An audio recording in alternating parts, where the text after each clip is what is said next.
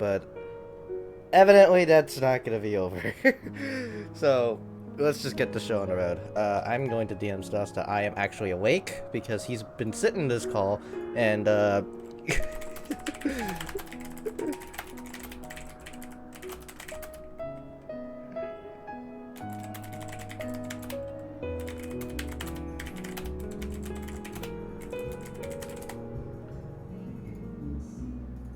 just gotta DM him to make sure to remind him that fucking streamer mode makes it so that I can't fucking hear him whenever he joins the call, and then he should announce himself.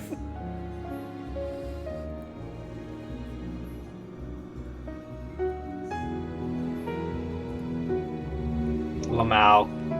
My guy. My guy, I did not hear you come in at all. Right now, dude. What now? I'm streaming because I heard you talking. I'm like, oh, I guess there's something's going on in the background. I mean, something is going on in the background. How did you know? I was waiting until the fucking karaoke was over because, like, I opened the door for 2 seconds and I could not hear my thoughts. So, let's just hope that the door doesn't spontaneously open. Nice. Anyways, I'm gonna go live on Discord as well, just to sync things up.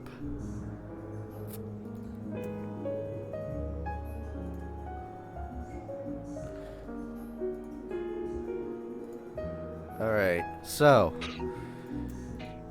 I've just been posing up here for the past like 20 minutes. Anyways, let's start this. Part 2, Heavensward. So you remember last time, yeah? Where we tried to talk to Heavensward and he's like, fuck you. Peace will never happen. Peace was never an option. Yeah, we're gonna kill him now. Well, he wasn't hostile towards us. He was just like... Yeah, we gotta beat him up still. I'm sorry that your wife died. I have to kill you. No, we didn't kill his wife. We killed Nidhogg's wife. Nidhogg's the one that's angry. He's just kind of like depressed because his wife died of natural causes. Well, as natural of causes as fucking getting eaten by a dragon could be. Dude, his wife is sad. Oh, his wife's dead. Oh, woohoo. She's been dead for about 1,000 years too. Yeah, dude, so. like, grow up. Well, what do you propose we do now? I, for one, am intent on continuing to the east. Well, he speaks. What is there to be found in the east? Nidhogg's lair, the Eyrie, is said to lie in that direction. And the eye tells me he is near. Oh, looks like we're killing someone today. You cannot still mean to slay him. You cannot still mean to stop me. I have been true to my word and aided you in this fool's errand with Hraesvelgr. But your efforts at parley have come to naught, Lady Iceheart. I would see Ishgard saved, and for that, Nidhogg must die. With the tale of our ancestors' vile betrayal yet ringing in your ears, you speak of continuing this war? Nay, lady. I would but pierce its vengeful heart. When Nidhogg dies, this war shall die with him. A moment, Estinian. You yourself spoke of the Great Worm's strength, that you believed him powerful enough to raise your city to the ground. How then are we few to challenge him? Even behind the stout walls of Ishgard, with an army of knights manning the defenses, our victory would be hard won. Yet you propose to contend with the beast in his own lair. In close combat, this will afford us an advantage.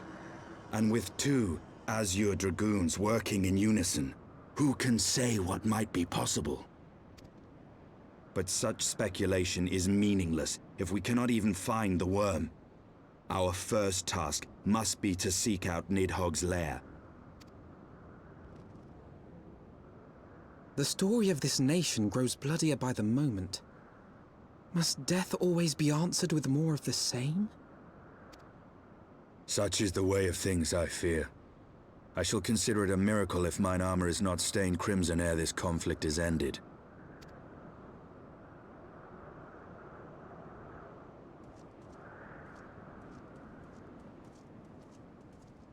That I should be blinded by my own lies. Everything I believed, everything I thought I was, gone. Leave her. Your words will not reach her now. And we have not the time to wait for her to gather up the pieces of her shattered faith.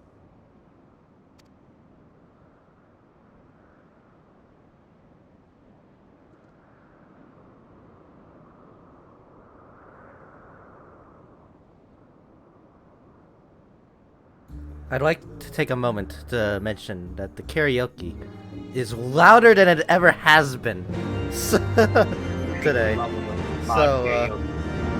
So if I mute all of a sudden during a voiced cutscene, that's why. I'm gonna also turn the game volume up to 100 to further drown out that noise. But like honestly, it is really fucking loud. Anyway, so yeah, I guess we are killing a dragon. Nice.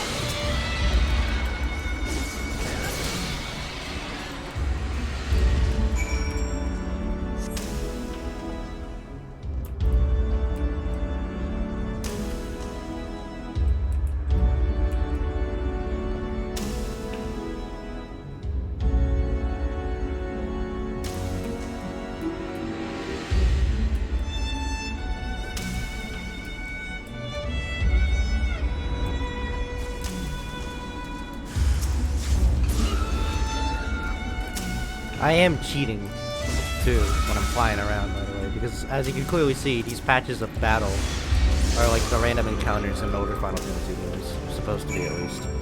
And that's kind of rendered obsolete if you're flying over all of them. Yeah. Yeah, they don't do that much anymore in the newer expansions.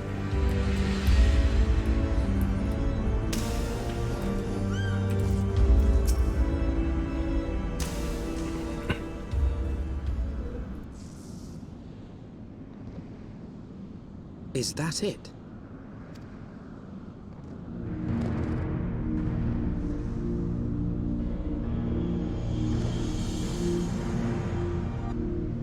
Aye, that would be the Eyrie. I feel Nidhogg's presence through the eye, his caustic hatred gnawing at my soul. 'Twould seem the death of his consort has put him on guard. Mark how he wards his lair with tempestuous winds. A similar barrier once barred our entrance to the primal Garuda's domain, until we discovered the means by which it could be penetrated.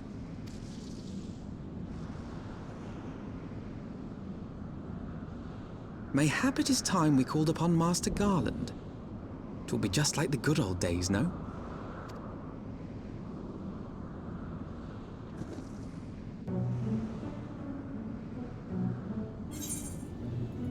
Alright, time to get Sid. Why? Yeah, and break through the barrier the same way we went through Garuda's.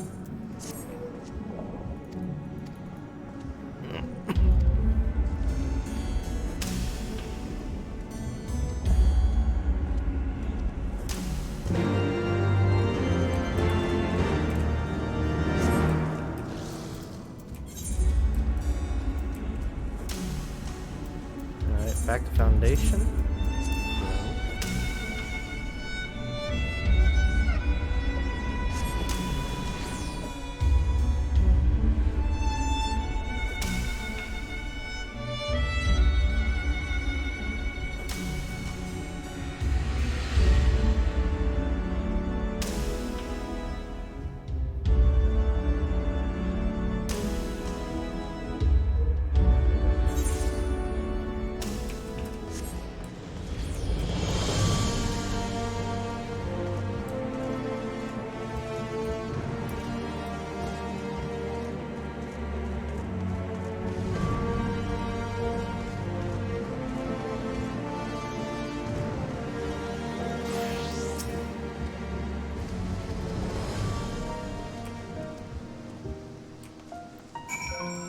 So as you'll remember, Sid is currently helping out the Ishgardians with repairing that one airship in the Sea of Clouds. Freaking helped us in one of the earlier quests. Yeah, so we could very possibly enlist his help very easily, because he should be around Ishgard somewhere.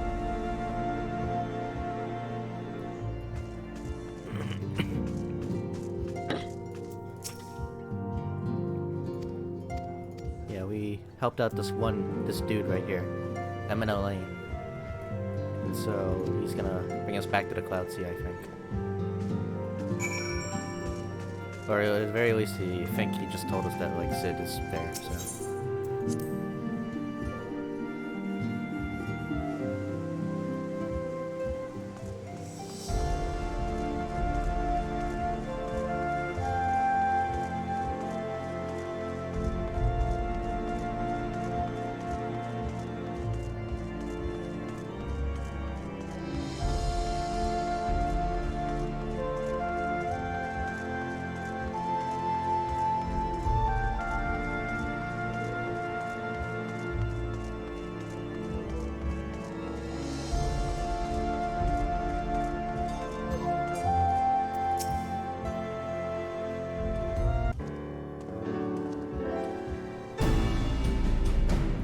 There's Sid right there.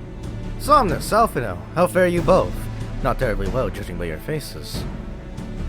Greetings, Master Garland. I'm sure it will come as a little surprise when I tell you we have need of a favor. Look at him, dressed up for the winter. Another wind barrier? And you say it was conjured by Nidhogg. The Enterprise could take you there where you need to go, but she would not fare well against dragons. She's agile for a ship her size, but not that agile. The Javanians will fly rings around her.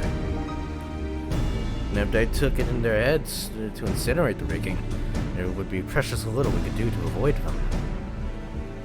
But there must be something we can do. Some manner of weapon we can employ.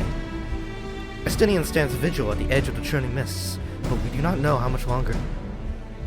Alright. I didn't say it was impossible. I just said it was impossible for the Enterprise. We need a smaller boat. Bix, Wedge, it's time we gave that new toy of yours a proper field test.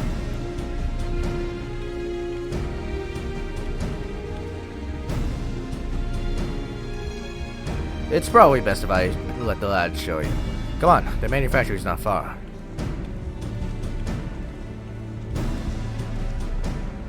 By the way, some lore bits for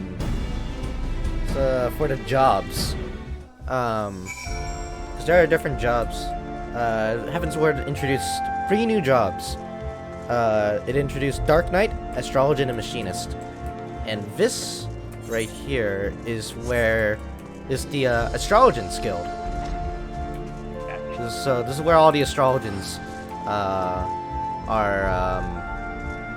are holed up and do their things. It's the Athenium Astrologicum.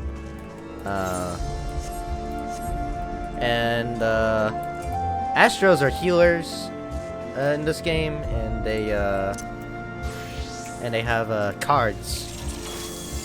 Their main gimmick is using cards to buff their allies. That's their main gimmick.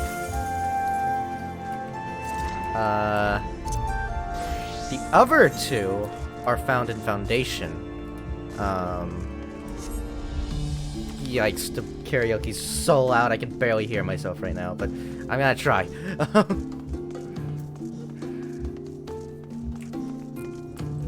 If we go back down to Foundation, Dark Knight doesn't really have a guild. Of course, we already saw the Dark Knight NPC in the tavern. That's just simply because, yeah, there is no Dark Knight guild quest. By technicality, you're kind of one of the only Dark Knights out there. Everybody else who has a Dark Knight weapon, which is the Greatsword, are just kind of, they're using just a giant sword. Yeah, so Dark Knights specifically use their giant sword with dark magic, and whatnot. And the Dark Knight quest is actually really, really fucking good.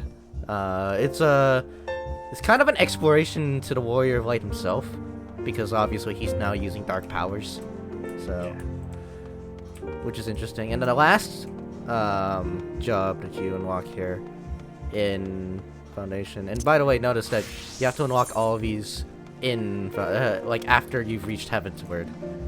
They never do this again. This is the only expansion which the new classes are in the new areas.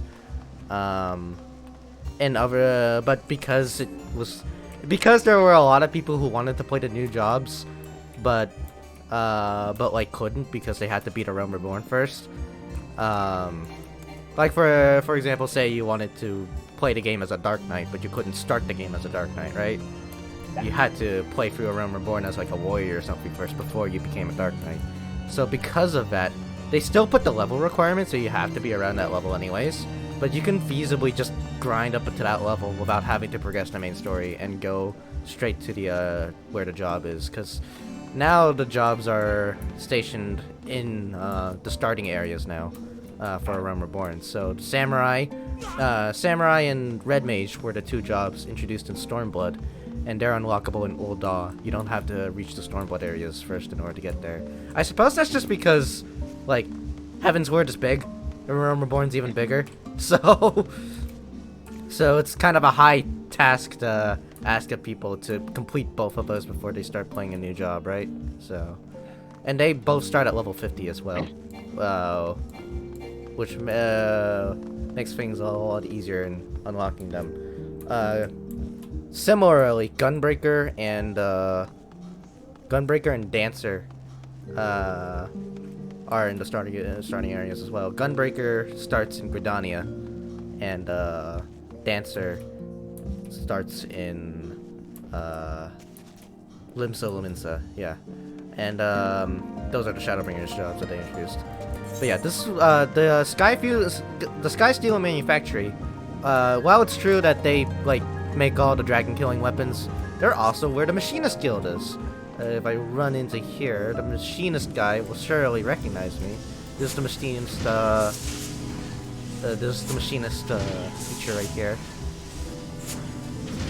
And obviously, you know, being machinists and all that, it's very much a manufactory for building things. Machinist's main gimmick, by the way, other than the fact that they use a gun, is they build robots as well to fight for them in battle and use a multitude of different machines. So like the main thing you do as a machinist is give your gun certain attachments, like this I need a target for this, but a drill attachment is available, a poison attachment is available, fire attachment right here, which I don't need a target for, flamethrower, Flammenwerfer.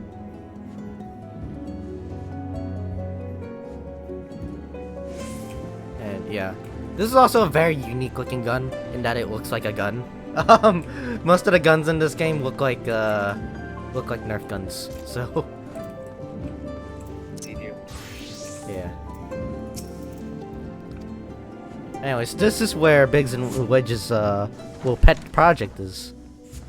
So they're about to show us.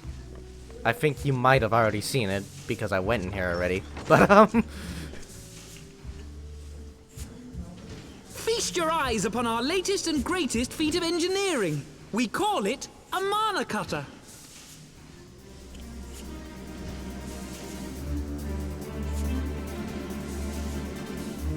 After you put down Gaius, Wedge and me struck out on our own for a bit, and started work on the successor to the tiny Bronco. Impressive little thing, isn't she? My talent for ship design has plainly rubbed off on them.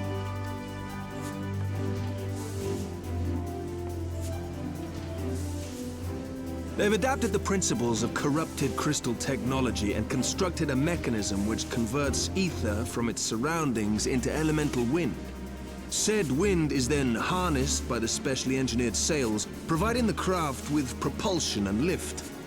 All in all, a most elegant solution. I'm actually a little upset that I didn't think of it myself. The design does, however, come with one small flaw. The energy conversion ratio is bloody awful. To generate enough power to get you off the ground, you need to be in an area awash with predominantly wind-aspected ether. In other words, there are a few places you can fly, lots of places you can't. The new Ishgardian airship hasn't left the boys much time for tinkering, meaning it may be a while before this particular project takes off. If you'll forgive the pun.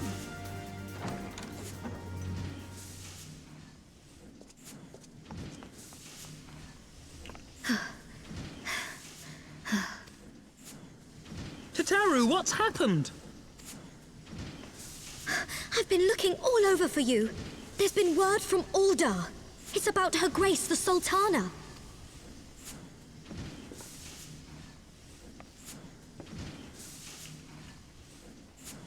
It seems you're required elsewhere. Leave the Mana Cutter with us. We'll see that she's airworthy and suitably equipped to slice through those winds.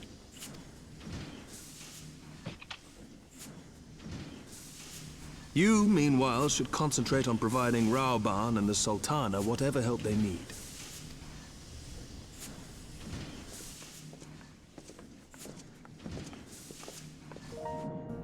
Alright, back to the B plot.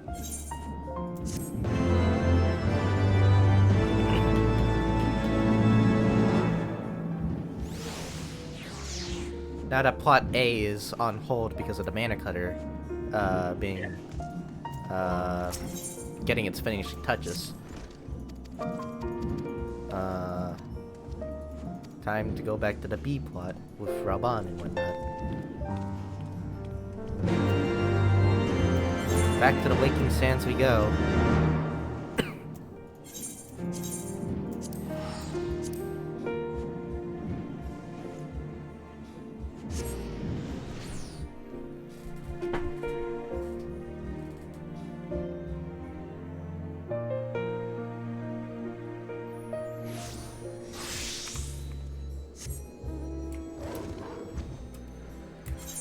Alright.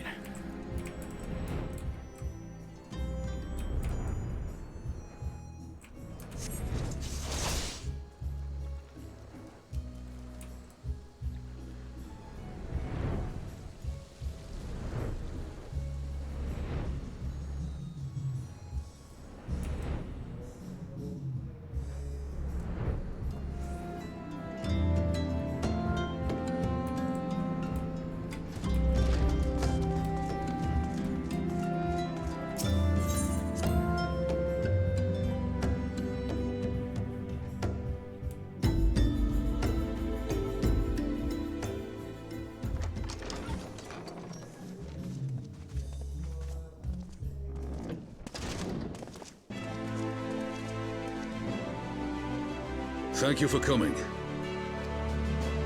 No thanks are necessary, General. I trust your recuperation continues apace. I cannot complain. Thanks to Higiri and her ministrations, I've regained much of the strength I lost during my imprisonment.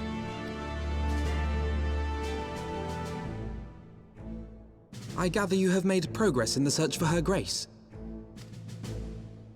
Aye, some good fortune at last. A few days past, Dulala informed us that a sizable shipment of alchemical supplies had been delivered to the palace.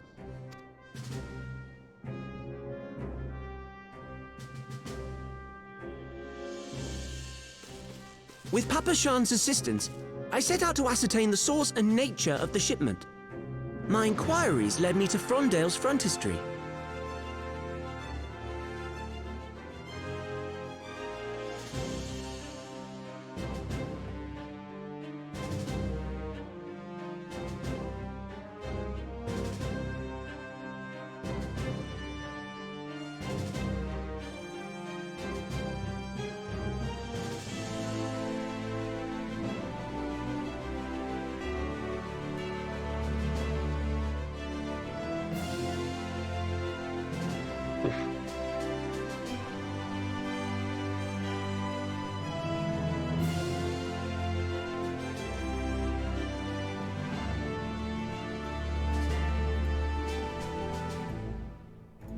I'm back. Just that fucking karaoke, man. Seriously.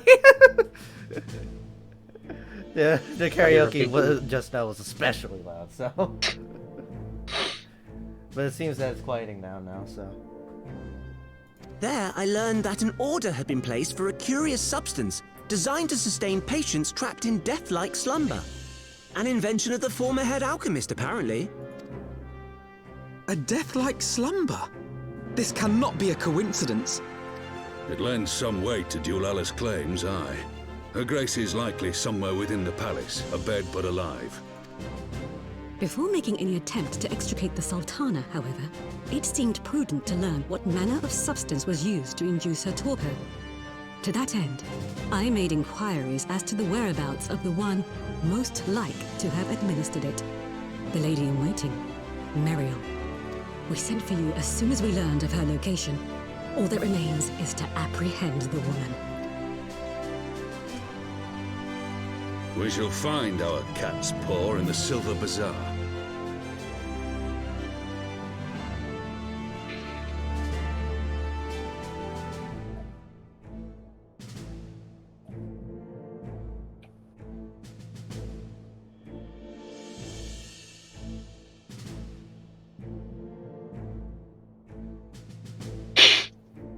Eek.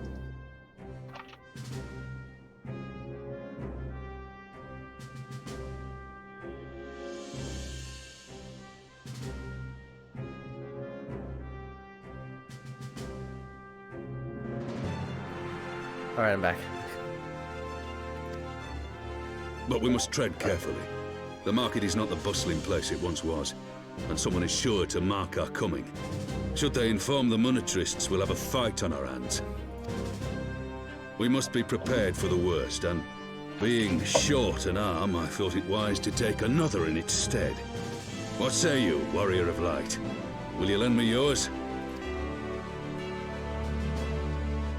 Then I pity the bastard that stands in our way. Come, my friends, for Nanamo, and for Ul'dah! Freedom!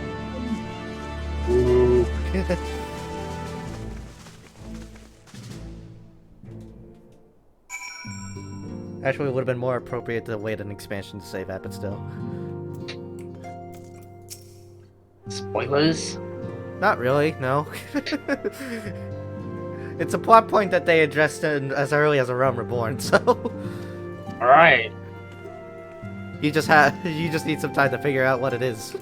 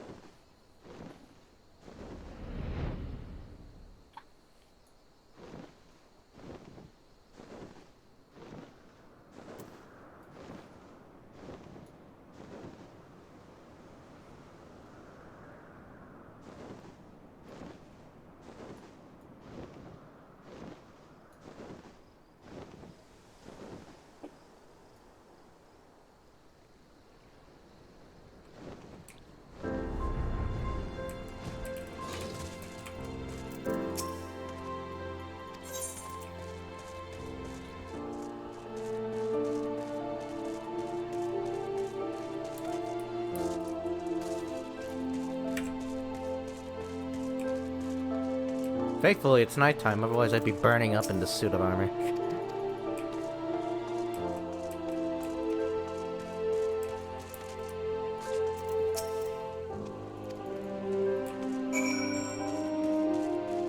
Search for Mario. Seems our worm is hiding around here.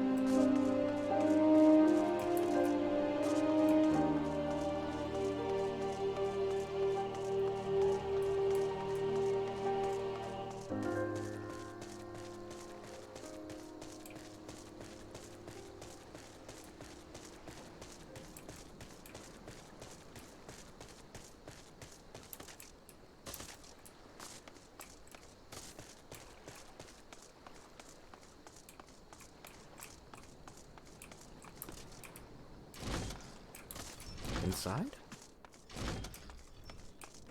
No? I was very suspicious of that house area, but apparently not. If you're wondering about the Samurai-esque Cure and Samurai-esque Lalafell, they are NPCs from the Samurai quests. Nice. Don't ask why they're here instead of in the Japan area, but whatever. There she is! Nope, no, no, nope.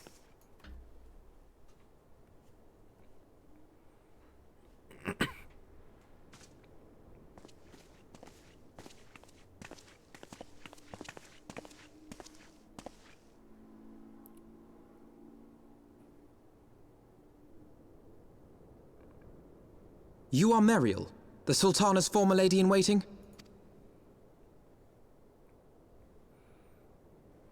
I know no one of that name.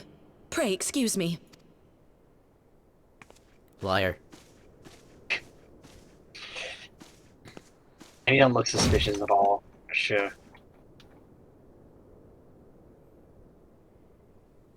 General Alden!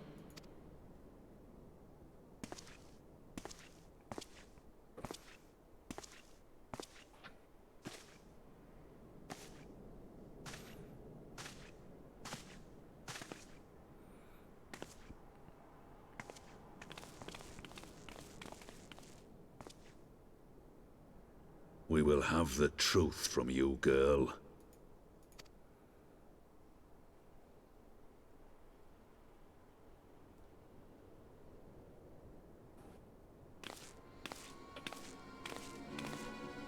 Mayhap it would be better coming from me.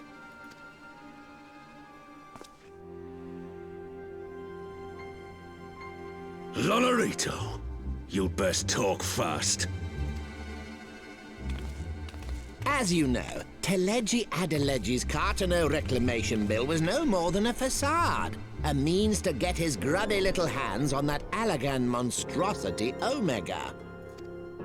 When he learned of Nanamo's intention to abdicate, however, he was forced to amend his plans. Suddenly, assassination seemed the most promising way to further his ambitions. I am told Teleji had discovered a maid in whose veins ran the blood of House Thorn, a new, more pliable puppet to sit the throne. 'Twould have caused an uproar, of course, but few could have contested her claim.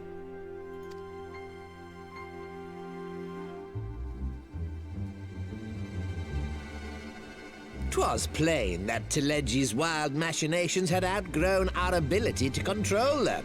So I decided to usurp his scheme and left the fool to seal his own demise. And what of Nanamo? Oh, I have no desire to harm her grace. 'Twould profit me little to destabilize our government.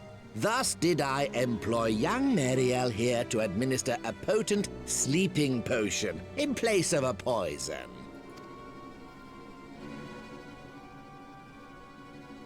You should know, General, that your dear friend Ilberd was fully aware of my plan. I had him lie about the assassination as a means to prime your rage against Teleji. We weren't entirely sure how you would react, but things went rather better than expected. You conniving little worm! You had your claws in the Crystal Braves before their first recruit had sworn to serve! Damn. But of course, when a new game begins, 'tis only prudent to have a piece on the free board. company actions. Ilberd was mine. Oh, bad guy. Fucking, he propped on the wrong ones. Whatever. Dude, like, he even came here too. It's like, dude, what do you expect to happen? Truth be told, a significant proportion of the Braves' initial endowment was also mine. With such large sums moving about, 'twas a rather trifling matter to disguise my own contribution.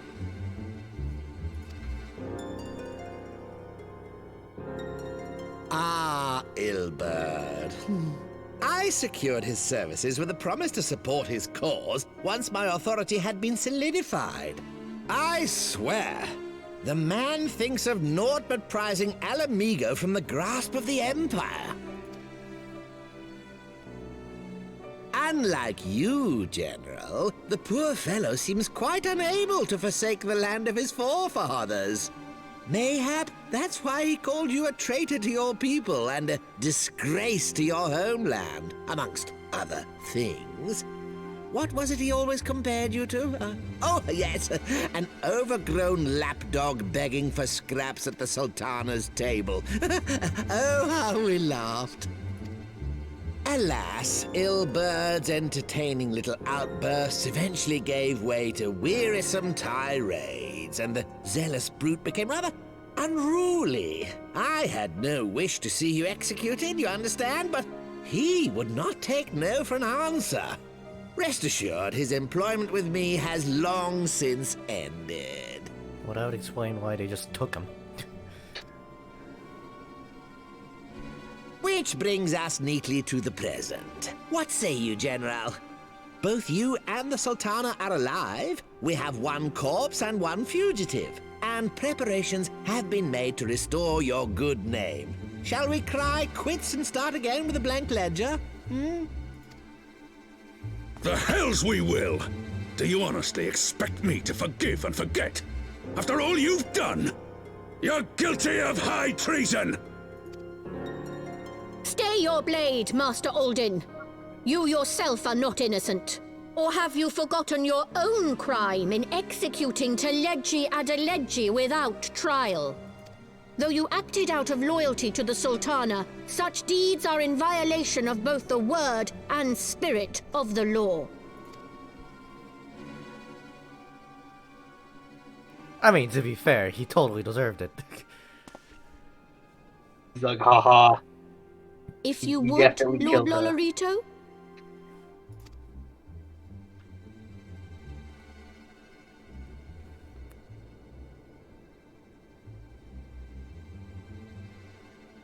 This potion will wake the Sultana from her slumber. Consider it a gesture of conciliation. You will find her grace resting comfortably within her private chambers. Should you doubt my word, I shall willingly accompany you to the palace as your hostage.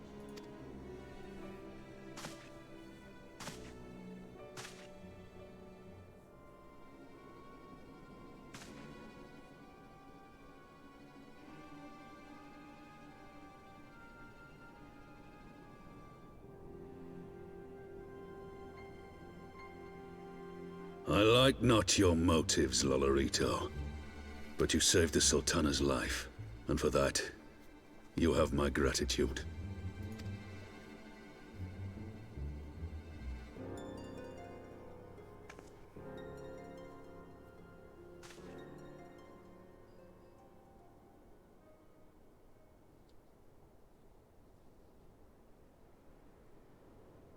Rauban Aldin, you are hereby reinstated as General of the Immortal Flames.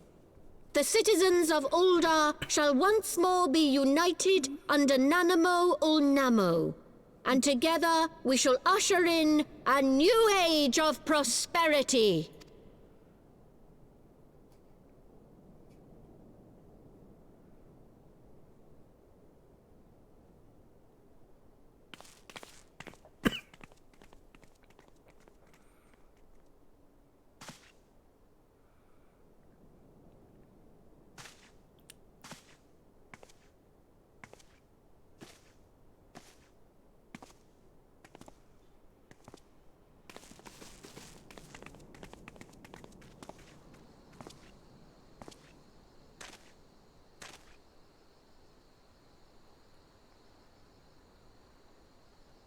Alright, well that wraps everything up in a nice little bow. I gotta turn down the game volume now that the karaoke's over. Lovely. Yeah, now back to the before. Yeah. The whole assassination plot, basically. Well, I mean, minus one especially conniving little shit. It's fine. No one liked him.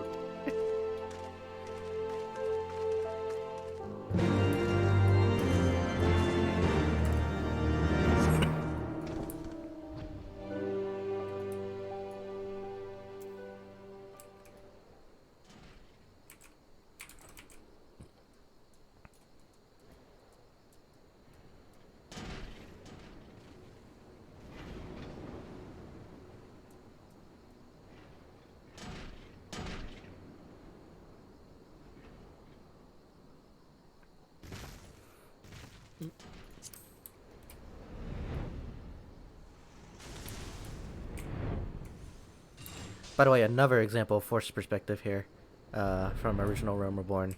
Ul'dah is way bigger than this. Yeah. You've seen the inside of the fucking city. It's way bigger than this. But you're not supposed to see it at this angle. You're supposed to see it at this angle. And suddenly it looks fucking huge, doesn't it? Yeah. Yeah. A lot of older Rome Reborn areas use a shit ton of forced perspective. It's weird because it's a video game and they shouldn't be limited like that, but hey, I guess PS3 hardware wasn't that good, so...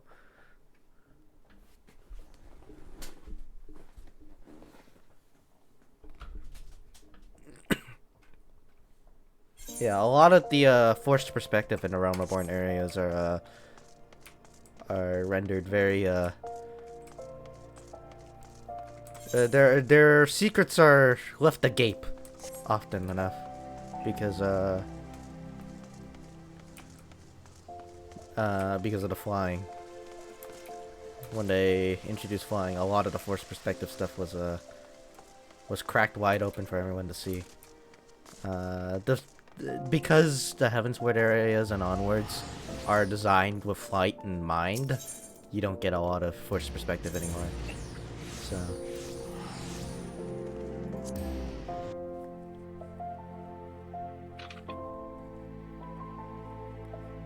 like, I think the best example of how far we've come is the Japan area of Stormblood, Kugane. It has zero forced perspective almost. Most of the architecture is genuinely as big as it is. Another good example is probably the Crystarium area in Shadowbringers. Shadowbringers was the expansion where they killed off the PS3, killed off PS3 support because it just couldn't run on the PS3 anymore. So yeah.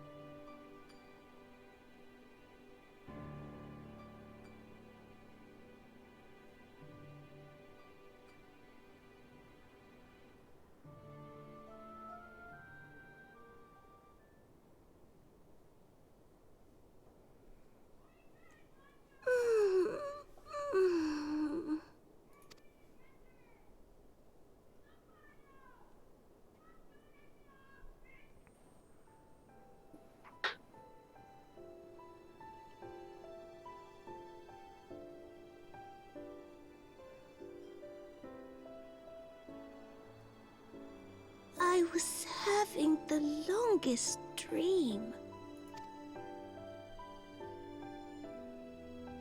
'Tis time to wake up, Your Grace.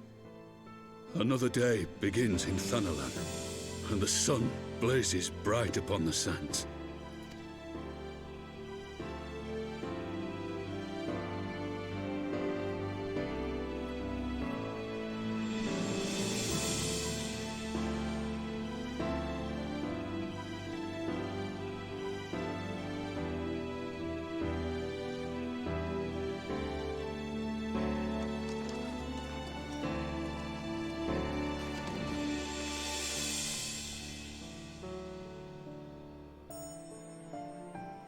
Her Grace is awoken. The palace physician assures me she is none the worse for her slumber.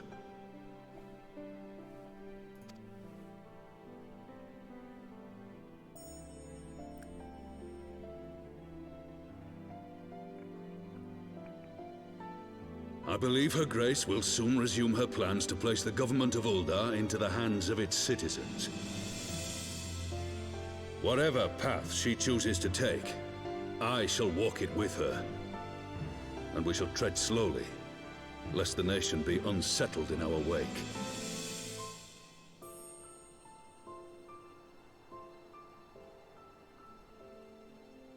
Her Grace's compassion is a shining beacon to us all. But what our city truly thrives upon is competition. 'Tis in the struggle against our rivals that opportunities are seized and fortunes made. And with the Empire on the offensive once more, now would hardly seem the time to turn our system of government upon its head. Are you privy to new intelligence, my lord? I would hardly call it new. Remind me, what was the name of that enormous Imperial warship which met its end in Mordona? Wait, I have it. The Agrias. Yes, well, 'twould appear that the Garleans have been hard at work on another such vessel. How close are they to completing this ship? Is it operational? Its maiden flight was a success, I hear. I should imagine Emperor Varys is eager to see how it performs in battle. My lords and lady, I move that it is time to repair the damage caused by Teleji Adeleji and prepare our great nation to repel the Empire once more.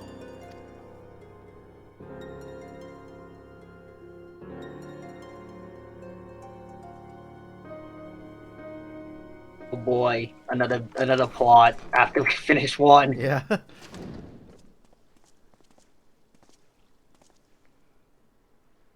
"'Tis well that the Sultana has awoken. The Syndicate yet needs to put its house in order, but 'twould seem the worst of the confusion has passed. Uldar has taken control of its future, and I must do the same.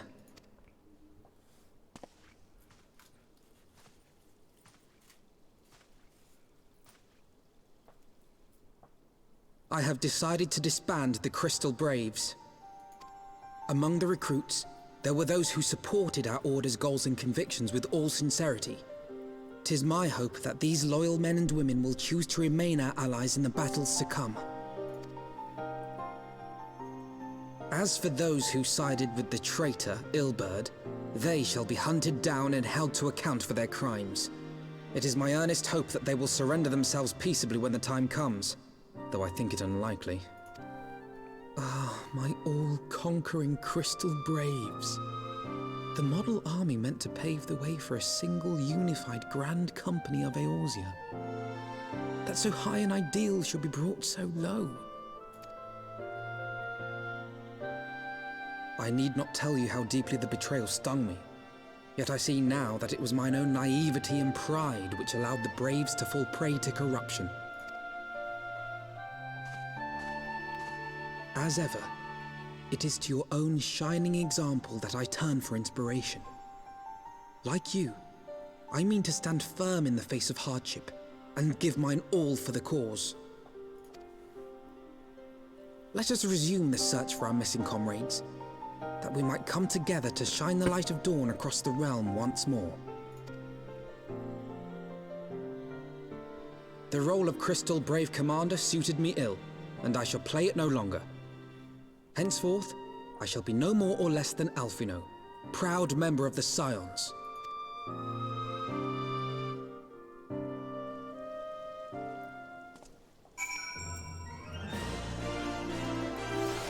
Okay.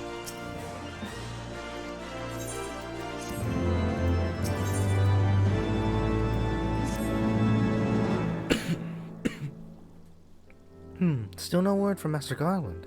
I hope this mana cutter of theirs is still nearing completion.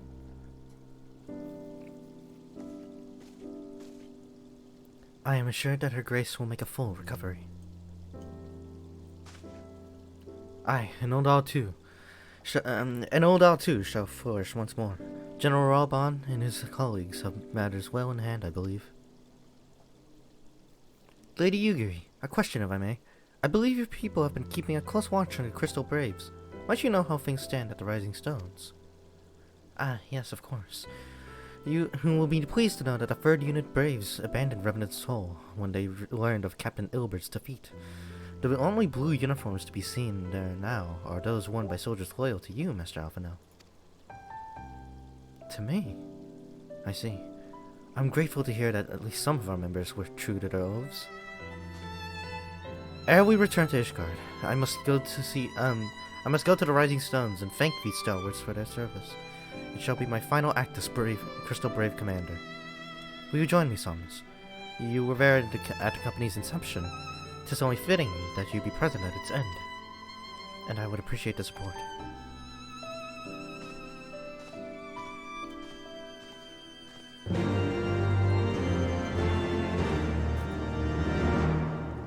Alright, time to disband them officially.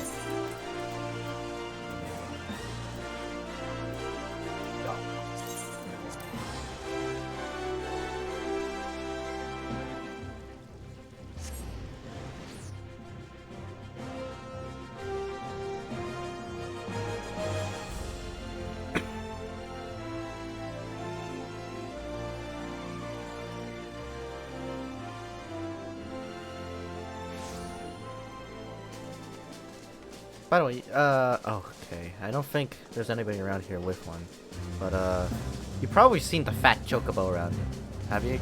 Just in the background while I, like, walk around and whatnot? I think so. Yeah, it's just a chocobo that's just especially fat, which is interesting because one of the reasons why chocobos are such good mounts is because they have a very high metabolism. Yeah.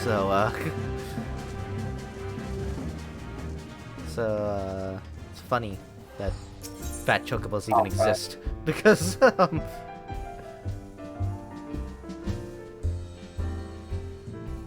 yeah.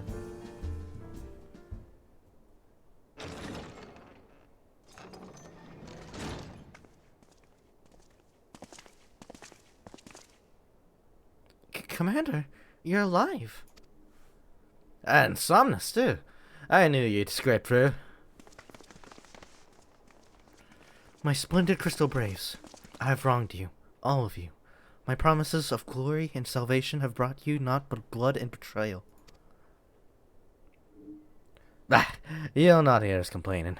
'Twas a sight messier than expected, aye, but we were still fighting for the freedom of all, just like we swore. Ain't that right, mates? Aye.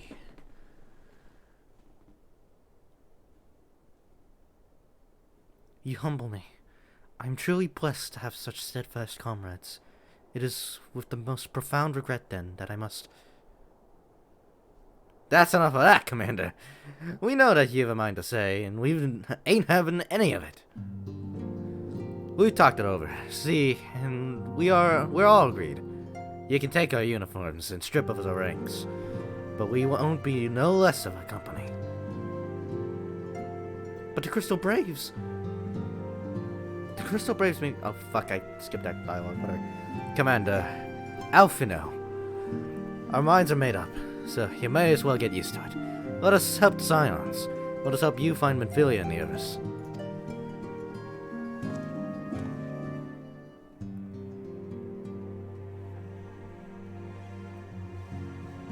My friends, after all that has happened, I know not what to say.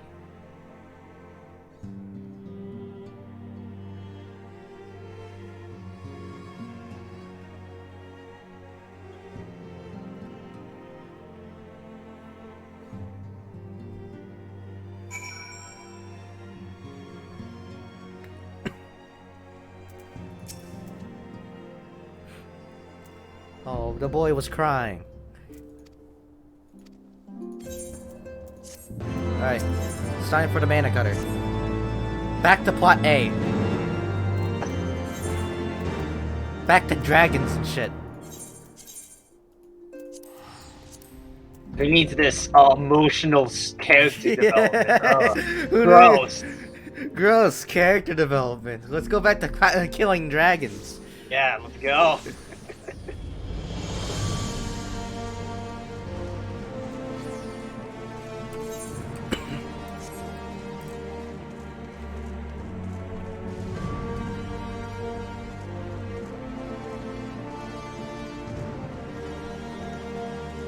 I will say, I'm actually really excited for Ishgard housing later in Endwalker. I haven't actually showed you the firmament yet, have I? No. I don't think we'll... if we have time, I'll show it off. Maybe at the end. But the firmament is interesting because it's one of the... it's going to be... I think just straight up the first housing area to be straight up be set in the city itself. Because you'll notice that Uldah's Goblet, the Lavender Beds and whatnot, they're all separated off in like different areas of the map. In fact, I can actually show you. In Winoska, the Mist, for example, is completely... it's a separate island from... I mean, like, it's still like connected to Lower Winoska and all that, but excuse me, but it's not part of Limsa Lominsa. It's part of Lower Winoska. And if we go into Fanland for the Goblet, the Goblet's kinda connected to Uldah, but it's very much its own, like, district, right? Stone area. Yeah. And then you can especially see this in Gridania, where we go into the Black Shroud. The Lavender Bed's very disconnected from Gridania. It's actually just straight up its own island, canonically. Even if we go over to the spoiler area, the far east in Kugane and Shirogane, which is the housing area, still separate islands. See? Yeah. So, but the firmament in Foundation, in Ishgard, the firmament is still very much connected to,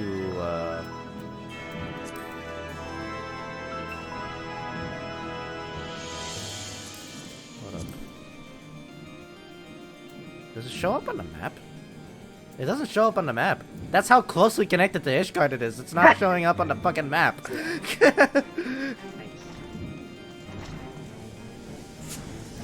So yeah, we get to straight up live in the city if we go to the Ishgard house. Whereas everywhere else we're not really in the city, just its own district. The Goblet's the closest thing to being in the city. So...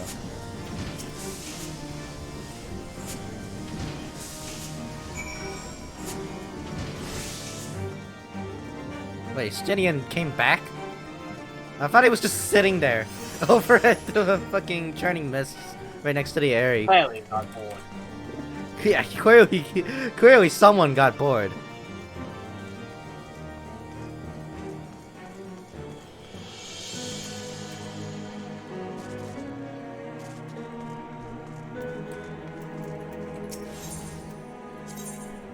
I guess since I talked about it, let's check out the firmament. Since we were gonna use the Ethernet anyways. Let's look at the firmament. Right now, it's not gonna look like anything like it does right now when we get it as housing. For one, because this house is preloaded right now. And for two, it's going through a festival right now because we recently completed it. So there's balloons everywhere and whatnot. You mentioned it, yeah. Yeah. But, I mean, the general layout in the map is going to be the same anyways, so... It looks cool, doesn't it? Yeah. Very much holds on to the same architecture that I admire so much about Ishgard, especially that big building right there. That one right there too. It's obviously not like inside of the city. It's like a offshoot of the city, but it's still. It just looks like another part of it. Yeah, it's still another part of it, clearly. In fact, I don't know if it's possible to see the rest of Ishgard from the firmament. I'm assuming you can see at least a small part of it. There's this building over here. It is I guess like if you go high enough, you might be able to see it. yeah, this is Horfrost Hall. Right here. It's kind of like a church, I think. Oh no, this is gonna be where the apartments are gonna be. I'm assuming. I assume at least. There's another area that it could be. Okay, so that's definitely like part of Ishgard that we are looking at right there. Because I don't think that's an explorable part of the map. Unless it is just straight up a building in the firmament. In which case it's fucking huge. It might actually be the apartment areas, whereas this is just a random building, I think. What you're hearing right now, by the way, is an original composition. So...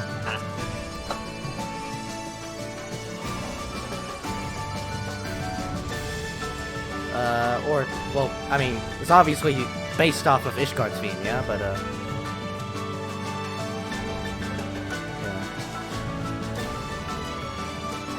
yeah, everything you see here, not exactly player-built, but the idea is totally just that, like, we built this.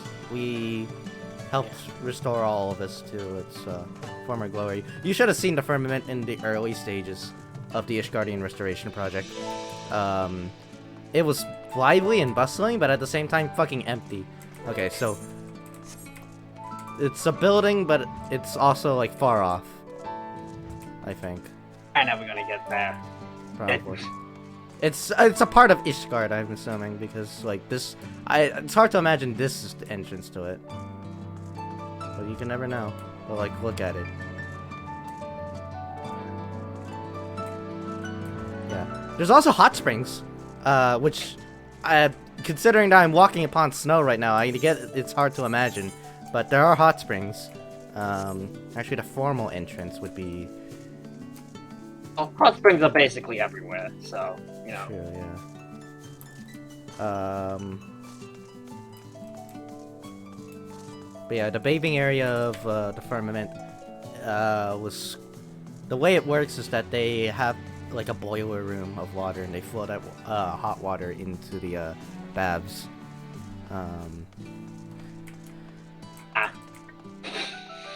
Yeah. Anyways, this is like the back entrance to it, and as you can see, all of it, all the water, and someone taking a dip already. In there. Oh no. The Fury, take me, it's freezing! Yeah, this is the hot springs area. Very extravagant, very cool. Looks like a pool. I should not be swimming in this armor, but I sink like a fucking rock. No way, it is grand disease, okay? Full population, let's go.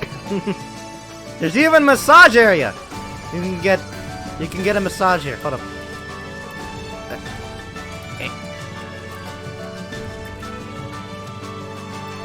Come on, let's go. I know, it just looks like a mess. At least it.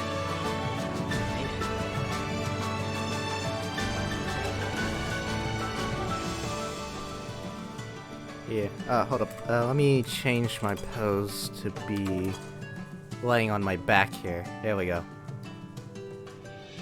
That's more massage, yeah. Yeah. I'm gonna get a massage in full plate armor, yes. Full scale, I should say. Because these are dragon scales. That's what any true man should do. Exactly.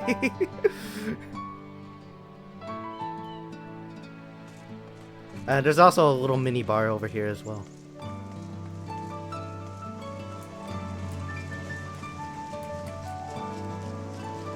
Shaken, not stirred, as you can see.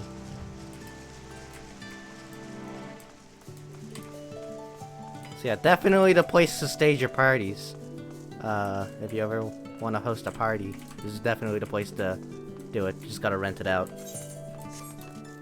You think I'm kidding, but like people have actually... there's another pool area in the Goblet that's very similar to that. It's literally a pool, and someone hosted a pool party there one time. Nice. And there were like a shit ton of people, and there was an actual DJ and everything like that. And then here we have a performance area as well. A little stage area. There's boxes up here. Why are there boxes up here? There should be pianos up here. Should be boxes. There never should not be boxes. I guess so. Boxes deserve to be everywhere. Okay. That's about as much as I could show you because I don't know if you've seen any of the spoiler bits yet because technically this shouldn't look like this at this point of Heavensward. Because like the Ishgard restoration finished at the end of Shadowbringers, so even though you don't need to have finished Shadowbringers in order to access the Firmament, I think canonically they finished up the Firmament restoration around that point. So there's a lot of changes to just Ishgard's culture and whatnot that are reflected here that I'm not gonna get into. Oh, someone's wearing Alphinaud's outfit.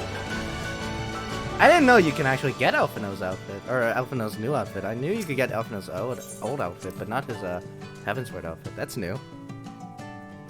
They add that because they're making another outfit for him. I guess so, yeah.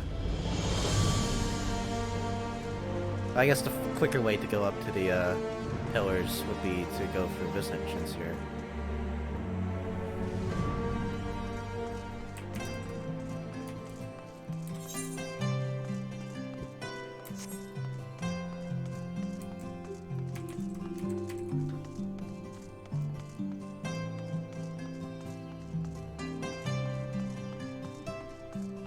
Bjorn Forvolson.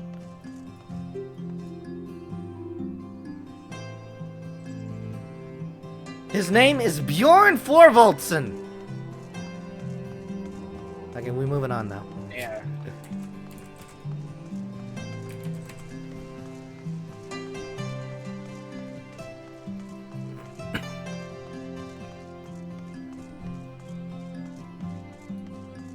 By the way, Ishgard should never be like this sunny. By the way, I mean like it is able to be, obviously, because it is, but like just saying that like it's very weird for me to see Ishgard be this sunny. It's like seeing the sun up here.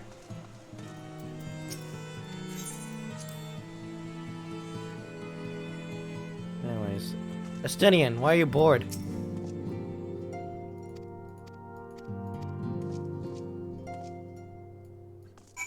Alright, I guess we're going.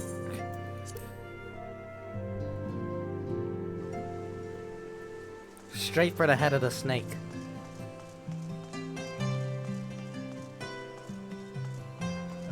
Seat of the Lord Commander.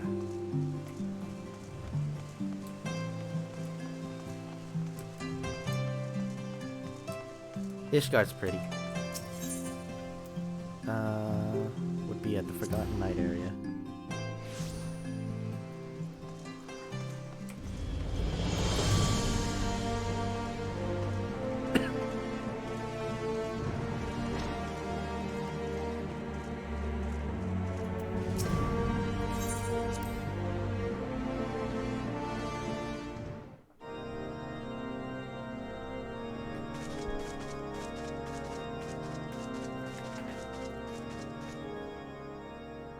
All stands ready, Lord Commander. The moment has come then.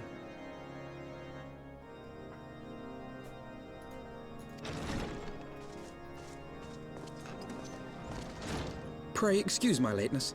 I paid a brief visit to the workshop to inquire about the mana cutters. The engineers assure me that they're ready.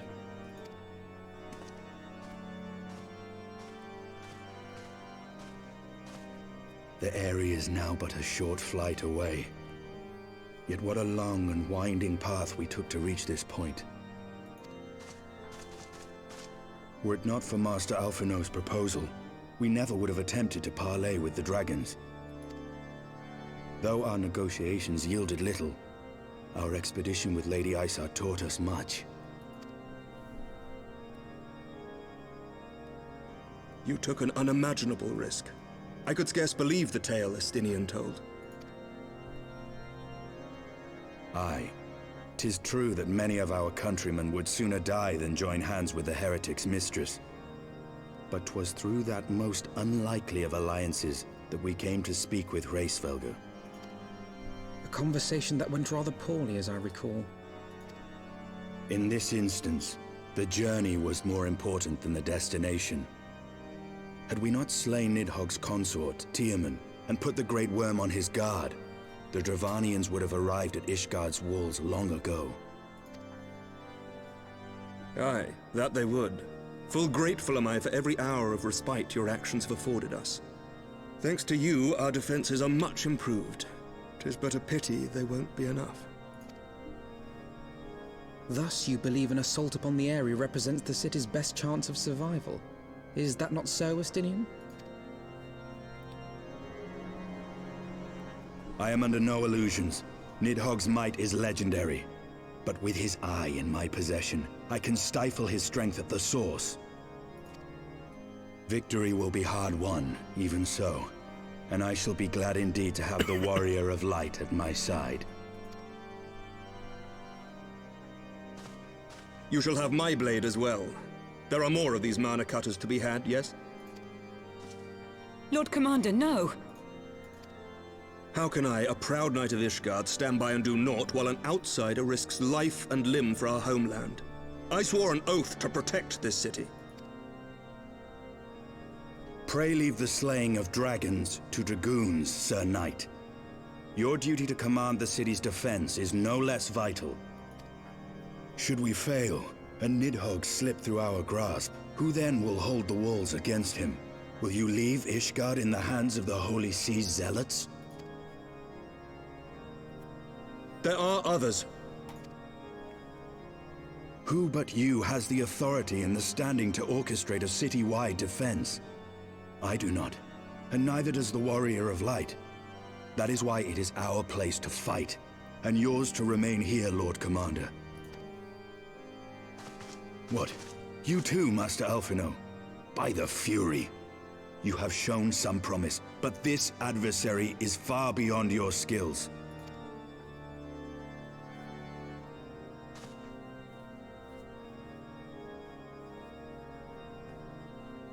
Your candor is appreciated, Sir Dragoon. I shall remain then and cheer you from afar. Well, my friend, it would seem I have discouraged the last of the volunteers, and claimed the task as ours alone. But if any alive can best this worm, 'tis surely we too.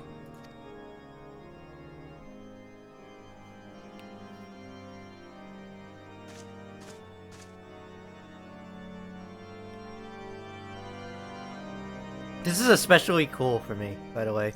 Back then when I played this, I played as a Dragoon, so we're finally fulfilling the promise that was laid out to us in the Dragoon quest, if you remember. And this was the moment I realized that, back when I played it for the first time, and I was like, this is so cool! And this is a totally unique experience to Dragoon mains, by the way, too. If you played the game exclusively as a warrior or a paladin, you would never get this type of experience. It would just be like, oh, we're killing a dragon, cool. Like in Skyrim. This was really cool for me, so...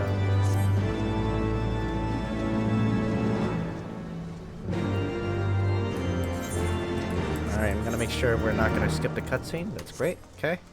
So let's go to the area. Speak with Sid. Guys, here in the factory.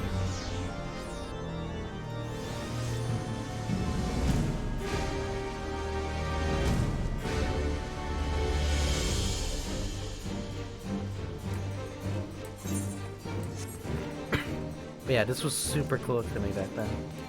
Because we're finally fulfilling the promise that was laid out to us in the Dragoon job quest, where we were to kill Nidhogg.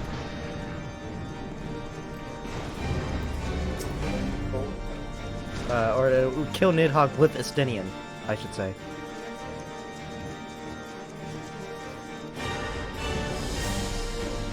Alright, let's board the Mana Cutter.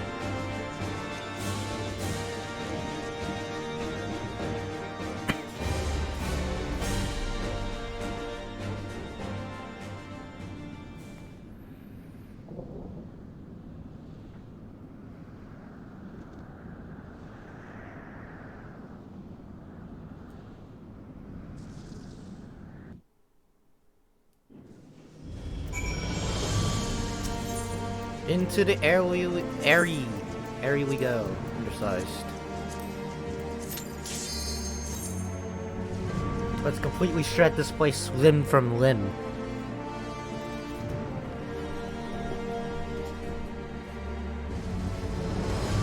I don't know how this is gonna go by myself, by the way. Because there's a mechanic at the final boss of this dungeon that requires at least 2 people. So, unless I kill the final boss before that mechanic, it could be messy.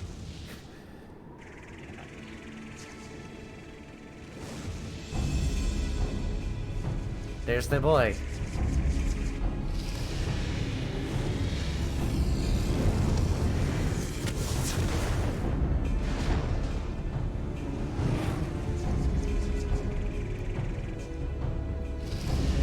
Thus is the reason why it's a dungeon and not a trial. We just got separated from Estinian with that fire blast.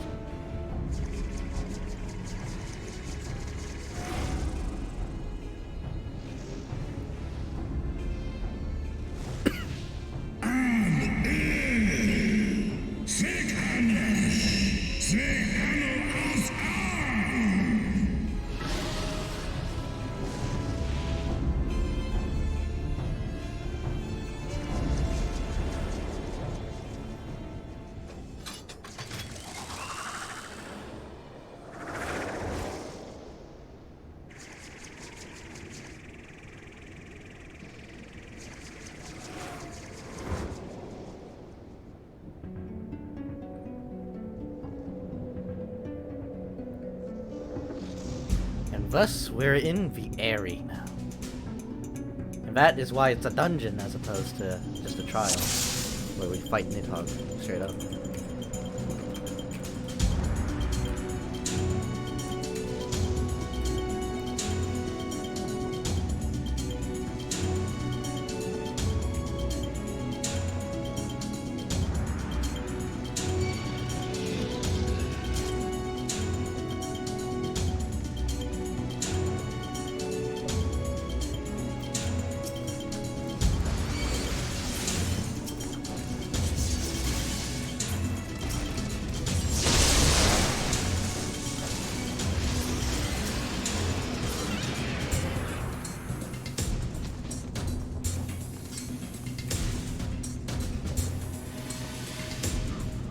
Isn't it pretty here?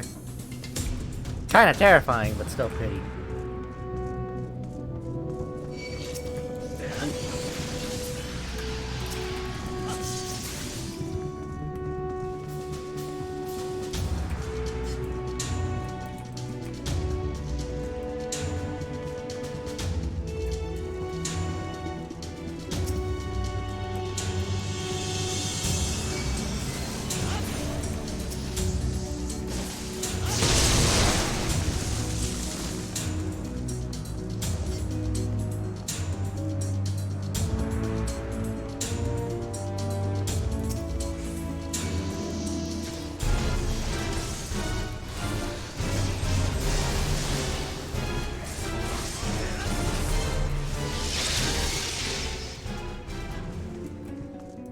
Oh dang, it pushed me straight to the exit.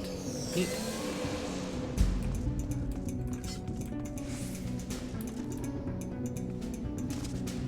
Now we're in the interior of the area.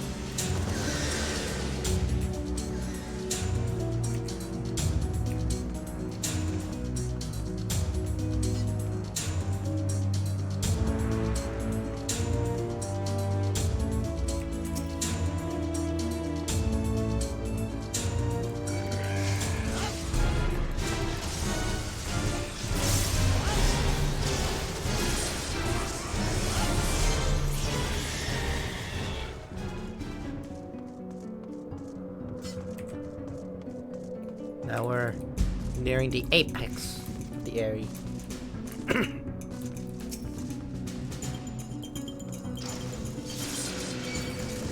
That missed! Bullshit.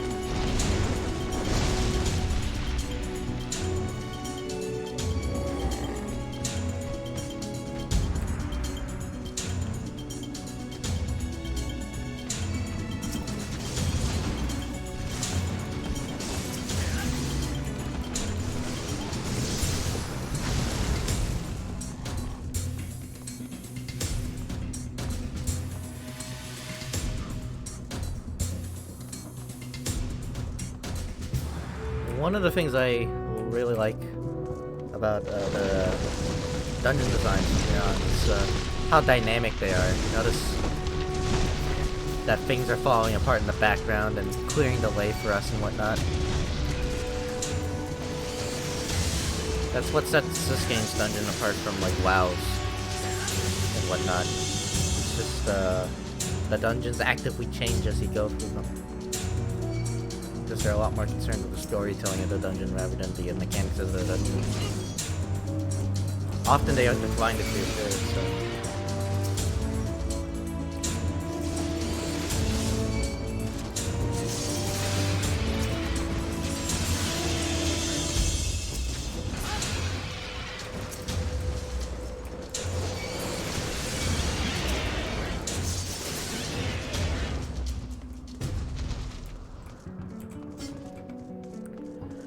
Alright, time for the apex, the final boss.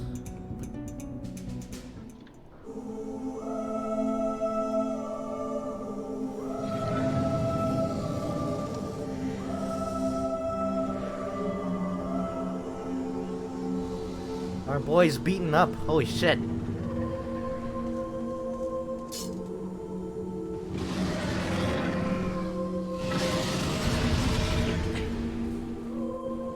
Alright, time to kill this guy in approximately 2.4 seconds.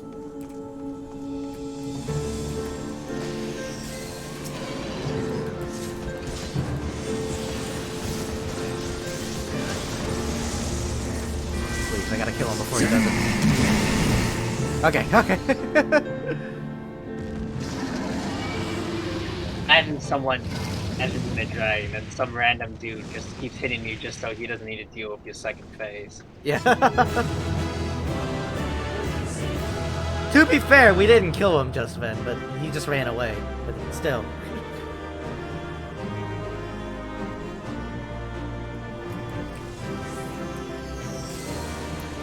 And there's a Stinian right there. Weak. He got almost killed.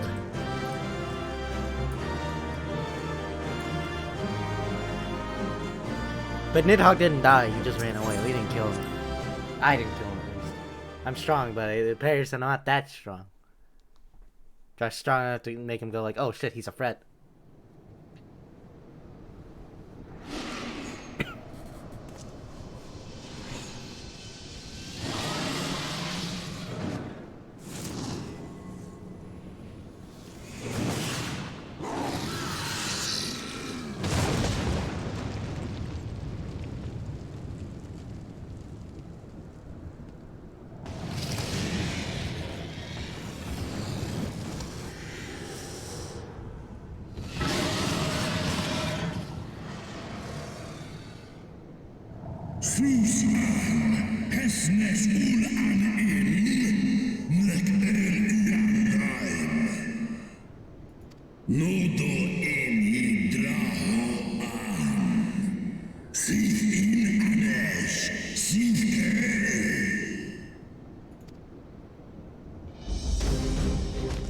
Again, referencing the Dragoon job quests there. No worm! This ends here!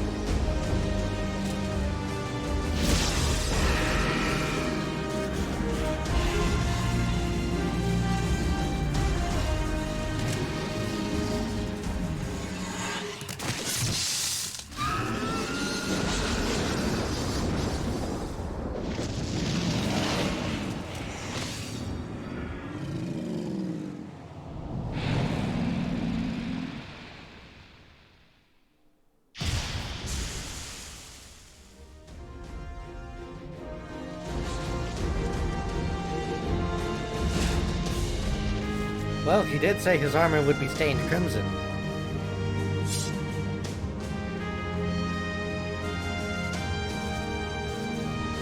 You gifted my people 1,000 years of suffering. Now I gift you an eternity in darkness.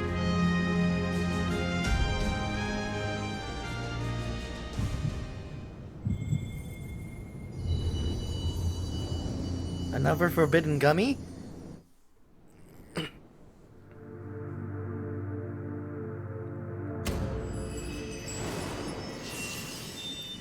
Thanks. Alright, we got blue, we got yellow. Which one is this one? Purple? It's the purple gummy.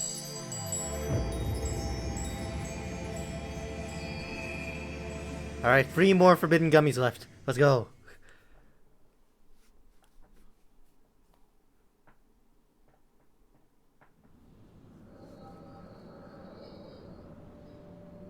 Oh, and flashback as well.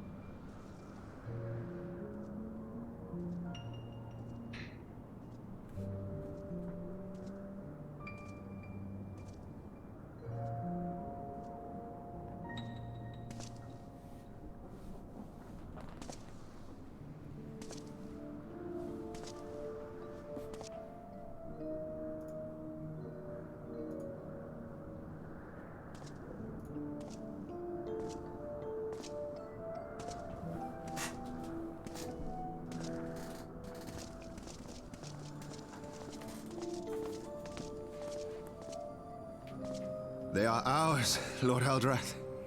The eyes of Nidhogg.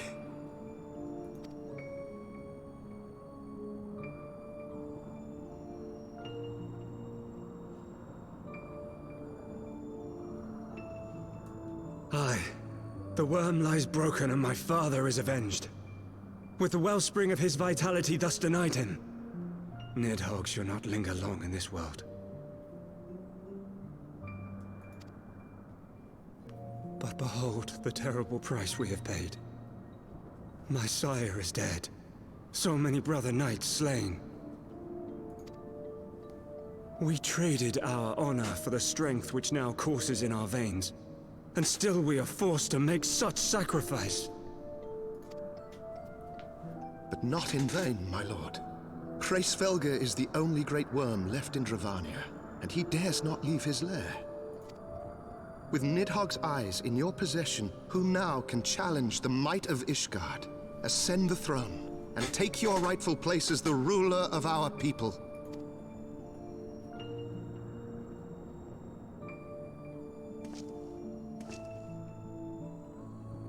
Nay, my friend. I must forsake the mantle of king. Though Nidhogg be defeated, his wormling horde yet darkens the skies with wings beyond counting. As one who partook of Ratatoska's strength, it shall be my penance to bear a knight's arms until death grants me leave to retire. When that day comes, no prince shall perish, but a hell's-bound hunter of dragons. But Lord Haldreth, what then shall become of the royal line? Think of your people, my lord. Without a king, who will the common man turn to in his hour of need? How will he find his way without your benevolent hand to guide him? I thank you, Sir Flavian and Sir Silvertrill, for dispelling my remaining doubts. With men of such wisdom and compassion in service to the realm, 'tis plain that Ishgard has no need of a king.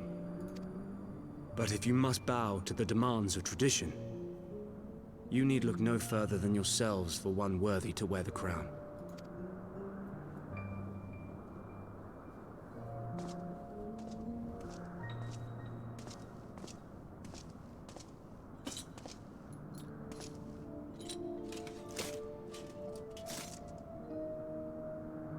Fare thee well, my brother knights, my loyal friends.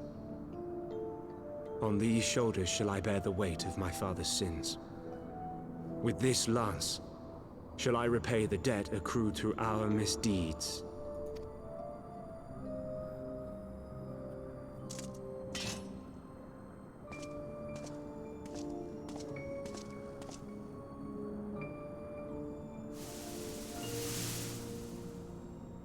What cruel jest has fate played upon us? Have we seized this desperate victory only to lose a king? We can but act as our lord has bid. We few who remain must divide between us the rulership of Ishgard and her people.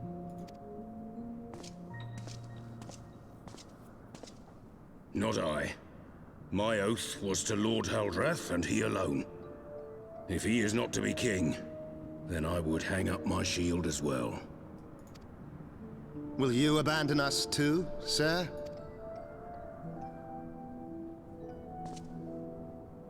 I would wash my hands of blood and betrayal, and take up an honest trade. Mayhap I shall serve ale instead of sharpened steel.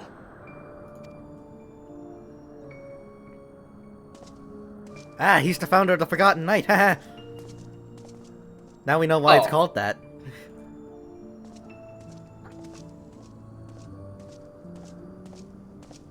Yeah, now we know why it's called the Forgotten Knight.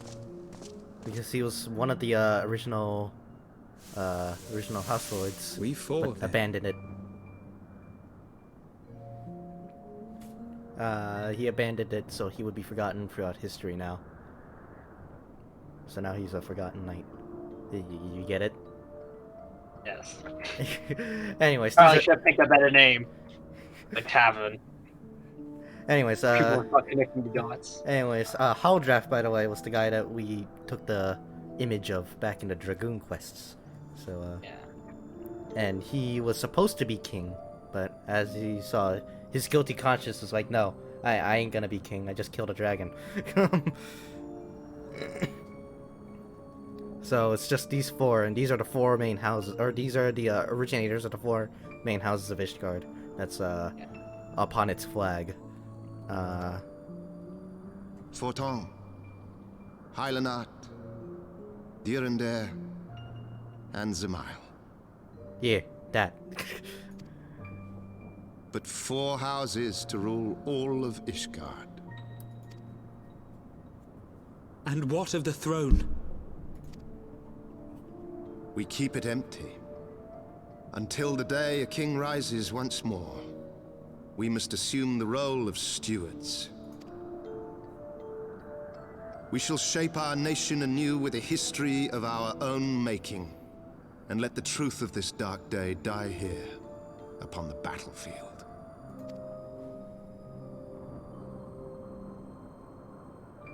Well, the truth is not truly dead. There's me. There's me. I just learned the truth. I just saw everything. Flashback over. End a flashback. What ails you, friend? Are you wounded?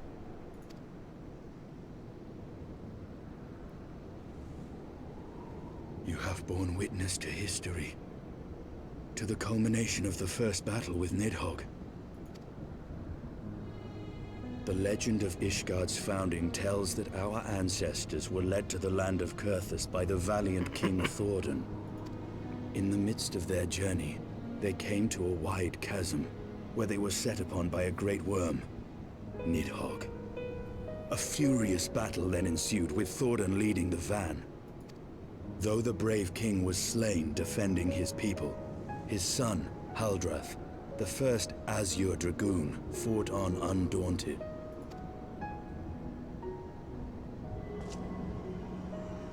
And with a mighty thrust of his lance, he gouged out Nidhogg's eye, forcing the wicked creature into retreat. Thus, did this eldritch orb become a sacred treasure of Ishgard, lending its power to every knight deemed worthy to bear the title of Azure Dragoon. Except that didn't happen. A rousing tale, is it not? Would that I could still believe it. But your vision, which we must accept as immutable truth, leaves no room for doubt, save on one point. If Haldrath took both of Nidhogg's eyes, then how came this eye to be lodged in the worm's skull?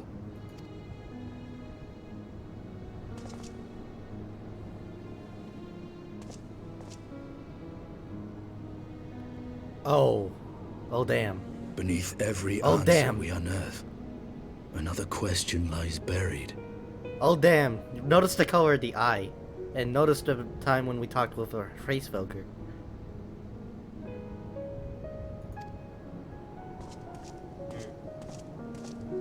I just want you to keep note of that. Eye is red. Okay. Oh no, the color of the eye that he gave us. Okay.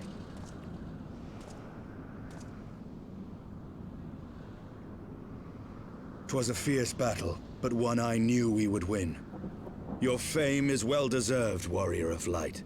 Full proud am I to have fought at your side. I would fain return with all swiftness to Ishgard to inform the Lord Commander of our triumph.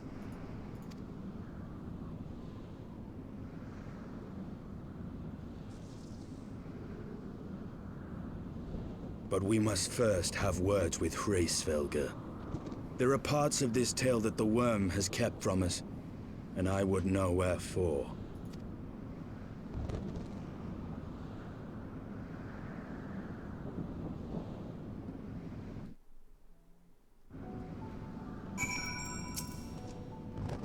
So yeah, now Estinian is red. Because he went Super Saiyan against Nidhogg.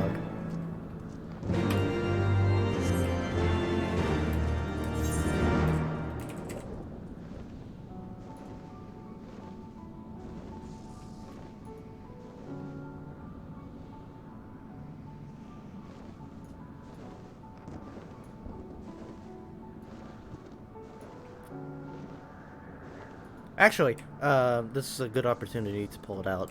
The Mana Cutter is also a mount. Actually, that last quest gave it as a quest reward. Ah. Here it is.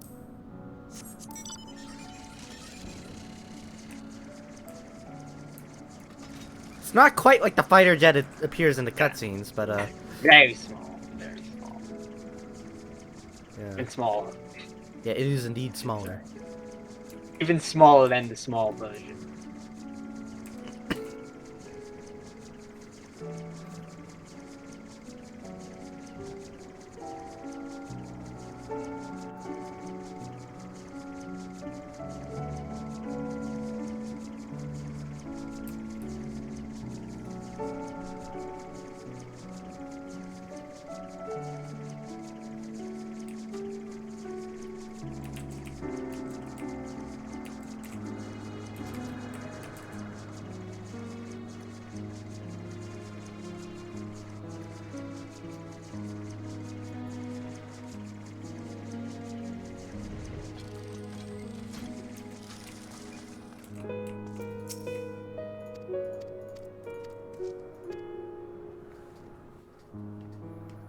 Alright.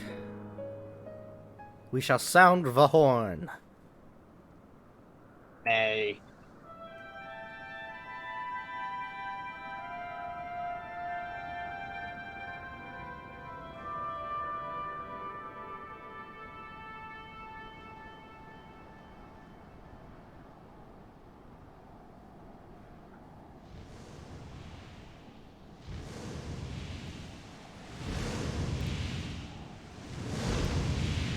And there's Hraesvelgr.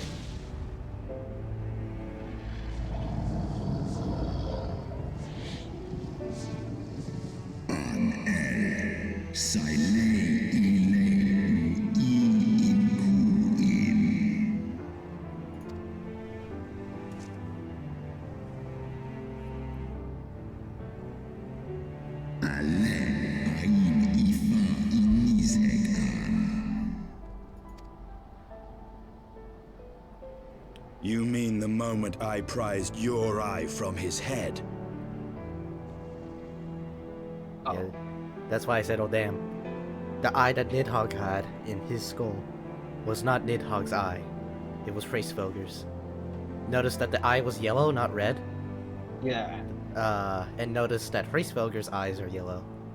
And by eyes, I mean singular eye, because when we see him and talk to him, he only has one.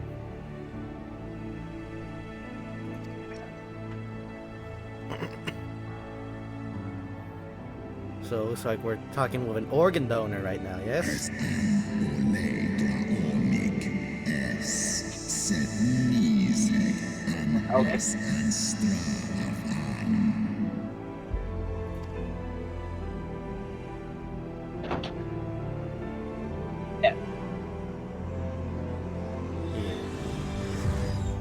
Well, here, you can have it back.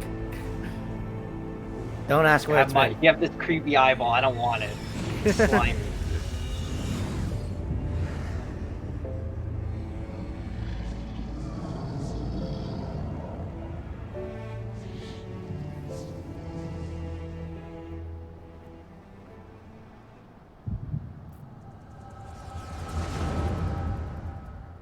Alright. Another flashback.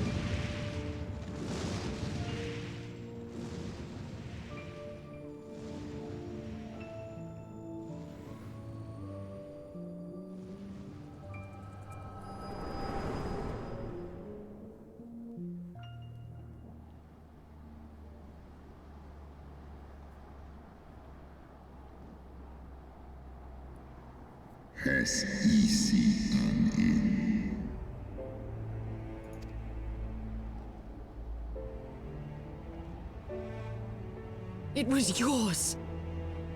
Your strength that sustained Nidhogg all these years. Would that Haldreth had dealt the worm a killing blow.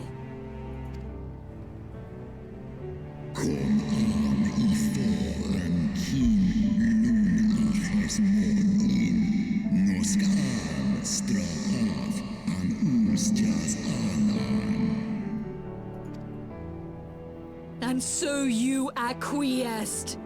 You surrendered your eye to Nidhogg, knowing full well the suffering he would inflict. This one som Anshin Inkin in Ela.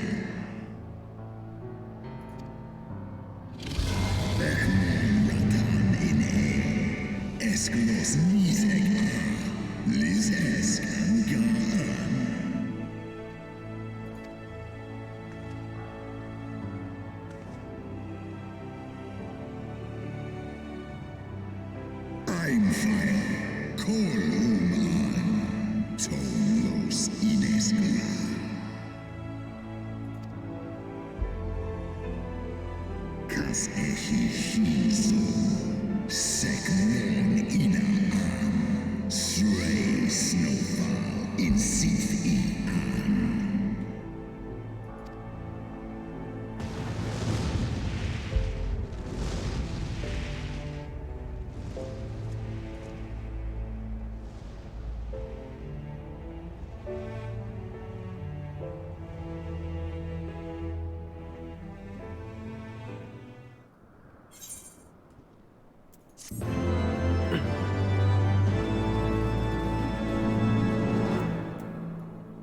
Well, there you have it.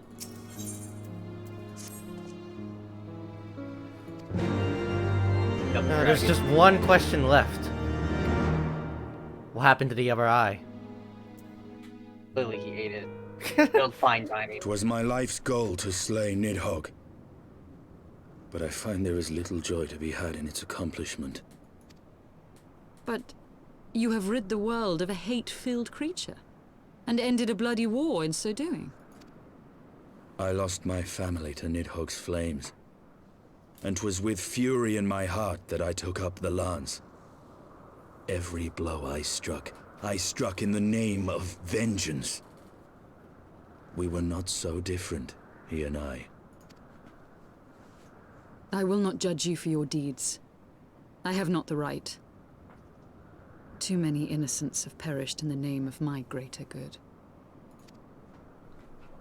Yet even with all that has passed, the tale is incomplete. We are short a great worm's eye. Of the pair which Haldreth took from Nidhogg, only one is known to us, the one I bear. What then became of the other? Why did Nidhogg, who had taken such pains to prolong the Dragonsong War, suddenly decide to hurl his entire army against the walls of Ishgard? Lord Commander. Aye. The deed is done. Nidhogg is slain. What? In the city? A battle with whom? At once, Lord Commander. Hold firm till our return. Fighting has broken out in the city. Lord Emmerich was sparse with the particulars, but it seems some commoners threw open the gates to a force of heretics. I gave no order to attack. Are we to mark the end of the Dragonsong War by spilling the blood of our own? Mayhap Hraesvelgr was right about us. Let us away, Warrior of Light. The people must be saved from themselves. Wait! I would join you! There has been enough violence. I will appeal to my people in the city and make them see reason.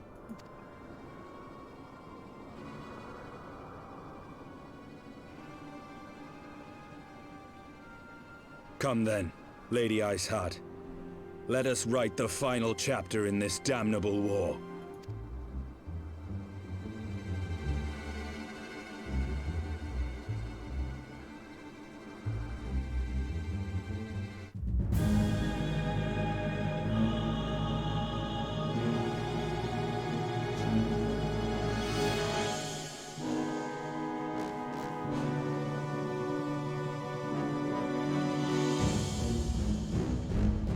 A small army of heretics has invaded the city, Your Eminence.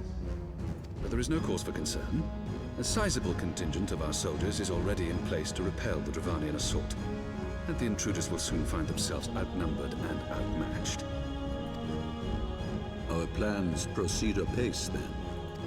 Yes, Your Eminence. This unrest shall serve to feed the people's fear of the heretics and the dragons both. And lend renewed fervor to their prayers for deliverance. Very good.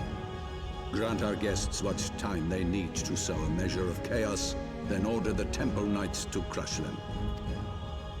Your will be done.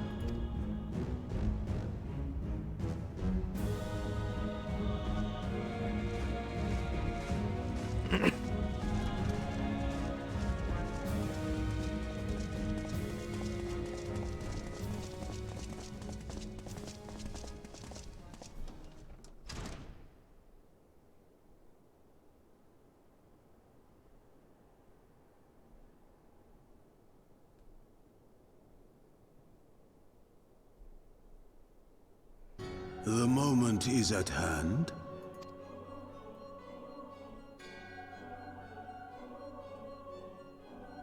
Excellent. All shall soon be in alignment.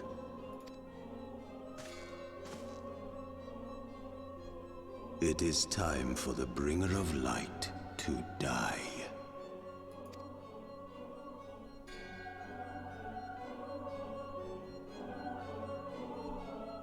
Alright, it's time for the story to be at full boil.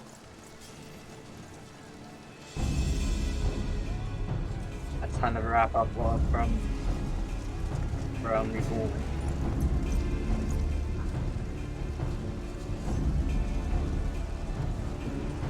Not really. Oh. Realm Reborn was already kind of wrapped up for a while already. Just the guy from... It's just the same guy, yeah. But there, you'll notice, even in Shadowbringers, there's a lot of plot threads from A Realm Reborn that we're still trying to wrap up. So... There!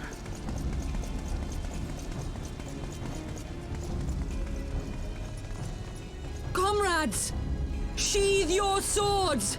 There is no need for further bloodshed! Okay, that ring animation for a second. What now? No, freaking screen started immediately when they started running. That's on your end, my guy. Yeah, the stream as well would seem to be looking on my side as well. Oh my god. Okay, that was really going for a second. Okay, you can continue. Okay, all right. Harshavan's joining us, by the way. She has come.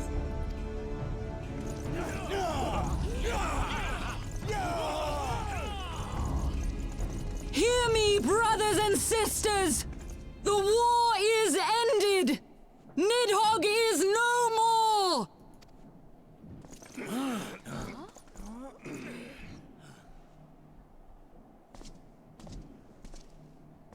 Aye, it is so! This adventurer and the Azure Dragoon laid the Great Worm low!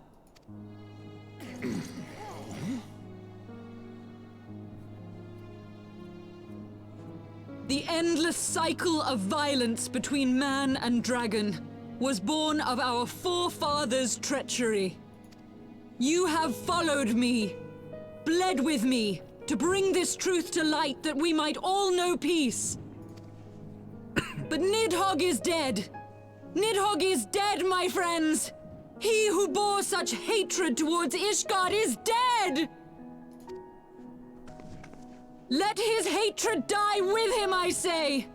Let us sheathe our swords and go in peace! Have we lost? No, my friend! Far from it! At long last, the peace for which we have so desperately fought is within our grasp. And I, for one, would not forsake it!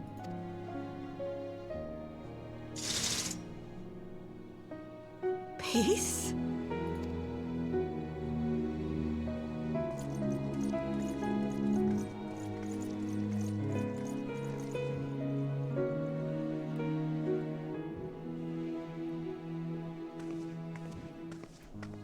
Seize the witch! Let none escape!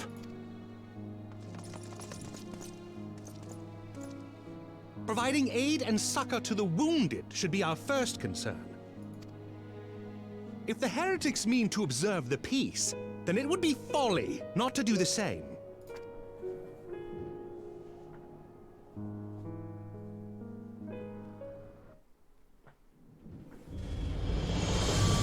It's the boy, Harshavan. That was rather too close for comfort, but 'twould seem the calm is returning to the streets. My mind, however, yet clamors with 1,000 questions. You return to Ishgard in the oddest of company, my friend.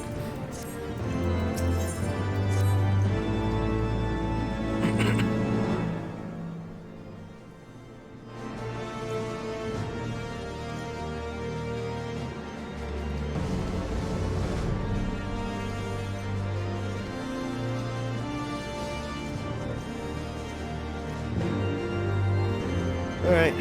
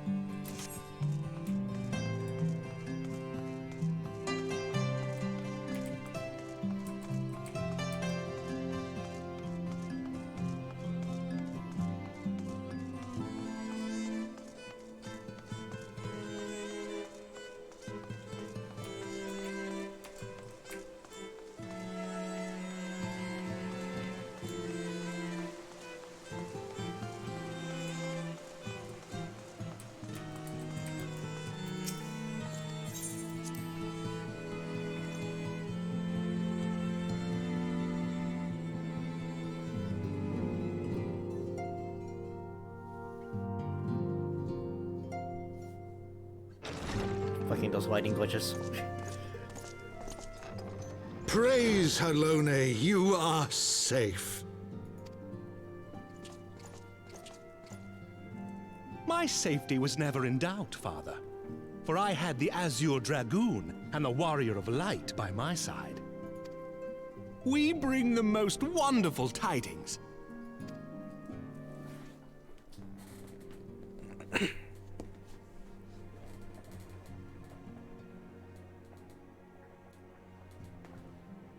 The infamous Lady Iceheart? Here in Ishgard?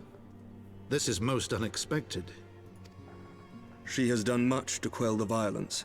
The Inquisition may not approve, but we are glad of her presence. And with the Great Worm's demise, even our nation's more reactionary elements will have scant grounds to press for her immediate impeachment. My thoughts exactly. What of the truth revealed to us by Hraesvelgr? That the origins of the Dragonsong War, a core tenet of Ishgardian faith, are quite unlike those depicted in the scriptures. That men and dragons once lived together in harmony, and that it was man's treachery which shattered the peace and plunged our peoples into war. The same scripture also describes the origins of the High Houses. Were it exposed as false, the legitimacy of our rule would be called into question. If both Highborn and Lowborn can trace their ancestry to Thordan and his Knights 12. But a single sip of dragon's blood is required to confirm their lineage.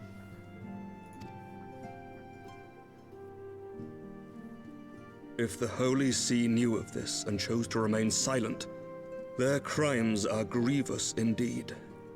Regardless, this state of affairs cannot be allowed to continue.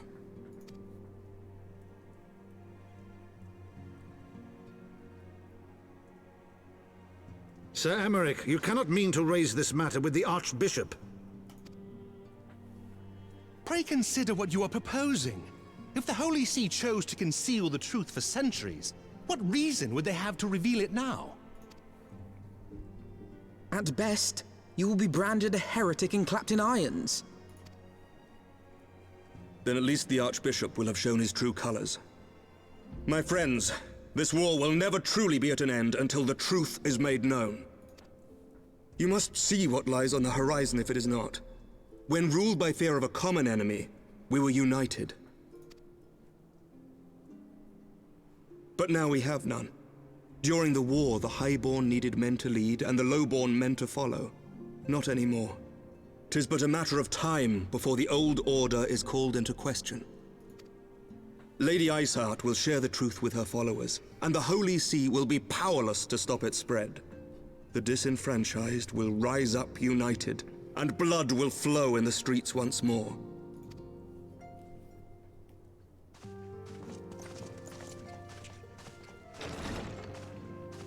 A divided Ishgard will not survive.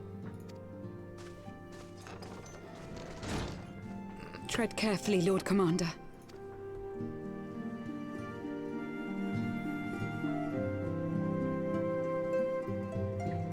Yo. Playing a game My right lady, now. is it wise to let him go? We're watching a cutscene right now, so if we're quiet, or if I speak jargon, then that's why. Good. I'm just gonna mute that. I sympathize with the Lord Commander's desire for reform, but to approach the Archbishop in this manner bespeaks an idealism to which I did not think Sir Emmerich prone. Though he comports himself as a realist, he has long dreamt of reform. 'Twas that idealism which first drew me to him, that which made me swear an oath to serve. We must not think of ways to hinder his cause, but rather ways to aid it, even should the Holy See cry heresy. You cannot mean... If the Lord Commander does not return from the vault at the appointed hour, I mean to go and fetch him. Have care, my lady. Your words border on treason. Should they reach the wrong ears, you will be declared an enemy of Ishgard. That is a risk I am willing to take. Lest you forget, my lord, I am not born of this land. My loyalty is to the Lord Commander alone. But I speak only of what may come to pass. If the rumors regarding his heritage are to be believed, we have naught to fear.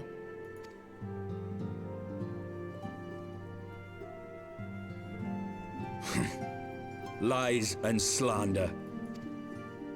Forgive me, what rumors are these? That Sir Emeric is the Archbishop's bastard son. Senior clergy are not permitted to marry and sire children. But even the holiest among us are not immune to temptation. I labor to believe it. Sir Emeric is truly the Archbishop's son. He has never been publicly acknowledged as such. But the rumors have plagued him since childhood. Isn't that a lore bomb? Isn't it?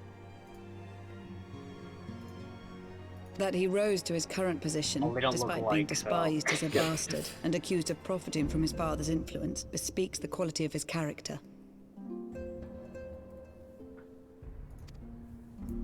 It is my hope that on this occasion, the burden of his birth will work in his favor. Should our worst fears be realized, the Archbishop will not be so quick to execute his own flesh and blood, affording us time to mount a rescue. Bastard or trueborn, he is our nation's best hope. If the Holy See dares to threaten him, I shall lead the charge against the Vault myself. Hear, hear! The future of Ishgard rests on Sir Emeric's shoulders. I too will do mine utmost to aid his cause. Orshafon, be reasonable. A knight lives to serve, Father. To aid those in need. The people need Sir Emeric more than ever, and we may be his only hope. There is no greater calling for a knight than to save the life of his fellow man. I swear to you, on the sigil of our house, that I shall do this and make you proud.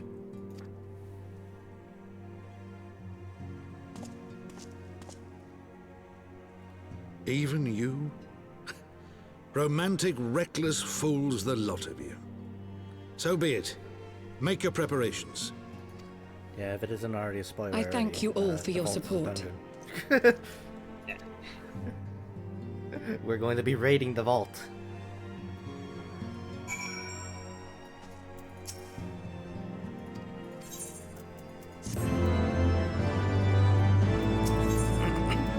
Alright, I'm gonna have to break up my list in 10 minutes, so well, hopefully we don't hit any customs until then. Okay, hurry. Not one I can really stomp, you know. Alright. Freaking late. But how are we to carry out the this? Oh no? Yeah, so hopefully we don't hit any customs in 10 minutes. Yeah, okay. The next major event might just be the vault itself, so I'll just hold off while you go pick up your sister. Yeah. But how are we to carry out this bold endeavor? Even an army of knights out on our backs, a direct assault on the vault seems unlikely to succeed. You are correct, Master Alphino. Not even the assembled might of House Fortan and the Temple Knights would be sufficient.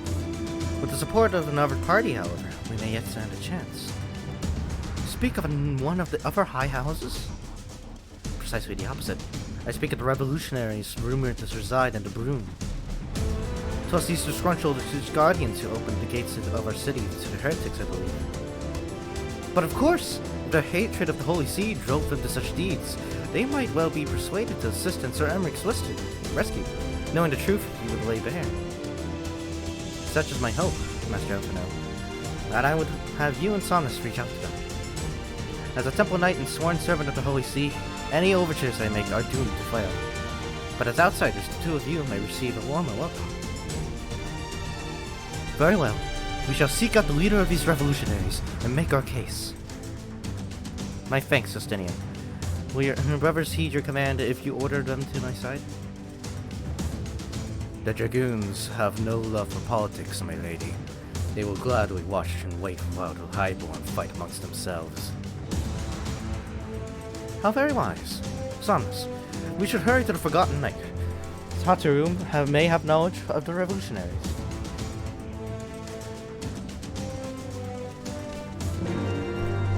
We're recruiting revolutionaries now. Oh.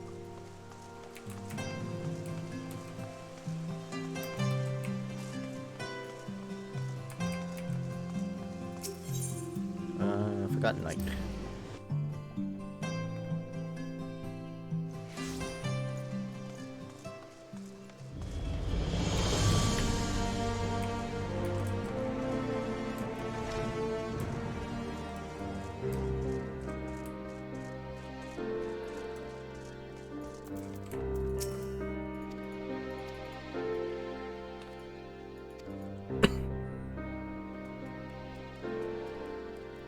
Oh shit, they're cosplaying Squid Game over here.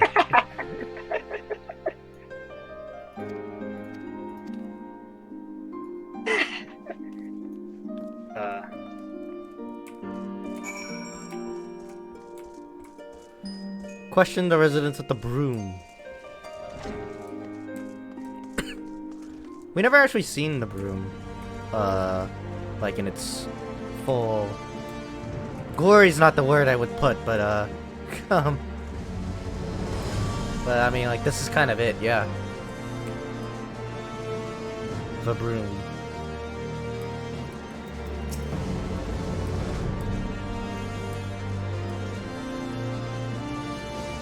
Well, you said we're not going yet.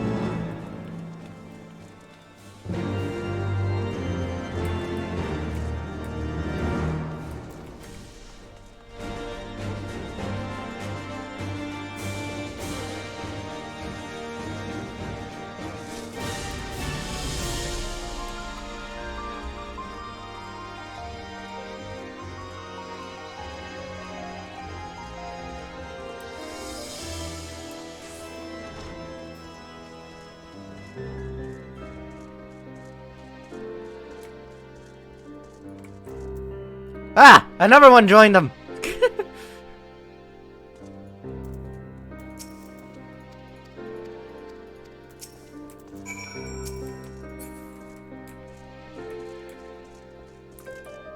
Speak with the hulking hunter in the pillars.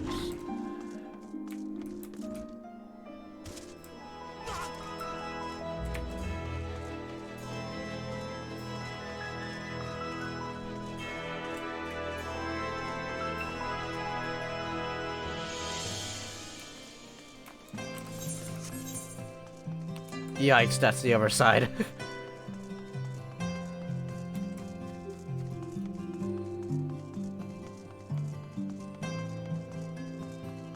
That guy was straight up just running into the wall for like 2 minutes straight. True Crozier.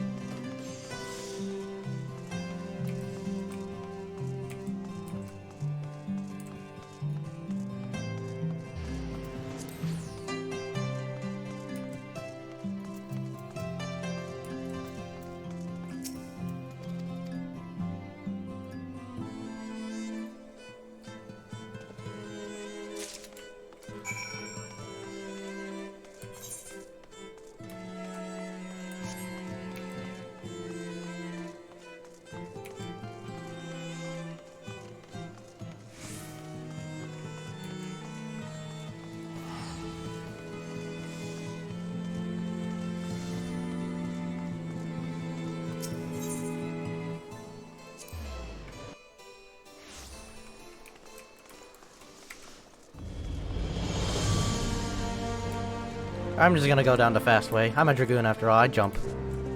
Fucking all 3 of them are here now, holy shit. I guess they all actually playing literal Squid Game then. Oh, they're queued up for something, so they're gonna give someone a surprise. And they're gone! Off to the actual Squid Games, I'm assuming. Nice knowing them. Yep, it was.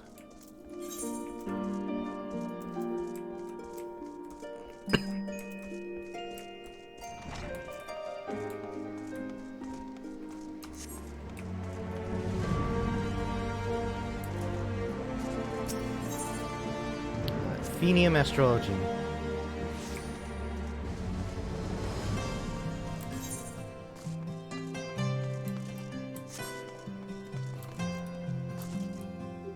Astrological. I mean, fuck.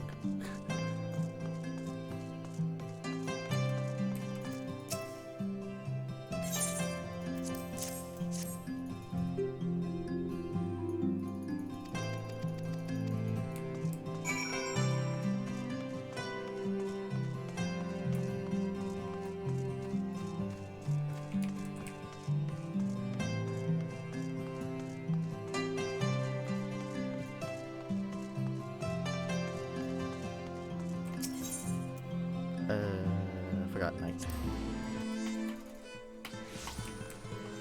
Okay, I'm gonna go. Okay, alright. Take like. Okay. Meantime. How long is it gonna take, you say?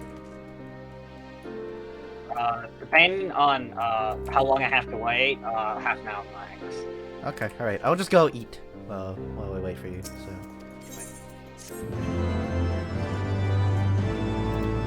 Alright, so we're gonna take a little break here. We're gonna take a little break here. Just a short one. Like 30 minutes. While Stas picks up his sister. I'm also gonna go eat because we may have another 4 hours of this to look forward to. So, gonna need it. And I also need to use the restroom in the short term. If I come back before Stas comes back, then might do something with the FC. Is considering they're on. If they're on, might be on. I don't know. I want to make a point to reach Stormblood quickly, so we'll see how far we go here. We'll definitely have more time to go through multiple parts during the weekends. So, but either way, I'm just gonna take a break. I'm not gonna talk too much. So.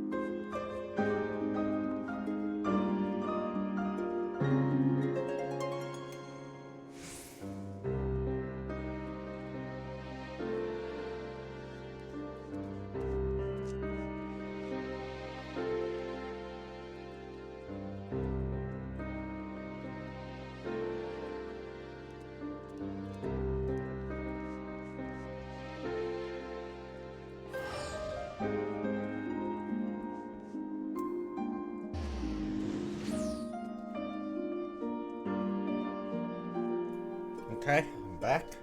Doesn't look like Stasis though. So we're just gonna chill. I don't know what we're gonna do while we wait. Hey, the Squid Game fellas up. Oh, they are multiplying. There's more of them.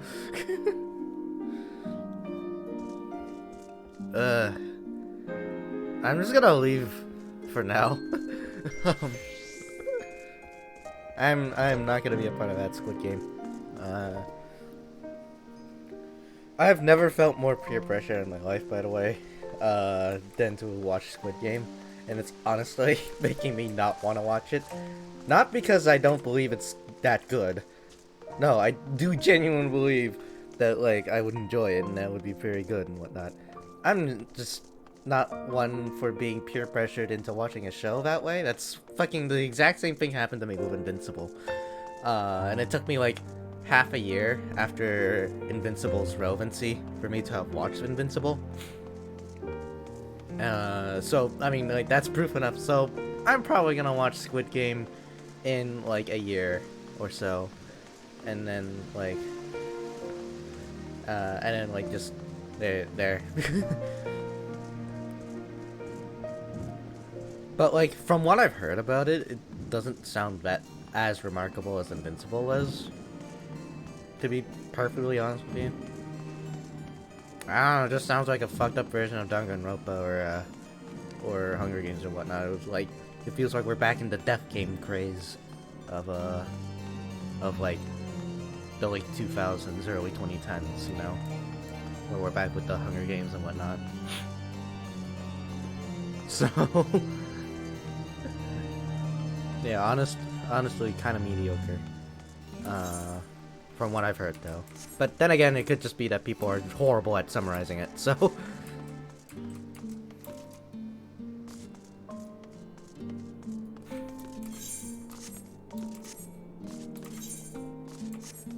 Of course, there's no shortage of memes, so... Alright. Let me... Ah.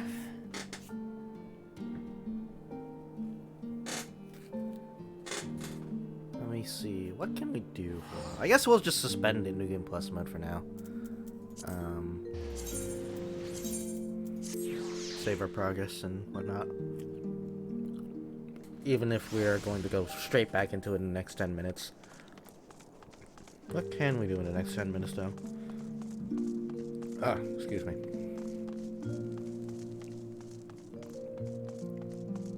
I guess we can walk around talking to NPCs.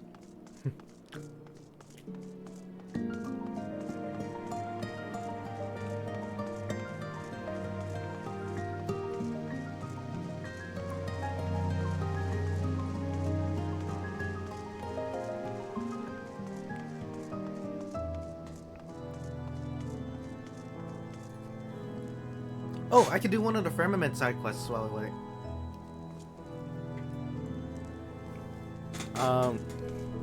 Yeah. Oh shit, I actually haven't touched Francel's custom delivery. Yeah, let's do that while we wait. Let's start Francel's custom delivery quests. This is just for me. This is not for like a stream or anything or whatnot, so I'm probably not gonna stream the rest of it. I'm just gonna do it just to pass time.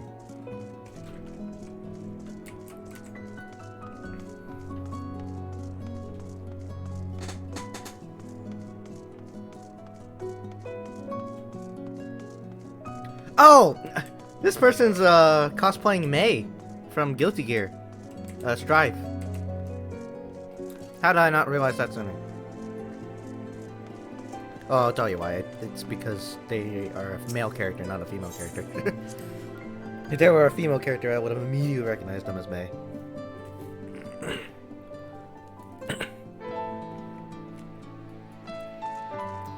Well, let's do Francel's custom deliveries.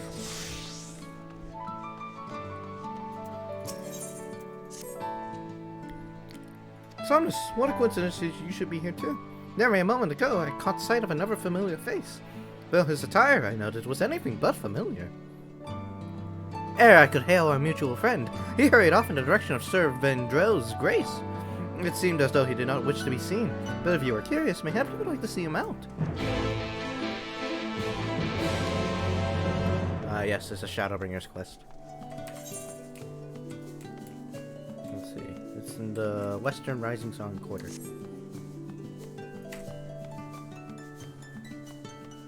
Don't mind me, just unlock this. Just straight up.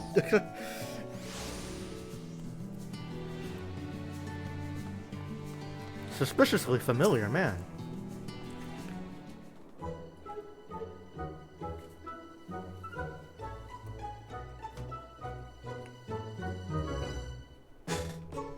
What's he doing?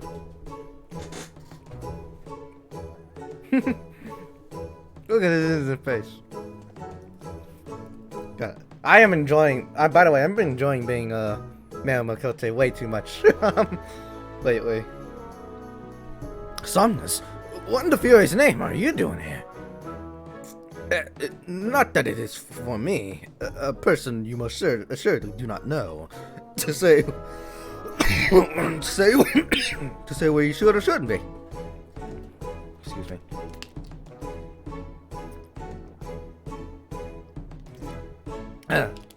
I needed a drink. Nay, I was merely expressing my surprise at being in the presence of a great hero. Are you feeling well, Lord Charlemagne?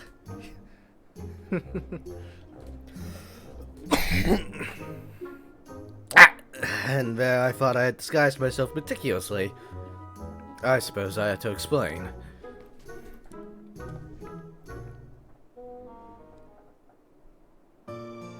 You see, I had learned that Sir Vendro's grace is presently recruiting aides, and came here to present myself for consideration.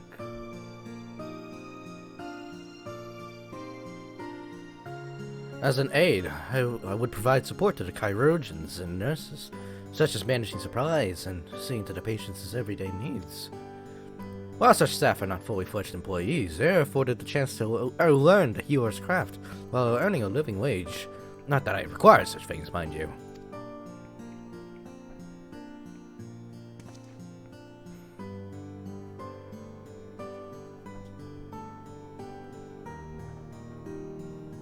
I recently had the occasion to speak with a knight of my house, you see. One who was maimed in the line of duty. And I was made keenly aware that I was not doing enough to provide for those who had been giving me leal service. By working here, I hope to redress my negligence in some small way. But it is not the whole of it, if truth be told. 'Tis also my hope that my service would set an example for my fellow nobles, many of whom struggle to accept that all Ishgardians are equal in the Fury's eyes. They cling to the old ways and look down upon the common folk. Yet now that I stand here, I find my courage has deserted me. This prospect of enduring scrutiny is proving to be somewhat daunting, and I can't bring myself to step into the infirmary doors. Forgive me, Sonus, but will you not put in a good word on my behalf to the chief nurse within? Murle is her name. What? Marlet. I'm gonna pronounce it Marlet because fucking L is in names. Anyways, Marlet is her name, and she has charge over recruitment.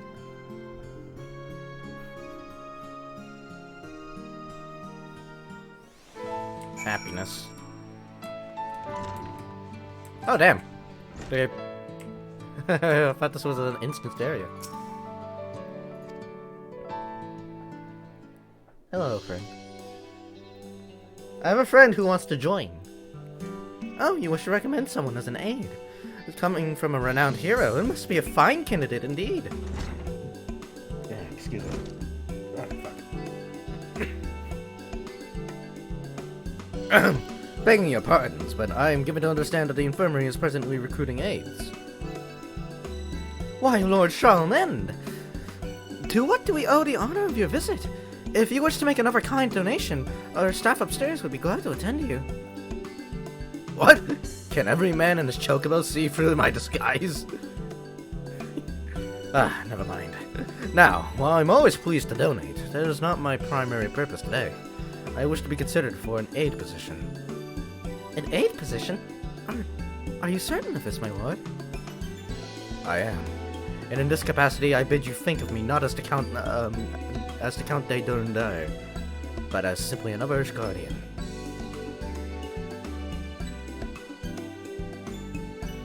Oh, if it is your wish. I should mention that there's another applicant, an orphan girl by the name of Mally.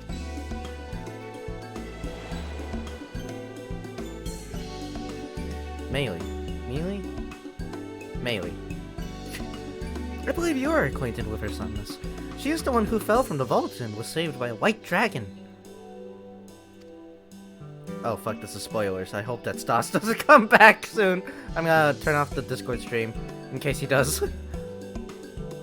Truth be told, she is too young for the work, but seeing her enthusiasm, I am minded to give her a chance. Well, I'm gonna mute on Discord as well, so he won't overhear, even though he's deafened. If it isn't too much trouble, my lord, I mean Charlemagne, may I ask you to fetch her from the Rowanberry field? I would speak with the two of you together. Of course, I shall go at once. You know to go, yes? If you aren't otherwise occupied, perhaps you can come along and introduce us.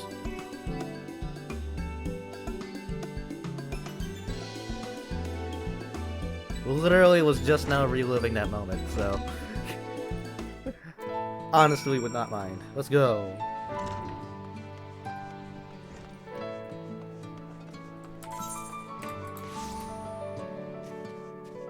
I should have taken the teleport.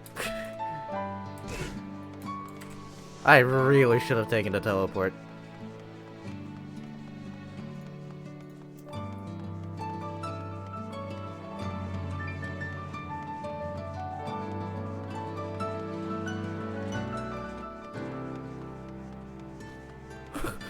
Narrowly missed. Was that Rowena, actually? Fuck. I didn't know. I noticed it was a girl throwing knives, but I didn't know it was a Lena at first. Hot damn.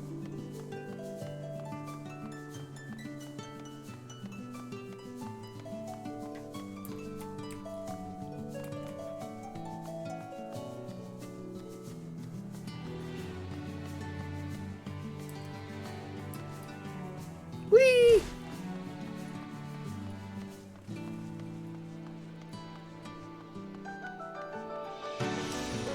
Fucking they talked about the Azure Dragoon clearing the firmament in one leap. I'm the second Azure Dragoon, why can't I do the same? Or my jump distances are only 30 ohms.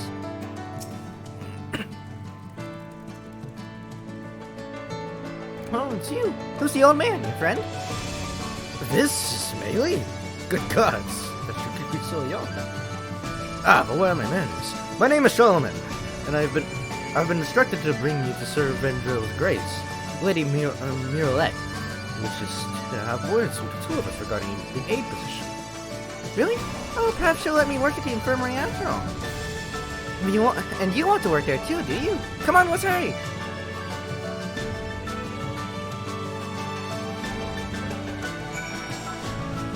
God, I can already feel the wholesomeness of the story.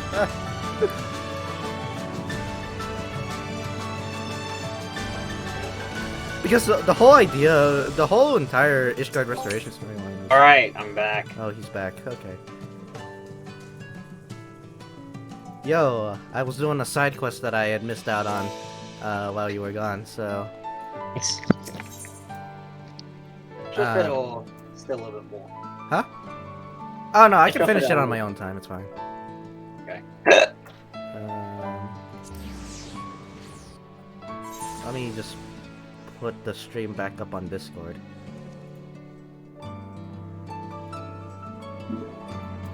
There you go.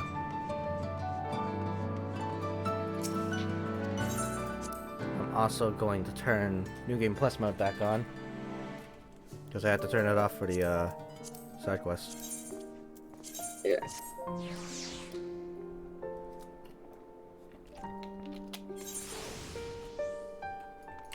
Alright. Let us continue.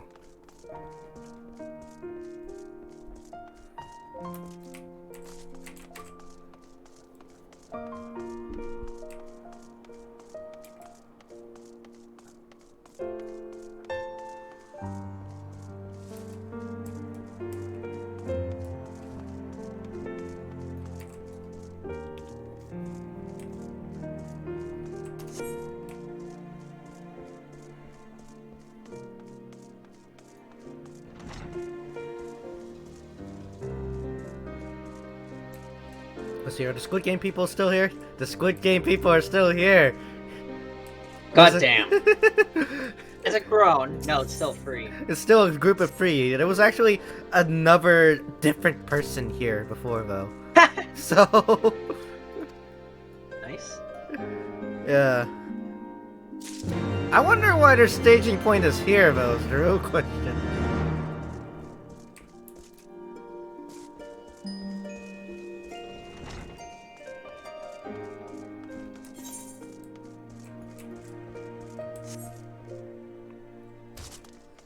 Ah, there's the fourth one. He just teleported away.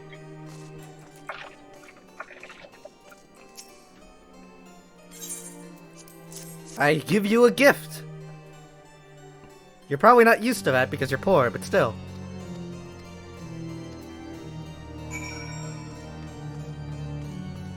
Oh, by the way, these are the broom housing.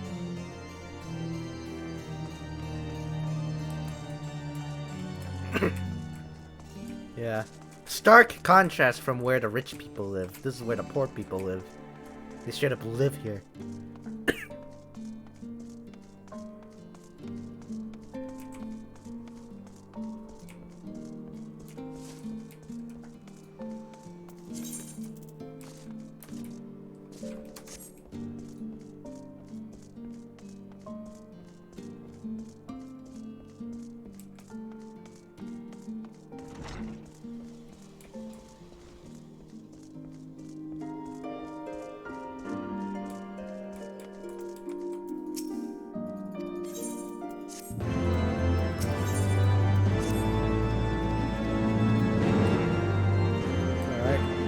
Speak with the broom starveling.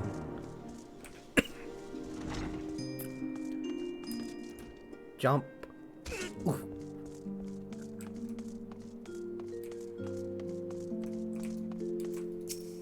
Nope.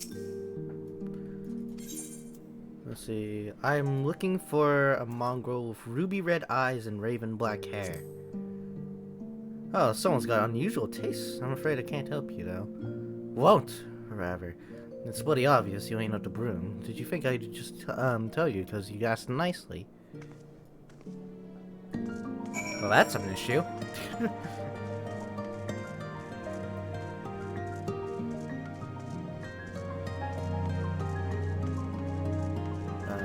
Alpha knows up.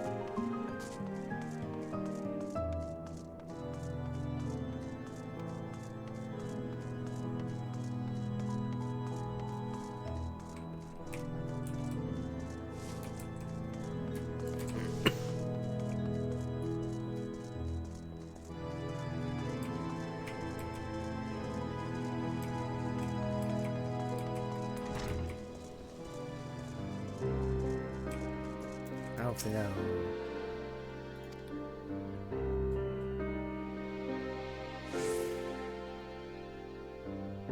Born of an Elzen nobleman and Huron maidservant. By the way, hybrids. I should probably note that you've already met a hybrid, Lucia. Emmeric's second command, right? She is a hybrid, and I think that was pretty obvious. She is half Elzen, half Huron. Because she has normal Huron ears, but is taller than most. Actually, I don't know where her NPC is right now, but yeah.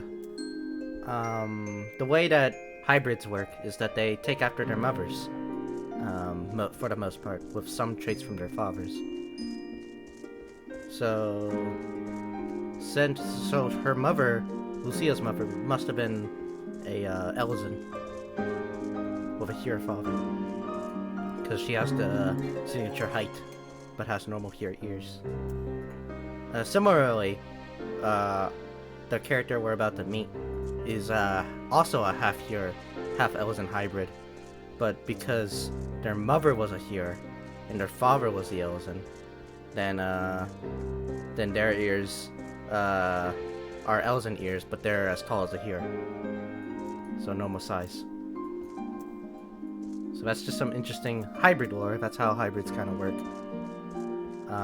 in this universe. And also the fact that hybrid races do exist.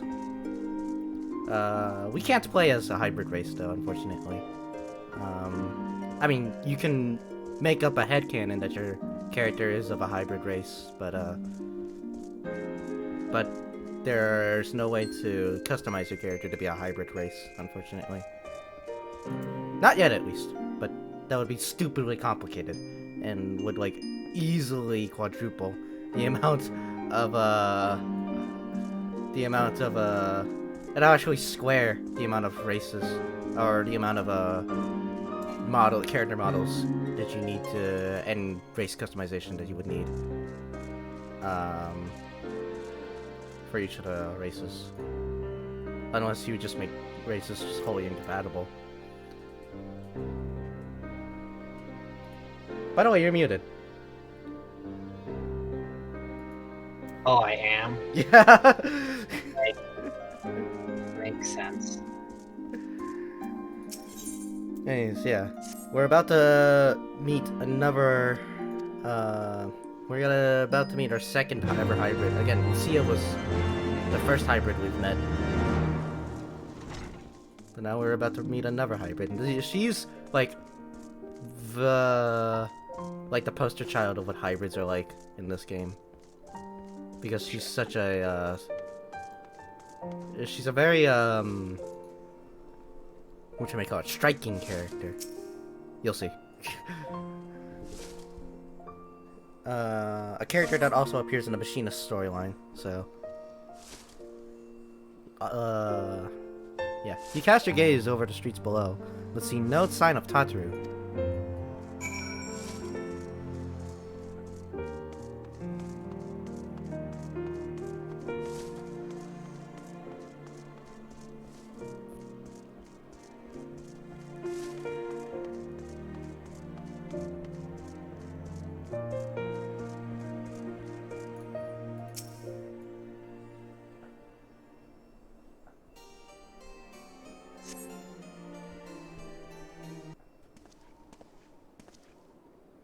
She must be around here somewhere. I take it you have no luck either?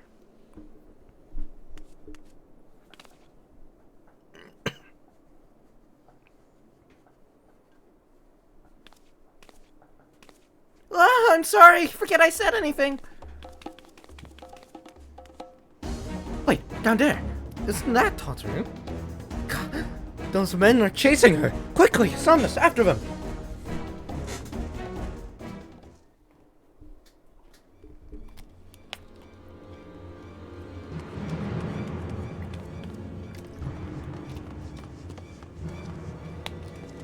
Where do you think you're going, Missy?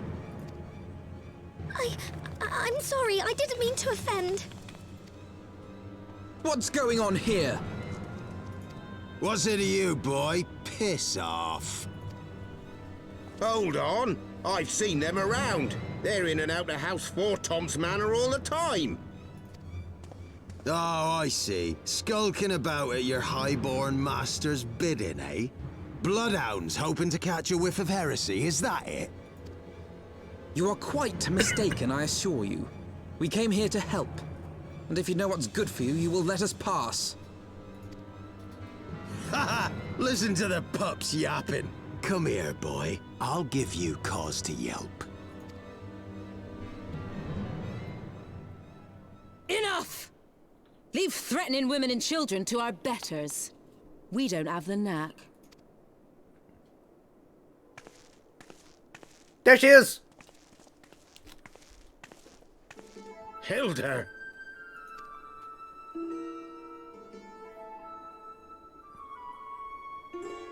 Lay a finger on the Blue Blood's pups, and you're like to lose the hand.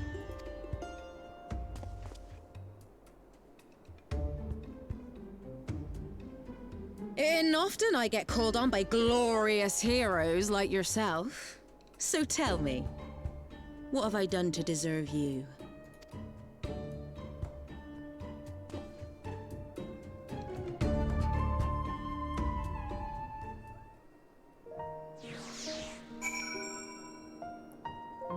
Anyways, yeah, that's the poster child of all hybrids. Sort of an example of what hybrids are kind of like.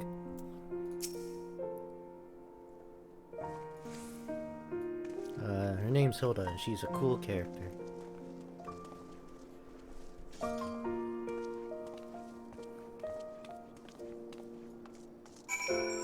It's quite early for it to be sunrise, isn't it? It's 4 AM in the game right now. And it looks like the sun's already rising over the mountains. Weird, but whatever.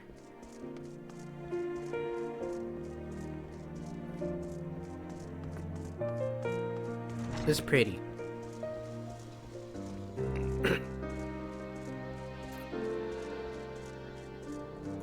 Oh, we get to fight.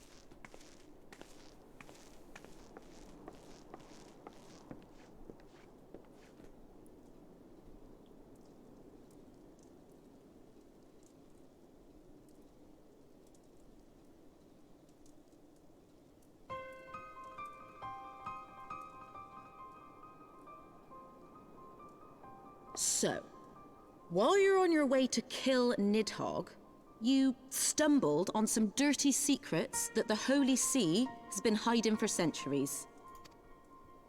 Eh? What are they on about? The High Houses. And what makes a nobleman so bleeding noble? They trace their blood back to King Thordan and his Knights 12, the founders of Ishgard. But our friends here reckon we're all descended from the heroes of Eld. highborn and lowborn alike. And so Sir Emmerich, Lord Commander of the Temple Knights, has gone to ask the Archbishop if he wouldn't mind letting everyone know. Is he simple? The old bastard will have him executed for heresy. Well, seems to me that's what the good sir wants. Seems he thinks a noble sacrifice will serve to prove his claims. We cannot stand idly by and allow Sir Emmerich to do this. Ishgard has need of him. Look, you've a good heart, I can see that. Willing to risk your neck for someone else even when his troubles ain't yours. But what's this got to do with me? If Sir Emmerich is imprisoned in the vault, we will need all the help we can muster to breach their defenses and rescue him.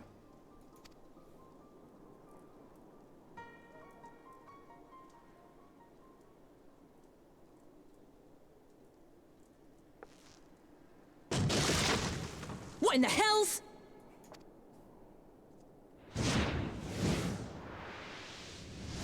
Oh, damn.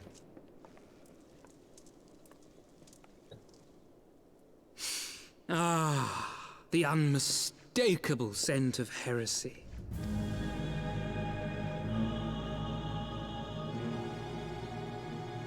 And what do we have here? The honored guests of House Fortom consorting with the Queen of Rats. Boss fight time. Yeah.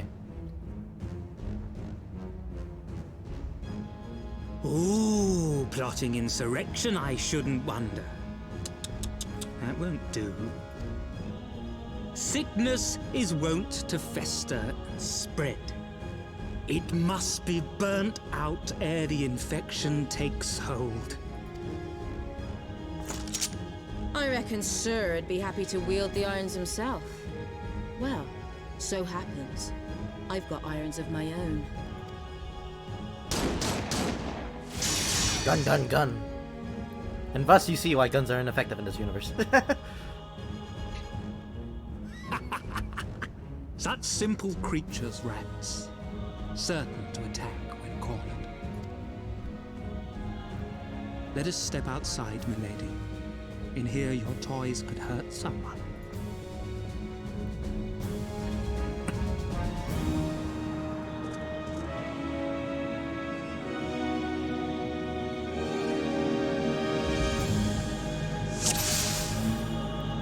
Okay.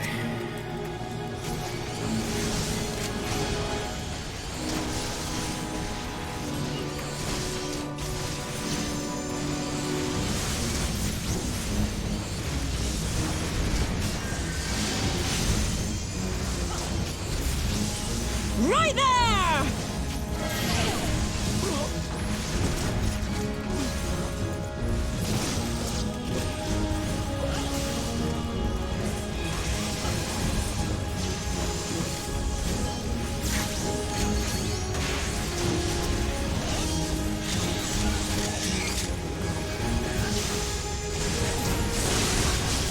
Wow, there's a lot of them.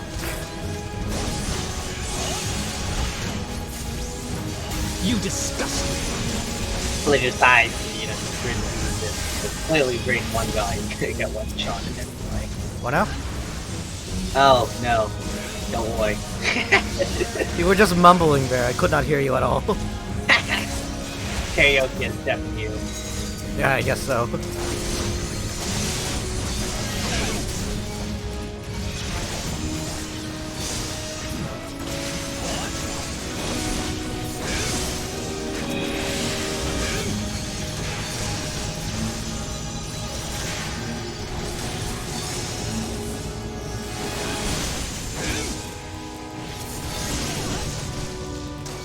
Oh, by the way, our sir here that we're fighting is a black mage. So. Oh, Harshafon's here for the clutch! He's gonna help us out! Look at him!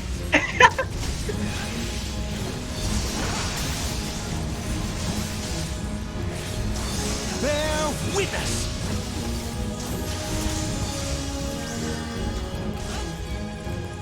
Halone, guide my sword! We gotta take out the healer first.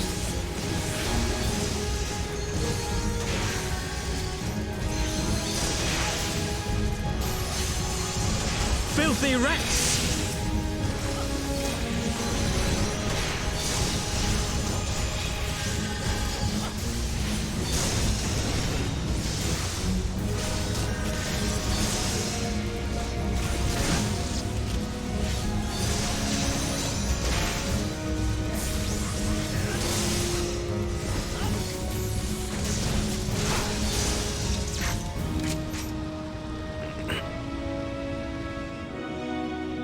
Yep, down he goes.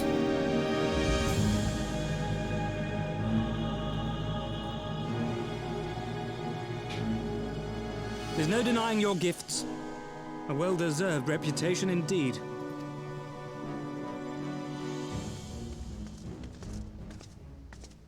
Enough!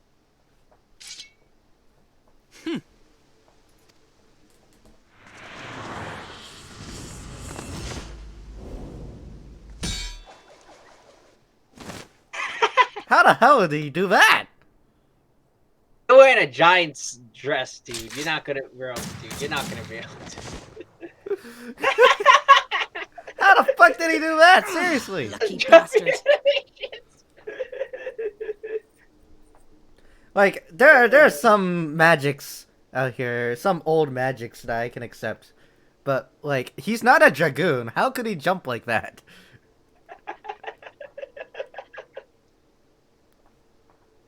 Clearly, he's It is been doing we those who are lucky. push-ups. Had we fought on, 'twas but a matter of time Squats, you before mean. our conflict claimed the life of an innocent bystander.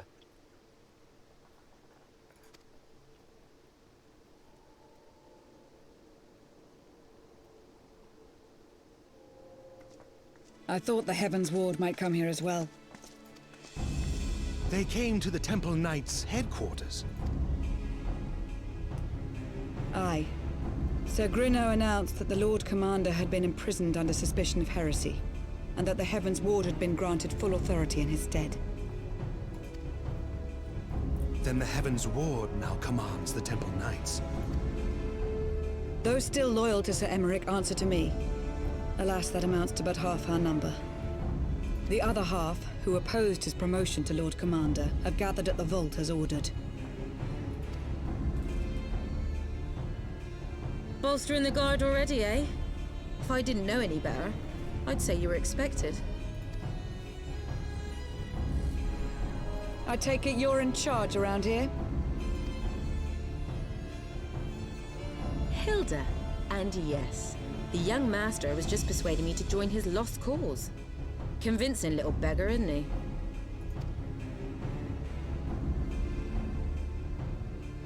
Aye. Your passion moved me. A bit.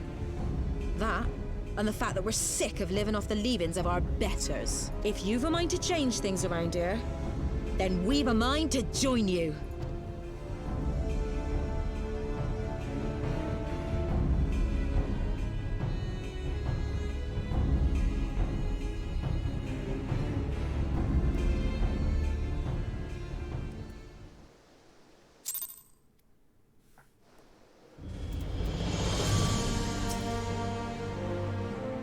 What's the point?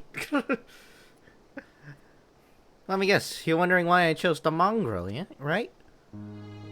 That's because it's what I am, and I'm not ashamed of it. Not anymore. Besides, even my pure blood pups have more in common with me than the lords and ladies up on high. None of them are well bred. Hells, some of them, their mothers were cast off after a spot of fun, same as mine. Story old as time, and we're sick of hearing. Yeah, and one we're sick of hearing. Which is why we took up arms. Now that we mean to hold all the blue bloods to account, some have done right by us, so I'll allow. Like them in House Highland. Of course, you'd know all about that, wouldn't you? But enough talk. Your friend's still rotting in a cell. Let's not keep him waiting. I am incapable of reproducing her accent, by the way. It is extremely erotic.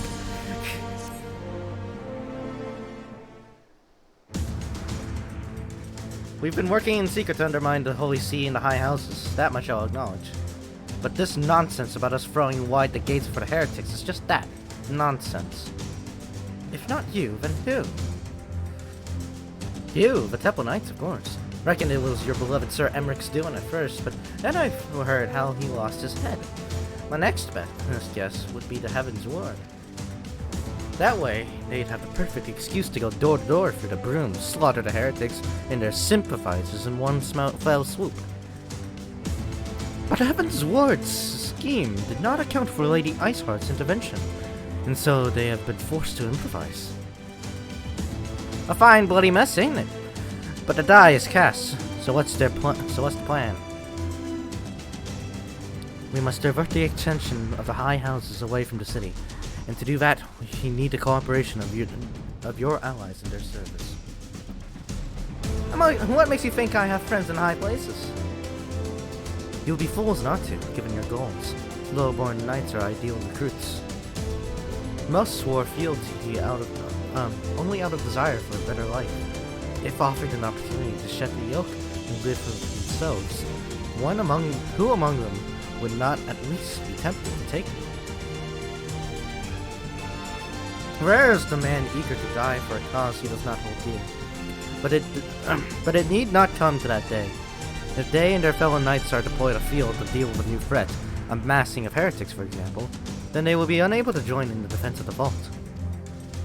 Huh? Spread false reports of an attack to get them out of harm's way, you mean? The city will not soon forget the heretics' last assault. If the high houses believe another attack is imminent, they will have no choice but to act. Can it be done? Can we trick them into leaving Ishgard? Aye. Can we keep them out for too long? Not bloody likely. Make sure you're ready before I send word, because you won't get a second chance at this. Then it is decided. To the vault! The Archbishop must be held to account. And the Lord Commander granted his liberty. Alright, we're about to go into the vault.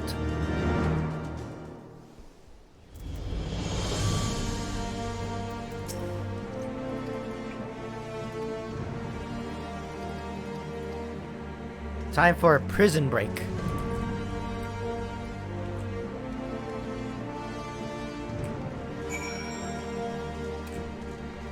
You ready for this?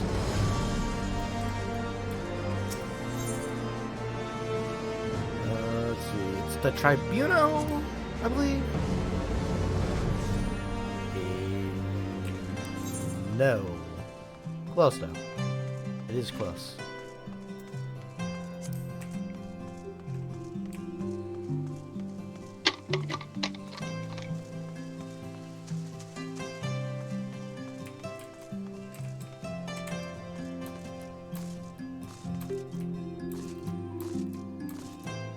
Temple Knight Squire. The others are in position, Master Samus. I will send word once you and your party have entered. Me and my party of me, myself, and I. Let's go.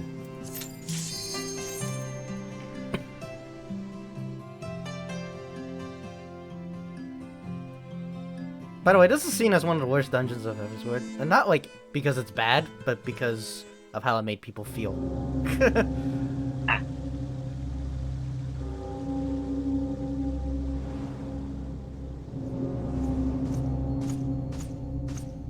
Someone dies important.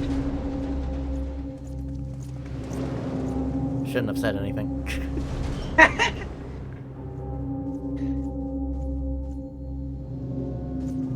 But now you're gonna have to guess who. That's the man we're saving. Wait, now. You know what? No, I just do. Just wait. Just wait. We'll clear this dungeon in like 5 minutes. You'll see. Alright. We're going in loud. We're going in proud.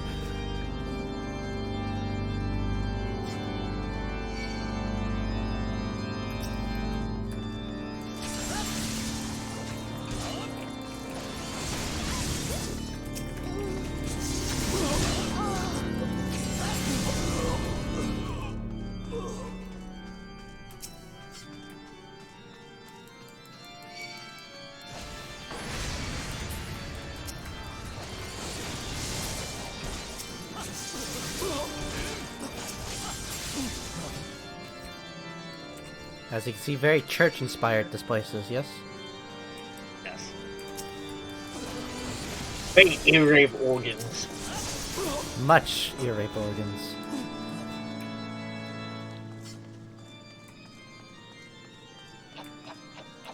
And now we have our first boss fight. Sir Adafel Brightblade.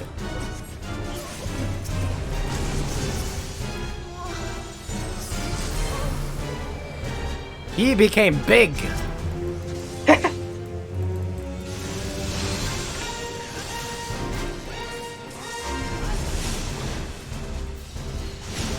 Get back here! Get back here, you bitch! I said get back here, goddammit! There we go, now he's done. Oh wait, no, he's not dead yet. Where is he? Oh, there he is. Oh, now he's out. He's right out now.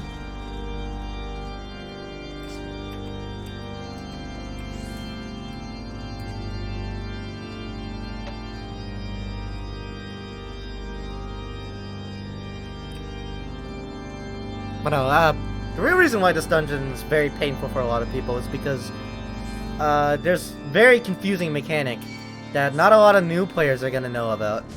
And that's at the final boss, and people always die to it because, yeah. Soren does not die.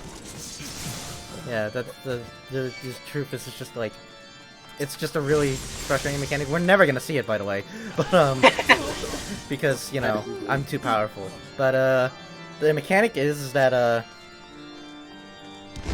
there's gonna be a row of like soldiers. We'll see in a little bit that move and give you a debuff. But like the way it's coded is fucking sinister, okay? Because it's not like, oh, it hits you and then you get like a debuff, right? So the debuff gives you the debuff in stacks, and the longer that those like soldier type things, the longer that debuff. Okay, there's like I'm not really visualizing it very well right now, aren't I? But here, these things. So these things will show up at the end, at the last boss fight, right? These things will show up. It will be a whole row of them.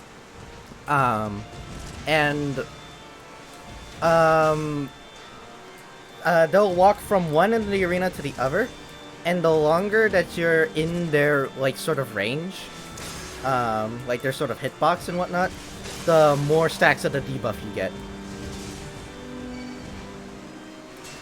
So, clueless new people are just gonna stand still, and have these things walk you by, and it takes like 3 ticks for them to completely pass you by, so, you know, given enough times, you'll die to that debuff, essentially. Yeah.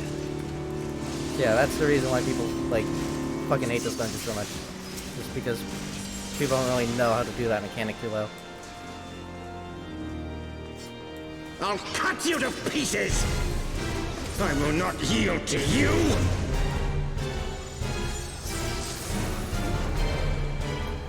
I have the power! No you don't. There you go. You didn't have me!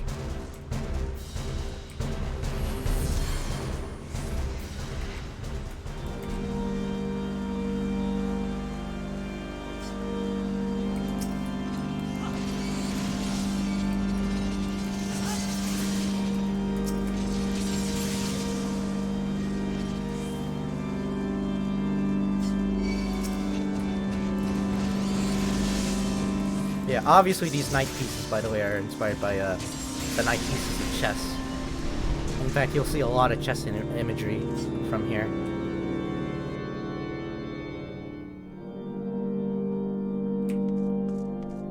Because that's what the Knights of the Round in this game are based off of. They're based off of the chess pieces as opposed to the Knights of the Round Table from King Arthur.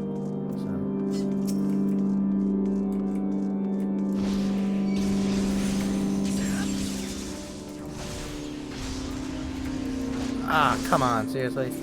I can't kill him before that.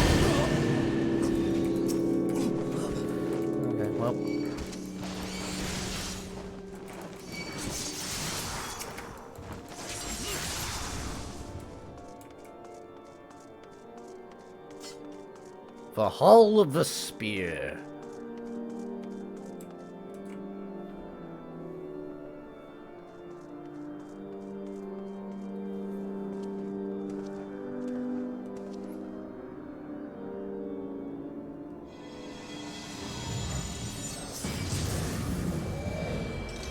He become big again. Well, actually, he's a different guy, so he become big. Just in general, he big. There's a specific reason why bosses are big, by the way, that they grow in size literally. You can't see it when you're on a melee job like I am, but if you're like Black Mage, for example, and you cast Flare on some, if you cast Flare or something like that on a character about my size, you will not be able to see that character.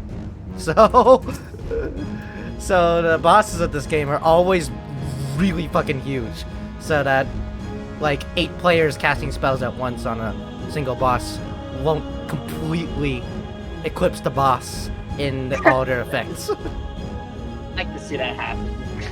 It does happen, by the way, because a lot of older bosses in the Realm Reborn were human-sized. So, but you could see, and you did not see that because it was just me, myself, and I. But if it were 8 of us, and like 4 of us were Black Mages, you would not be able to see that guy. Similarly, there's a dungeon later on in Stormblood that features Aura, female Aura. You've seen female Aura before. They're like 4'11". But the female Aura of that dungeon are like 8 feet tall because, and they have to be because otherwise they'd be completely eclipsed by Holy or Flare or something like that. So it's kind of hilarious when you like think about it, but at the same time, like it makes sense, doesn't it? Right?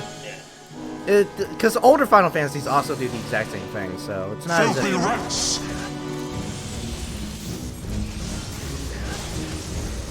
Anyways, this guy's about to die. No, I forgot. There's a phase 2 intermediary thing here where we have to. Yeah, see these bastards. These bastards were the ones I'm talking about.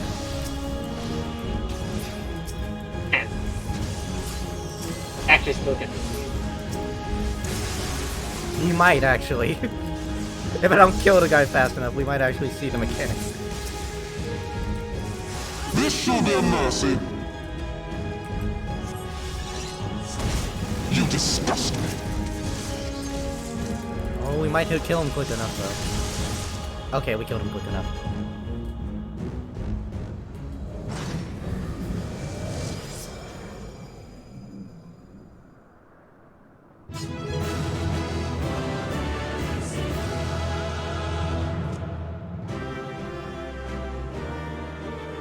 You can't see my ear wiggle underneath the helmet, but it is there.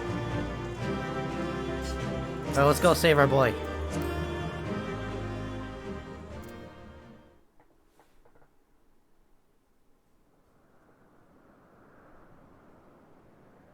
Our power! How can this be?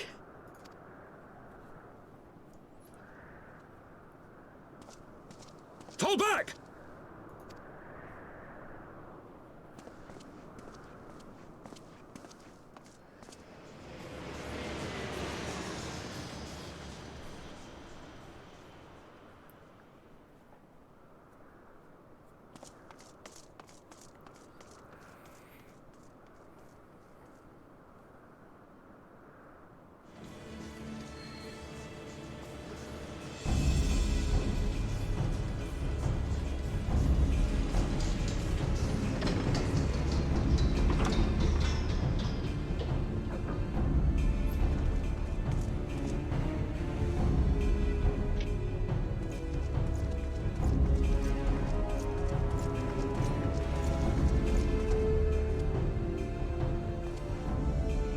Father, please!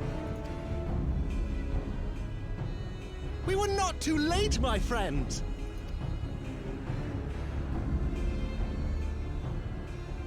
Why must you do this, Father? Nidhogg is fallen. There is no need for further deception. Now is the time to renounce the lies which led us down this path. To start anew! and tear down the very pillars of our society?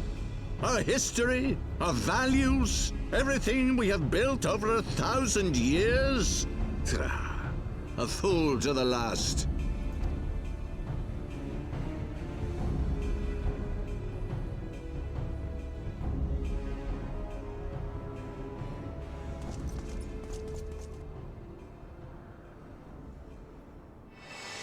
Oh. Oh. Look out!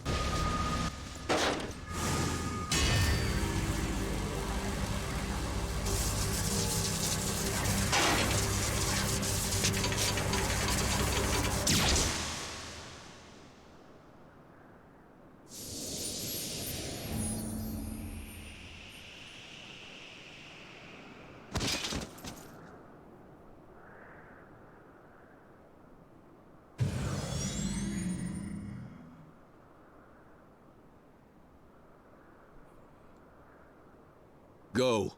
Asisla awaits.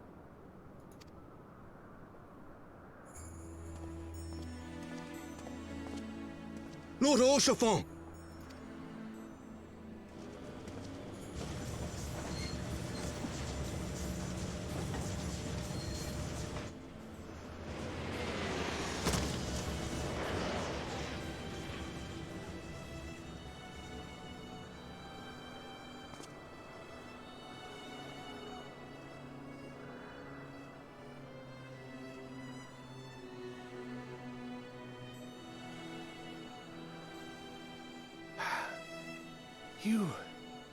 You are unharmed? Forgive me. I could not bear the thought of...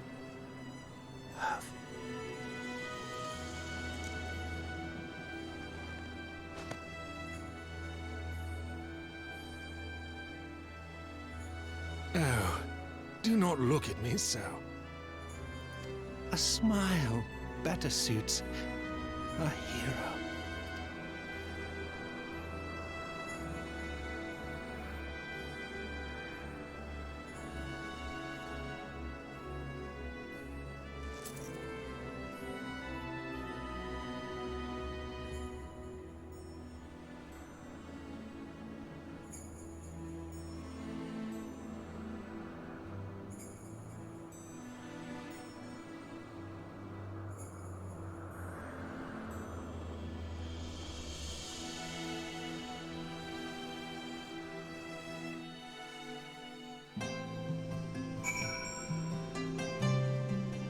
Yeah, that's the other reason why people don't quite like the vault too much. Freaking F, bro.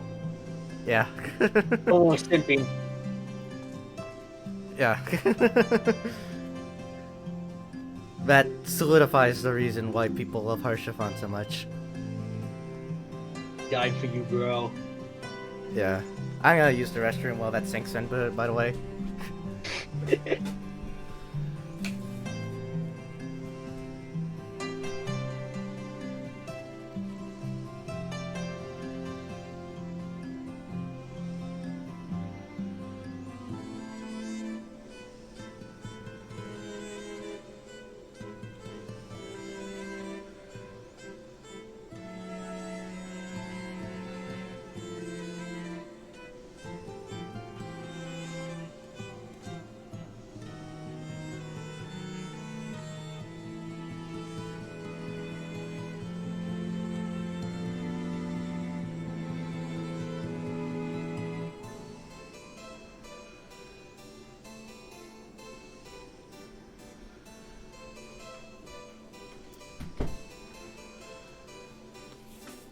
Alright, I'm back.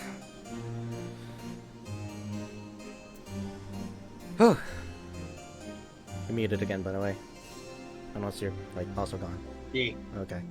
Anyways, to give you some perspective as to how much that affected people, by the way, my FC leaver is still grieving. She played this 6 years ago. F. Yeah, yeah, she's gone through multiple stages of grief, multiple times, when it comes to this. it's especially frustrating for her because she went through Heavensward as a white mage, the epitome of healing. So,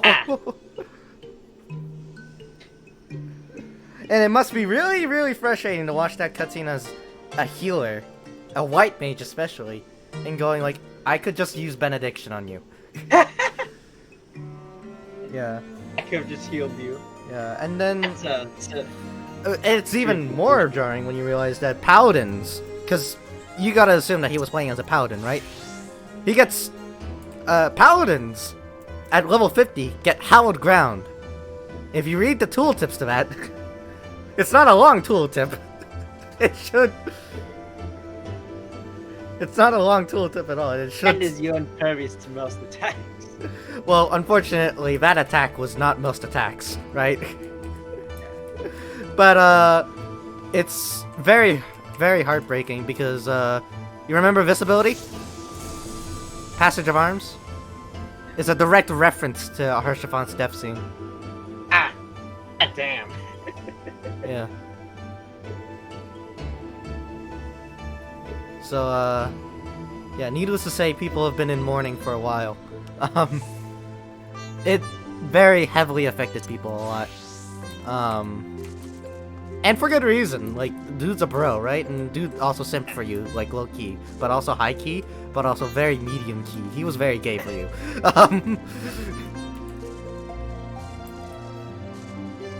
Yeah, that's why you'll see... That's why I said that Harshavan is, like, the second most simped character of... Final Fantasy character of all time. If you're wondering who the first most simped Final Fantasy character of all time is, we meet him in Shadowbringers, so... Return of Simp. I know not what to say.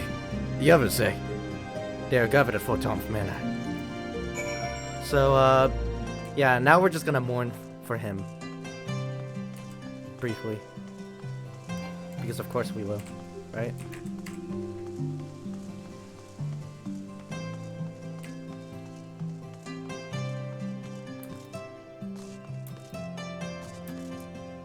But yeah, just in case you forgot that this is the same series that killed off Aerith. Yeah. Hey, freaking kills off your only healer. Let's go. Your main healer. And like, to be fair, like Harshavan kind of acted as the party healer, right? Whenever he showed up during instances, so...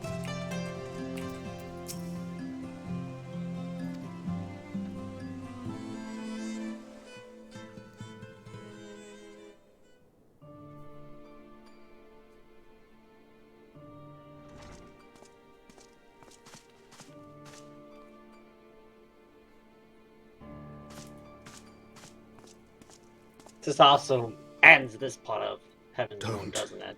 No. Please. Oh, there's more. No, there's way more.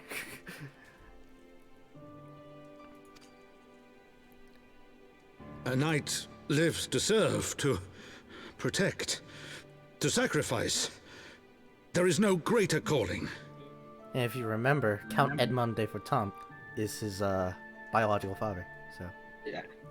Straight up his father, because he still kept him even if he was a bastard. So... yeah.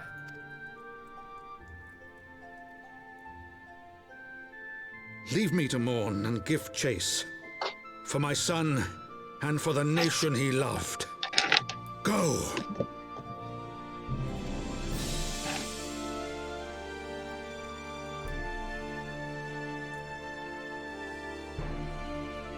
His sacrifice shall not be forgotten.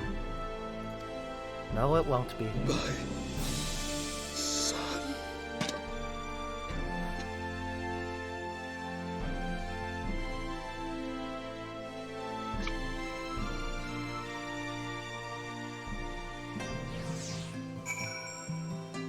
But yeah, he's Edmund's son, so it was very heartbreaking for him. And it's, again, just a very heartbreaking death in general, honest to God. Helped us when we're at our lowest. Yeah. He died for us. Exactly. In F. F indeed. F indeed. I cannot stand there in silence, but when all the others had forsaken us, Lord Harshavan took us in, our beacon of hope in a world of darkness. He did his utmost to raise our spirits, so that we might face our troubles with courage, with conviction, so that we might face them as knights.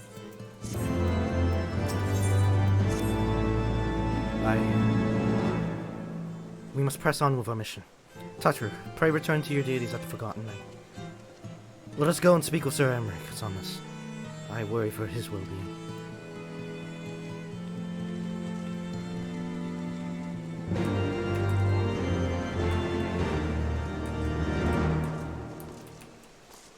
From this moment onward, you will now forever question the survival status of pretty much every character you meet, by the way.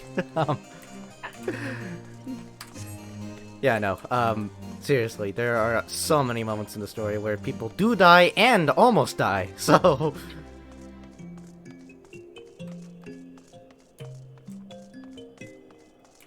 There will especially be later on, in Heavensward, a moment where you'll get very heavy flashbacks, so...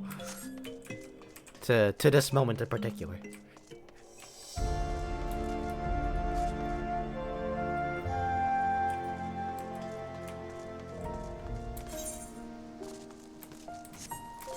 But to give some further perspective, by the way, my FC leader was so shaken up by it. She didn't play the game for the next 3 days. She was literally in mourning. Yeah. And every time we bring Harshavan up, she's always in tears. So that's how deeply this death affected people. He simple us, we simple him. Yeah, pretty much.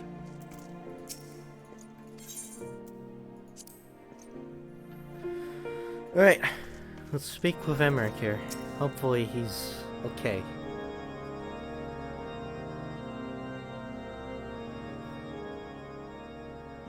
My friends, I am in your debt. Think nothing of it. Your wounds are healing well, I trust. Some wounds do not heal.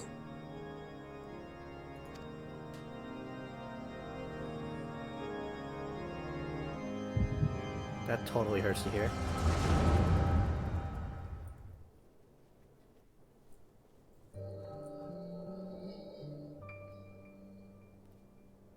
The founding. The scriptures, 1,000 years of lies, all to deceive the common man. Nay, our own brothers and sisters. For the blood of the Knights 12 flows within all our veins. You knew this to be true. You knew, and you concealed it.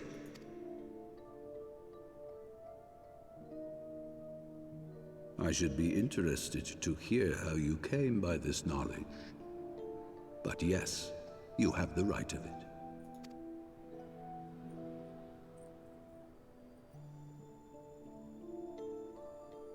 The architects of Ishgard, King Thordan and his Knights 12, entrapped and butchered the great worm, Ratatosker, that they might partake of her eyes and thereby transcend their mortal limits. Upon learning of their treachery, Nidhogg was consumed with a murderous and justified rage. I dare say you know what followed. The great worm slew the king and half of his knights. Aye, but Nidhogg was subdued, and his eyes plucked from their sockets by the knights that remained. Their one mistake was to show mercy, for from his brother Hreisvelger did Nidhogg receive a new eye, thus rejuvenating his form and empowering him to embark upon an eternal quest for vengeance. Whilst Thordan's son Haldreth took one of Nidhogg's eyes and learned to wield its power in defense of his people. Thus was the first Azure Dragoon born, and ever since that time, his honored successors have risen to drive Nidhogg from our lands whenever the worm has returned to plague us.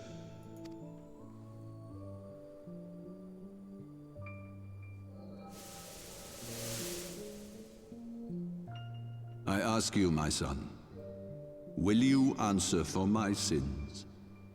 Will your son and his son answer for me as well? What do you mean? If a man cannot atone for his sins in the course of his all too fleeting life, must his progeny then be held to account? Must every subsequent generation be judged as well? Thorin's betrayal of Ratatoskr was an unconscionable, unforgivable sin. Should we then, as his descendants, meekly surrender ourselves to an eternity of punishment? Nay, say I would not see our children sacrificed in a vain attempt to appease an implacable foe. Dragons are not like us, my son. To they who live forever, the wrongs of antiquity are as those of yesterday. No reparations shall ever suffice. This fact alone should serve as ample justification for our actions. Yet some refuse to see it as such. For men like you, who yearn to commit themselves to a nobler cause, a more compelling narrative is required. This is your solution. This is how you protect our people. You have given us a lost cause, a death sentence. With your compelling narrative, you but doom our countrymen to give their lives for a lie. And they do so gladly. Highborn and lowborn alike are proud to serve, to fight and die for their country. And what would you say to them? What would you tell the wives who have lost their husbands? The mothers who have lost their sons? That their loved ones died for naught? Over the course of 1,000 years, countless men have donned these robes, and every one of them came to accept the necessity of this solution. Once, I hoped you might come to accept it as well.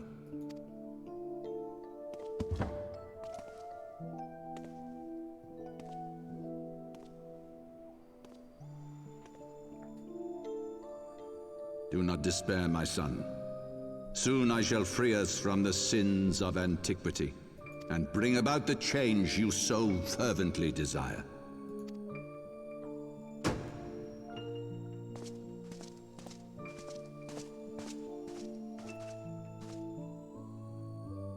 If he has spoken with others, I would have their names. Escort him to a cell and question him thoroughly. Your Eminence.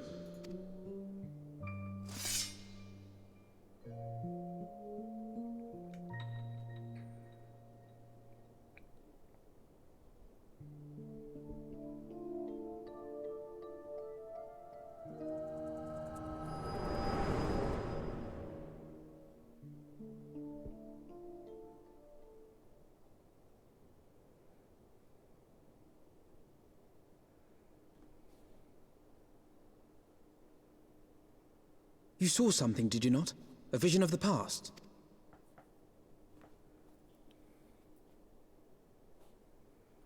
So this is the power of the Echo. Would that it had shown you a finer moment from my past. 'Twas an exercise in futility, as you saw. Faced with the firmity of his conviction and his many ready rejoinders, my words deserted me. To be frank, I am embarrassed to recall it. A friend once impressed upon me the importance of differentiating between words, deeds, and beliefs. Were he here, I suspect he would judge your father's conviction to be no more than rank, self-serving delusion. Even so, I cannot help but wonder what manner of change he intends to bring about. I have given some thought to that as well. During the battle within the vault, the Heavensward demonstrated strange and unnatural abilities. Strange and unnatural. Gee, I wonder. Growing, like, big and having really distorted voices will probably do that, yeah? Aye, the manner in which Ser Zephyrin struck down Lord Haurchefant was unlike anything I've ever seen before. The spectacle called to mind King Thordan and his Knights 12 as they are depicted in scripture. Holy powers and all. Mere fabrications, which have become objects of faith, instilled with the belief of countless devoted souls. 7 hells! If Lady Iceheart can use her own body as a vessel for summoning, I see no reason why others could not. Are the Heavensward truly so reckless? Unbelievable. As they fled, my father spoke of Aziz La. Though I know not what he intends, I fear no good shall come of it. His ambitions are too great, and his minions too powerful. We must find the Heavensward and stop my father before it is too late.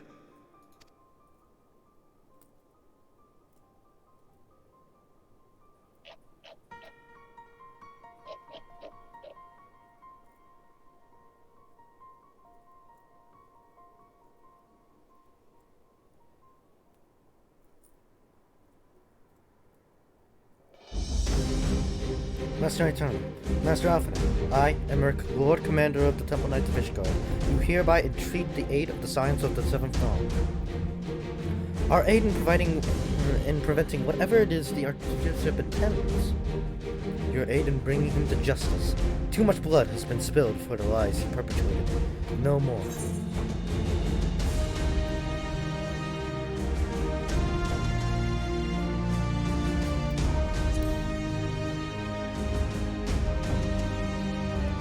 I make no claim to know the turmoil in your soul, but I implore you, sons, in this darkest of hours, pray, lend us your strength.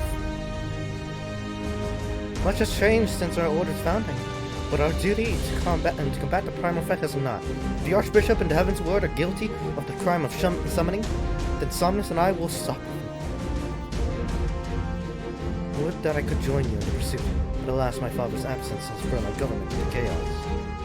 Ever since the founding of our nation, there has been an archbishop to serve as a guiding light for the masses, a force for stability to counterbalance the high house's ceaseless maneuvering. Convincing the people to recognize the truth of our origins would have been difficult even with my father's support. The road ahead is that much more fraught with peril without it. Yet walk it I must, for unity is more vital to our survival than ever. After all, Nidhogg's death did not mark the cessation of Dravanian hostilities. Far from it. We will have great need of each other in the days to come. You may ever count on my lance, Sir Emmerich. To my dying breath, I shall defend Ishgard from the Horde. If I may, Lord Commander, I would like to assist Scions in their search for the Archbishop. Somnus, Master Elfinel, pray attend me outside. Very well. With me, Somnus. I believe we have much to discuss.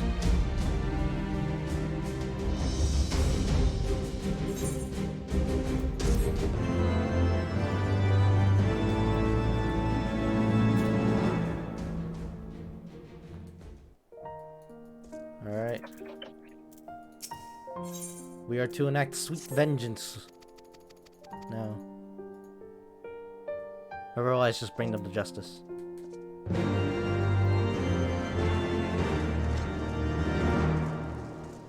But we're gonna have a ways to go until then.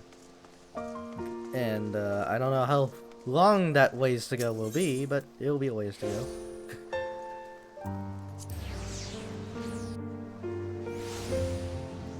Because we still have 2 other areas. They mentioned Aziz's Law, but that's the final area. And there's another area before that. So...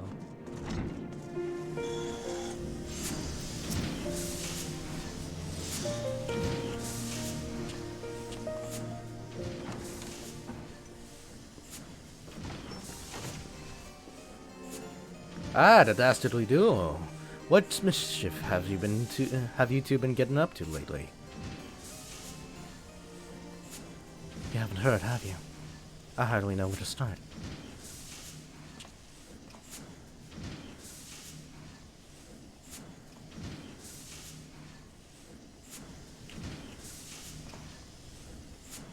He was a good man. Sid, have you ever heard of Azi's Law? The Archbishop spoke of it before he fled. No, but it's probably some source of phenomenal cosmic power that's key to his plans. From what he told Somnus, the Asians tried to tempt him as they tempted Gaius with the ultimate weapon. Even if he spoke true about playing along, I can see him attempting to seize it. As if we needed another reason to pursue him. Well, I'm convinced. The Enterprise is at your disposal. Come to the airship landing when you're ready to depart.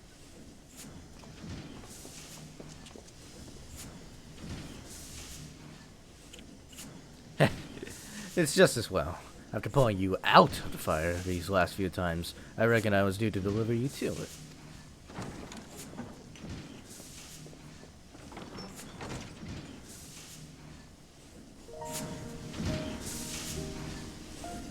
I guess we are going to Azi's Law next. I didn't think we would go to Azi's Law.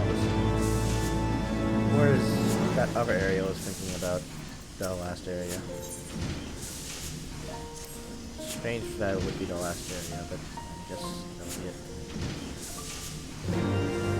There's a character here named Goku Black, and they don't look anything like Goku Black, and they also are not dressed for the letter.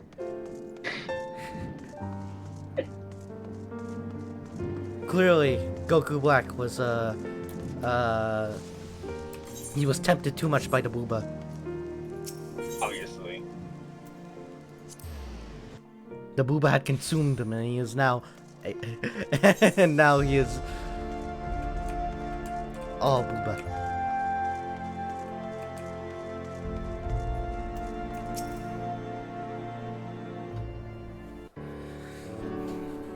The boys have been hard at work preparing for our flight, and I'm pleased to say we are ready to depart.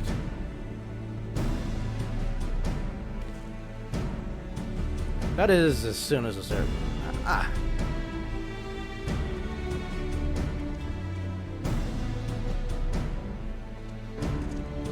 Pray forgive my lateness. Tataru and I had much to discuss. We still have no news of the missing scions, but she assures me that Uyonje and Riol are pursuing promising leads.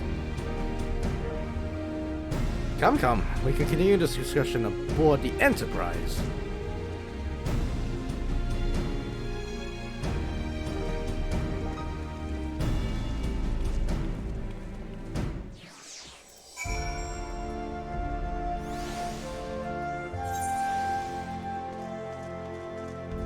Voyage. Board the Enterprise.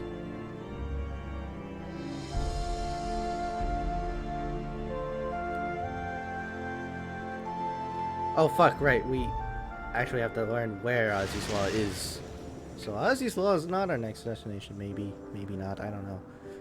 To the northern reaches of the Sea of Clouds, where countless isles yet remained uncharted. He's still narrating.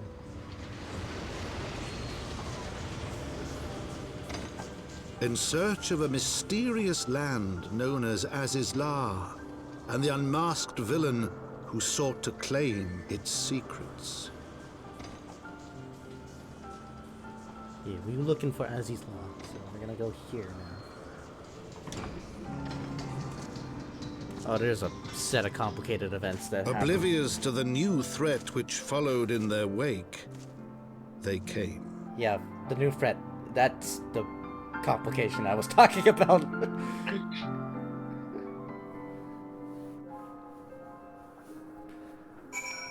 Yeah, it's not a straight shot to Azi's Law. There's gonna be a shit ton of things in our way.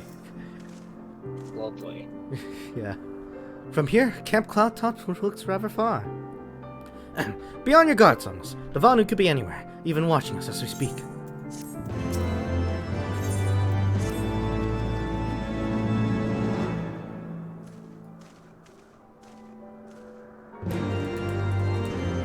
Alright. Ah, yes, Dakar! Oh, how I missed you so!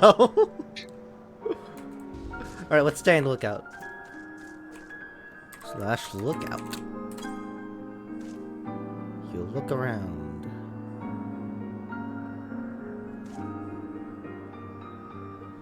We'll see. You search the skies of Soleil, but see nothing resembling the missing airship. To the north we go.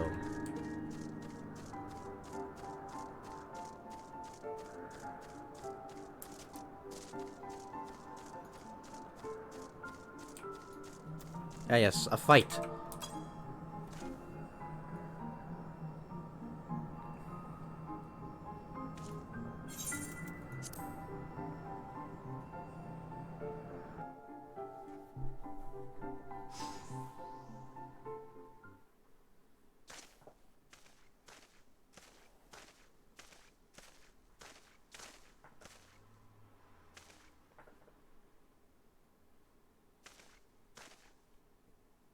Mayhap this effort was doomed to failure. Begs mercy of Neverlings! Does not fight! Does not wish to die! Was that a Vanu being attacked? But by whom?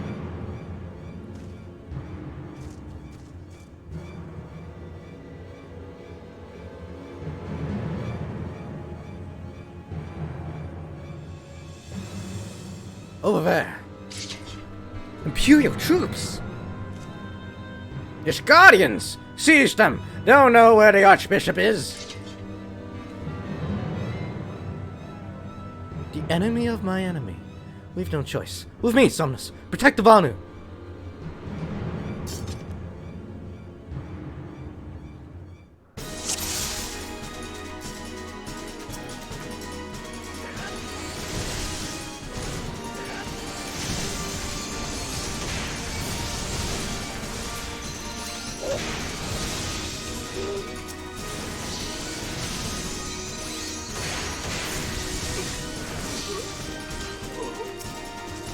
Ah, healer. I should have been targeting the healer. Thaliak, protect me!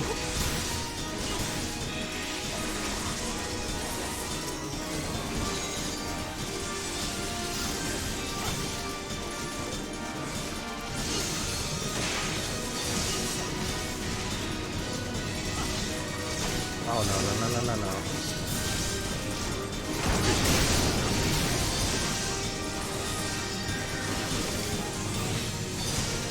Healer? Oh no, we're not having any of that.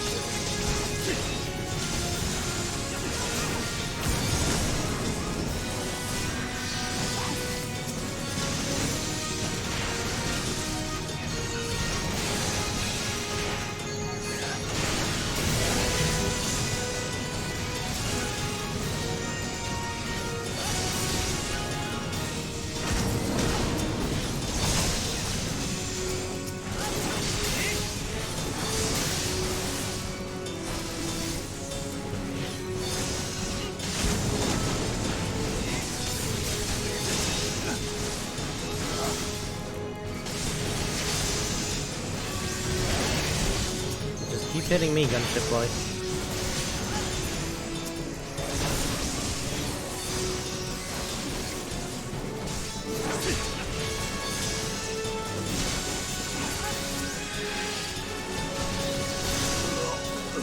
Got all of them? Yes.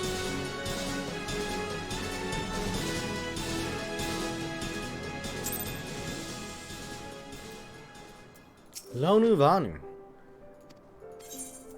As you can see, they are bird people. Yeah.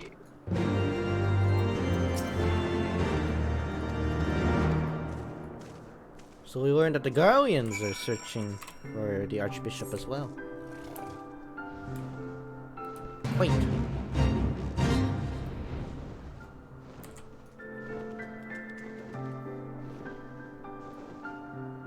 Oh, I forgot their Aphrodite crystal looks so weird.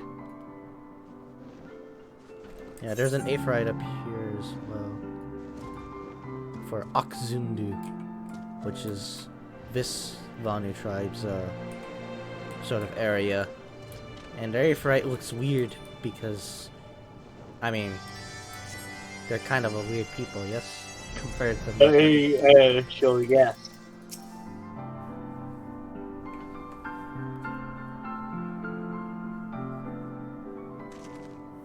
Like breeze guides leaves to rest, Come and lay down your burdens, Neverlings. Lanu Vanu throws wide arms in greetings. Behold, Akzundu!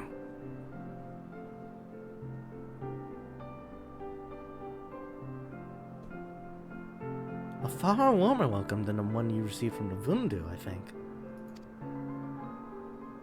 Ha! Vundu bluster and blow hither and yon. Sound and fury, like aimless gale. Eh? What unseen lightning begets such thunderous report? There you are! Did you see it? It's that damned flying whale again. The Imperials are after it. Remember Bismarck? The big whale at the beginning? Yeah. We have to fight him now. The White!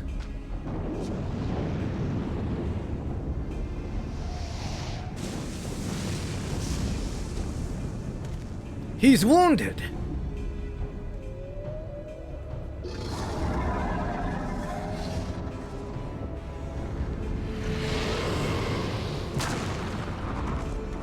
Ooh.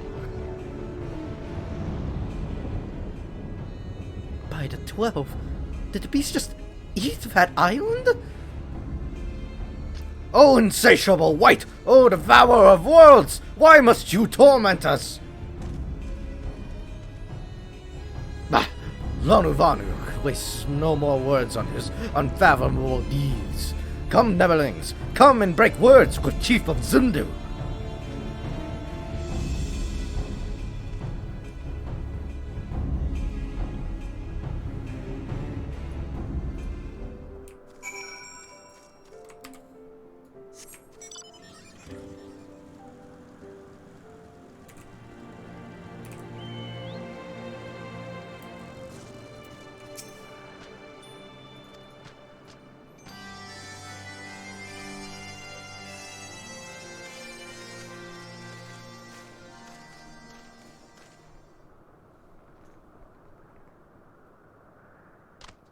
Neverlings deliver Lanu Vanu from claws of steel-shod fiends and prove nobility.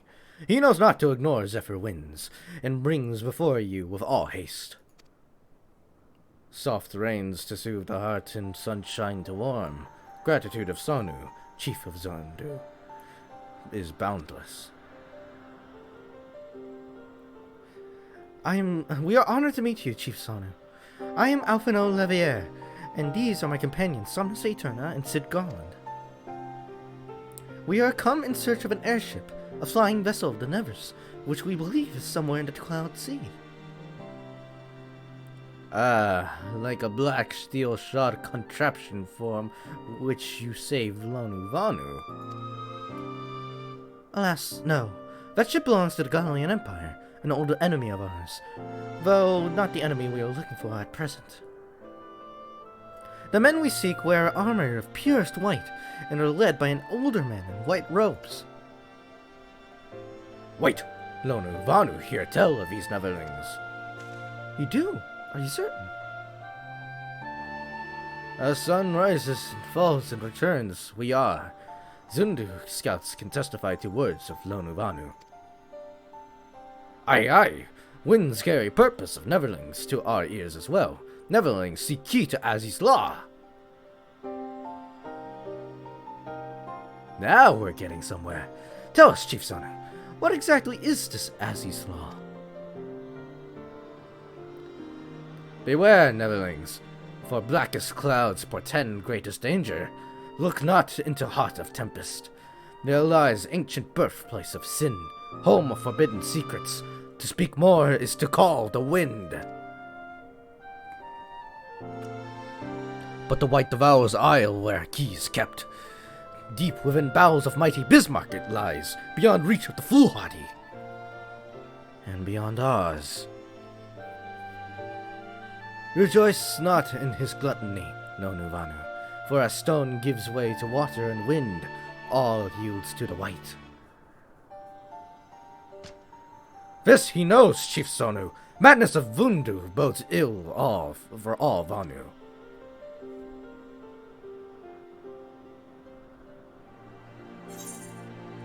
If you want a translation, Bismarck ate our only way to Az's Law. Nice.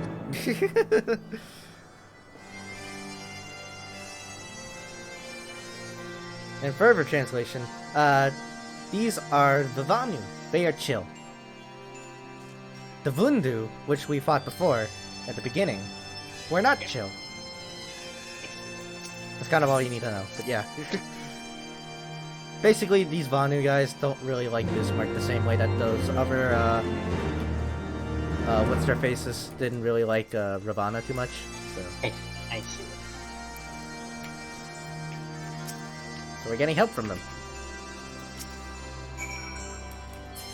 Give Kunu Valley with a bat. Right?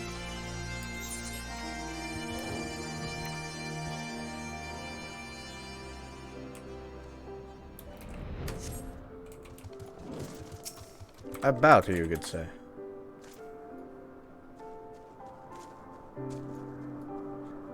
Zephyr winds at your back and sunshine to warm your brow. Traveler from below. Kunu Valley, keeper of tales, hears your words and she remembers. And she just regales the tale of Bismarck, and it's basically just Moby Dick. I mean, like, Bismarck is a thing in other Final Fantasies too, and you may be able to cross-reference. I don't know if he appears in 6 or not, I don't remember. Yeah, he is one of the guest hosts. Yeah. I don't remember him because he's the only one I don't use. Quite literally. Yeah, that must explain why I don't remember whether or not he actually was in 6. I think his ability is like a magic ability or something. I think it's obsolete because Leviathan does the same bullshit. Yeah, I think so. I remember, like, wait a moment. Doesn't just one of these do like what I could do but better? Like, I was specifically not using him. I thought him redundant. I think it's because just Leviathan has the same ability. And it's better. So, and Leviathan's, like, easier to get to, so. So according to the Vanu, the Sea of Clouds and Floating Isles were gifts from Bismarck to his people. Gifts which he has taken to eating, yes. Technically within his rights, I suppose. If perhaps a little ungenerous. Gods, eh? But what if you, Alfredo? Did you learn aught of value? Alas, no. That is, unless you have an interest in the intricacies of Vanu sky fishing. Sky fishing. You think that's funny, but at the same time, like, sky fishing is very much possible, and you do it. Sky fishing. Cannot wait for, like, the sky fishing expansion. Oh no. We're about to enter the sky fishing expansion, actually. Let's go! Remember, like I said, Moby Dick. Yeah.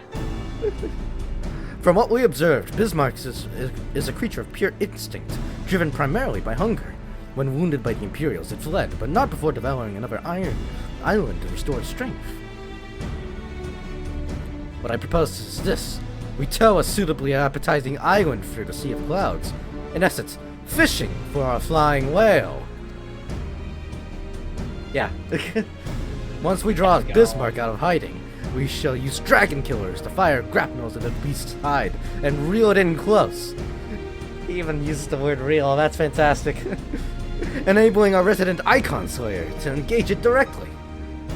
A bold plan, Master Garland, but an exceedingly dangerous one. Should Somnus fail to subdue the creature, he would almost certainly be eaten, along with the rest of your appetizing island. Whatever, my character's a fisherman by trade, let's go. Oh, he won't fail. And if anything does go wrong, I'll be at the helm of the Enterprise, ready to tow him out of trouble. I wouldn't entrust a task like this to anyone else. Nor I. I trust you have no objections to my joining you as well. Not at all. The more the merrier. Right then. It seems the boys and I have a lot of work to do with the Enterprises to be ready for our fishing trip. Well, you two need to find some bait. And not just any island, mind. I want a mouthful at most. Yeah. Alright, let's go. Mission expansion. And, like, and you think I'm joking about me being a fisherman at trade, huh? Go.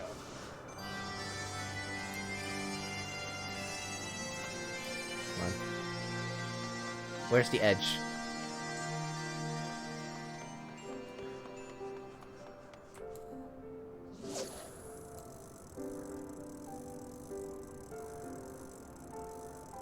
I don't think I have to. Oh, there it is. I got a bite.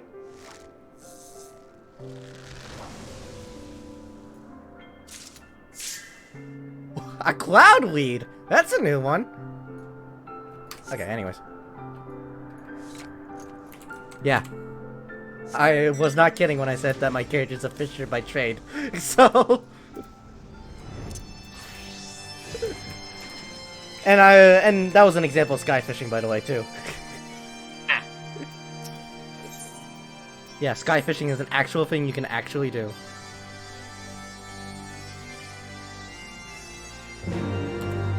But, you know, we take that concept, that basic concept of sky fishing, and we're just going to expand it by, like, I don't know, 400 times the size.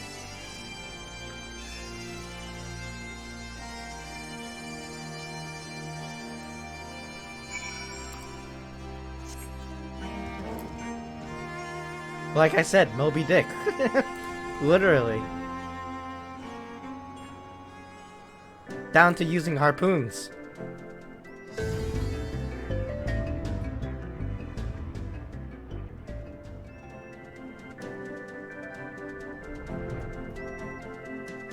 That is a pretty sunrise, isn't it? I mean, we're in the sky, so it has to be pretty, yeah?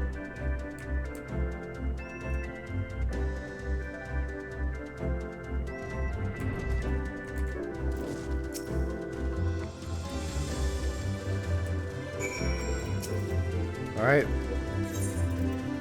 I am ready to hunt for the white whale! The limitless blue.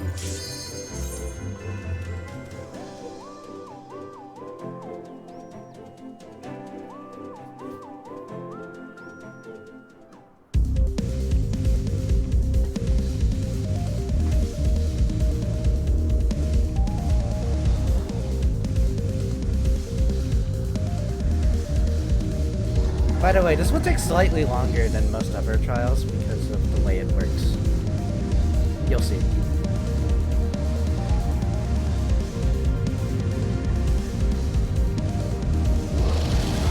Alright, there's our fish.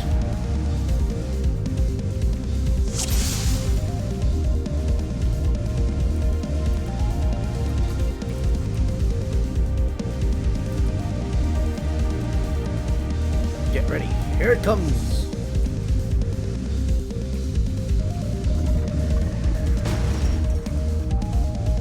Yeah, we can't attack Bismarck directly. Yeah. The only way to attack him is after we kill these ads, or protect them. Well, I should probably activate this at some point. Oh, that's not when I wanted to do that, actually. Hopefully this holds. Hold! Oh, damn it.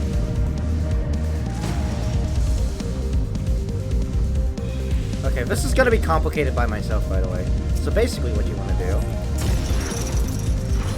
is launch harpoons at him.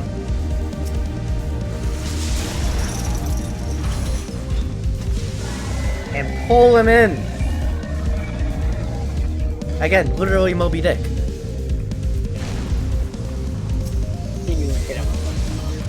And then we hit him in his backside. But he had a shell on top of him. So we had to get rid of the shell first. Then he spawns more ads. Kill these guys. Oh god. And this is probably why it's going to be complicated soloing this, because of this. They get a vulnerability down. Damage taken is reduced. they get stronger and they are harder to kill. They take longer to kill if they're close together like this. But I can't avoid it because I don't have another guy tanking in the way. But it's fine because I'm OP. Just have to put in a slightly more effort.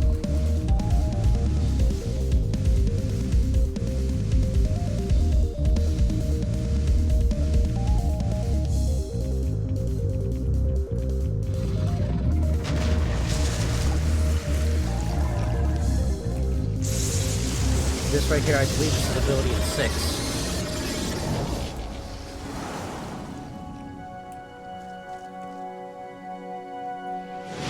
It is raining.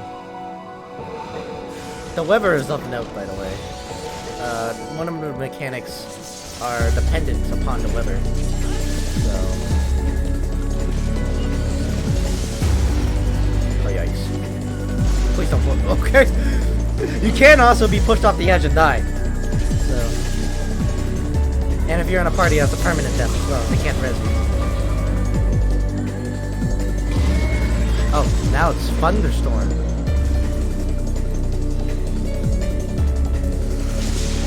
So if it's a Thunderstorm, you don't kill the Vapor Bubbles. Because that will make you conductive. And the lightning would strike.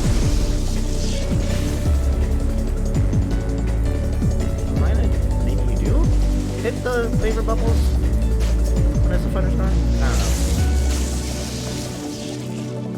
know. Whatever. Gotta get the harpoons out.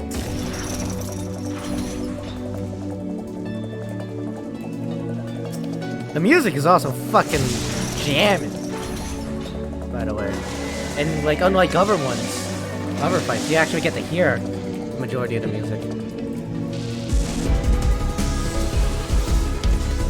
And now we kill Corona.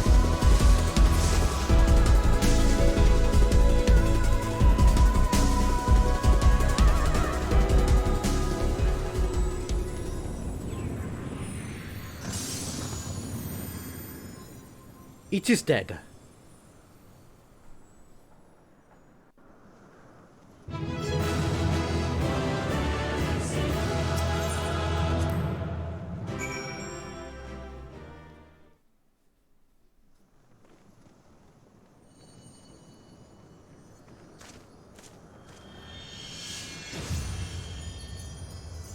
And now we have the key to Aziz's Law.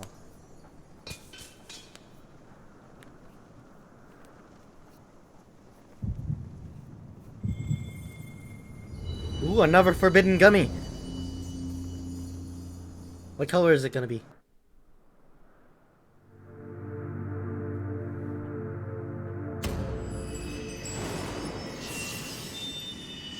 We already have blue. Unless this is a different blue forbidden gummy. Is it? No, it's green. Worry, light, beloved. Eidolon, all made one. Darkness, like to none known. Hark, receiver, blessing, small.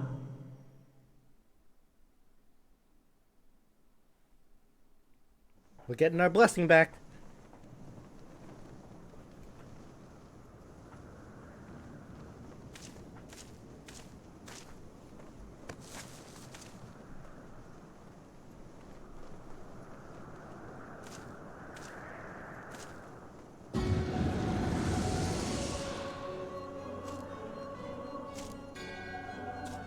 So falls the Lord of Mists, as did all others before him.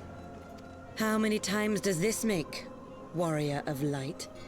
Ah, how much you have grown, far beyond the limits of mere mortals. He has what we seek?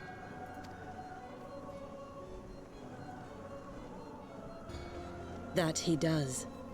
The key to Aziz's Law and the secrets of Alag.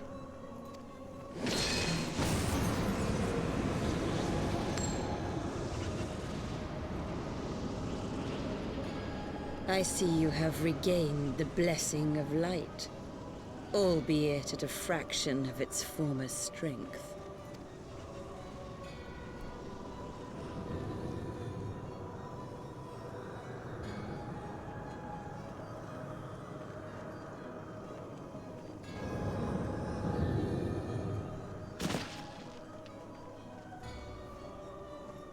My thanks to you, Asian. And to you as well, Warrior of Light, for saving us the effort of slaying Bismarck.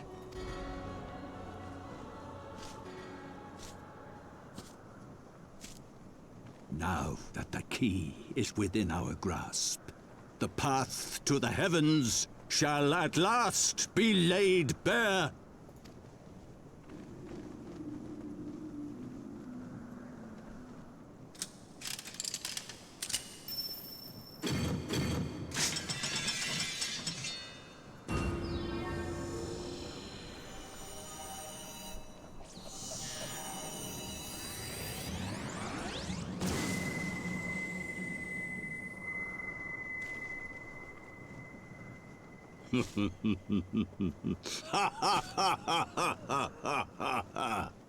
Evil laugh is evil. Ah, look, he's evil, guys.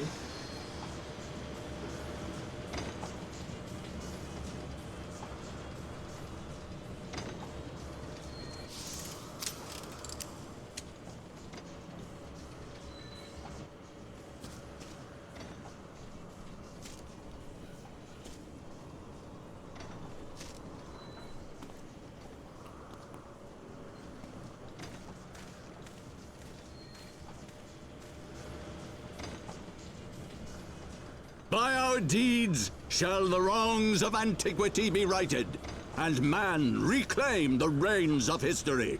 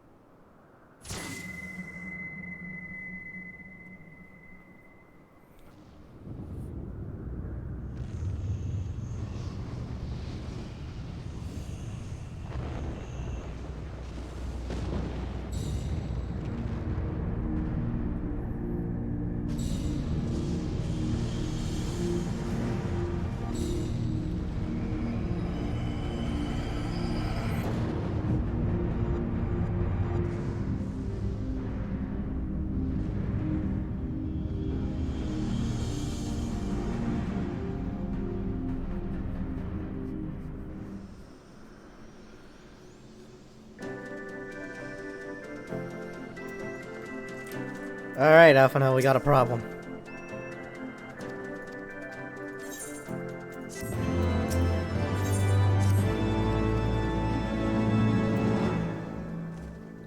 Big problem.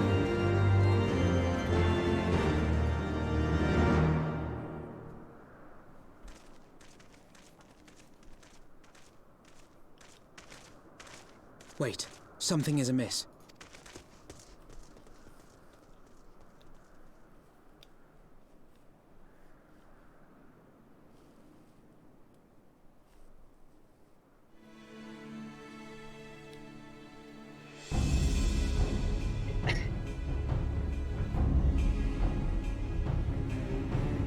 Imperial troops. And they have already secured the area. More of them. Oh my god, what the hell? Reveal yourselves at once!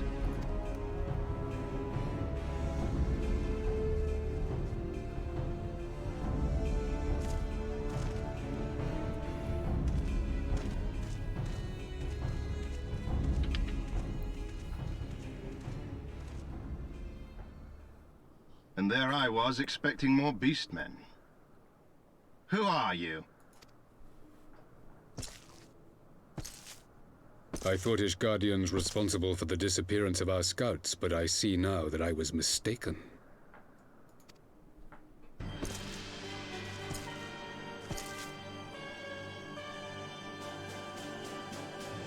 Just as Wire observed, The Warrior of Light is wont to appear at the most inopportune times. The Warrior of Light? He who bested Van Baelsar? It would seem that the famous hero of Eorzea seeks Azizlar as well. Hardly unexpected. The secrets of the Allagan's power to bind icons to their will could scarcely fail to interest the scions of the Seventh Dawn. You know as well as we what will ensue should these insatiable creatures be allowed to roam free. That their very existence threatens the life of this star. We but disagree on the solution to the problem. Genocide has ever been the Empire's favored recourse. And that is why we will continue to oppose your every attempt to claim Eorzea.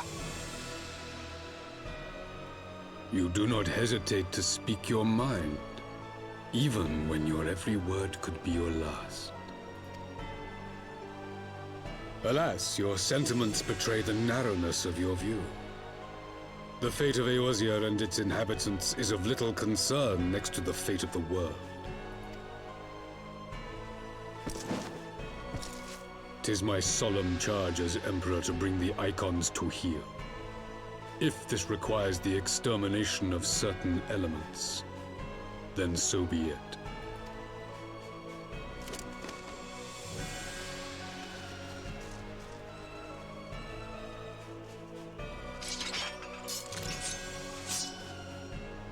No, don't! They are not his thralls!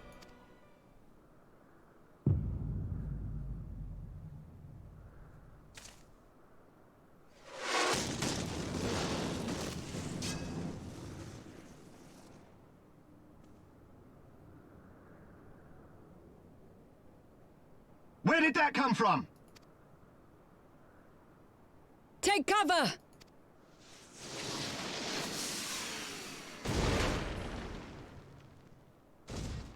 Oh, damn.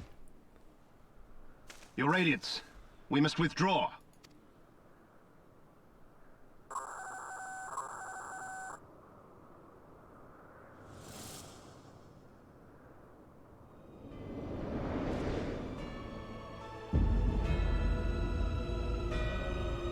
Oh, damn! Yeah, that's the thing they were talking about earlier. Another airship. We shall meet again, Warrior of Light. On that you have my word.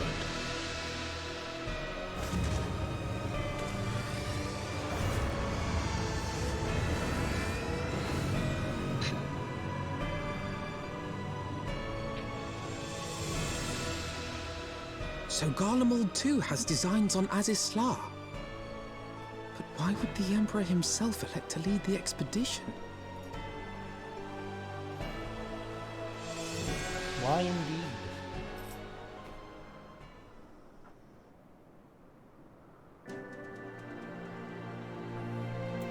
Alfino. Why? Never in my wildest dreams did I think I would stand less than 20 paces from the Emperor of Garlemald. Where's Zosgalvis in the flesh?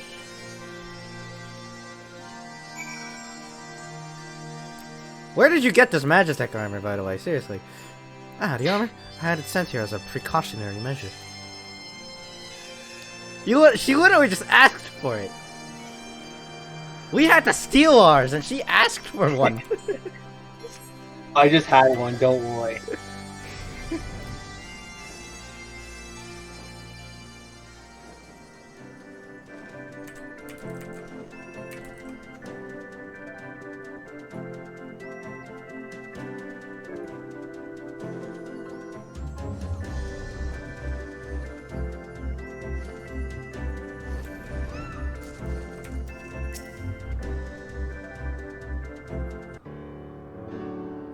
Thank the 12 you're alive, Somnus.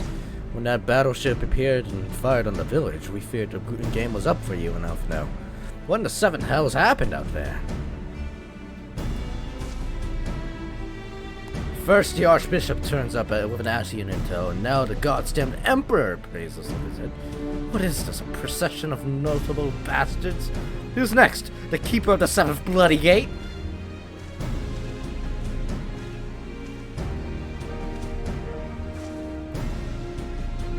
No one's so notable, Master Garland. I'm happy to report that the Zundu were overjoyed to learn of Bismarck's demise. Chief Sonu sends his warmest regards on us. There was much talk of westerly winds.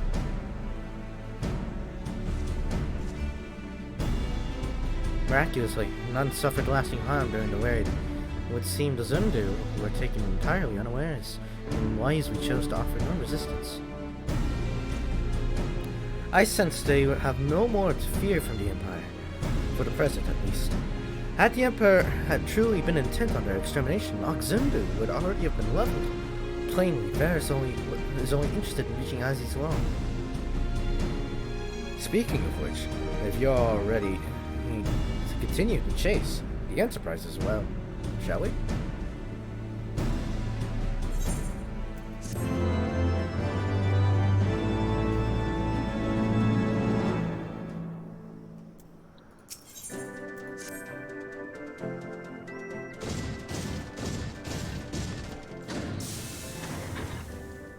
We're loading that thing onto the...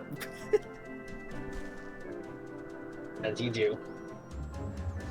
I guess there's no other way to take it, I guess. Lest you wonder, Wedge was able to calculate the heading indicated by the beam of light emitted. Wedge was able to calculate the heading indicated by the beam of light emitted by the key. If Azi's Law lies in that direction, we'll find it. The Soleil may have a lead on us, but she is no Enterprise. We'll catch them. We'll see.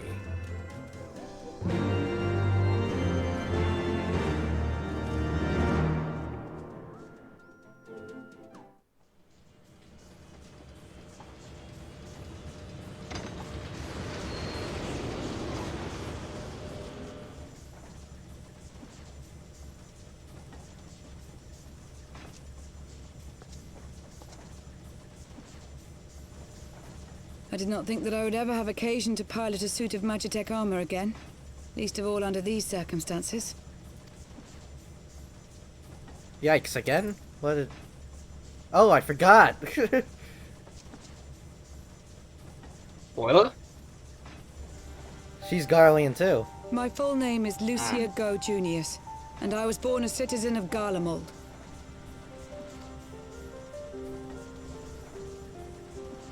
Ah, that explains it. When we first met in Ishgard, I very nearly called you Livia. Livia? Livia Sasjunius? The tribunus who served under Gaius van Baelsar? Aye, she was my sister, though we spent little time together. After our parents were killed in an uprising, we were sent to live in different households, setting us on separate paths. Livia felt at home on the battlefield and chose to become a soldier, while I underwent training to become a spy. Then, Ishgard was... my mission. It was believed that Allagan relics of great worth were stored in the vault, and I was sent to investigate. Though I was given little information at the time, I now suspect I was searching for the key we but recently lost. And then I met Sir Emmerich.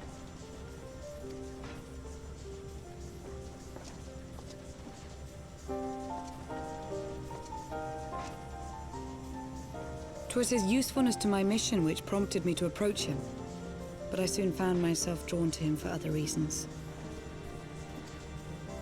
He too was a prisoner of his past, judged for his heritage as a bastard son of the Archbishop.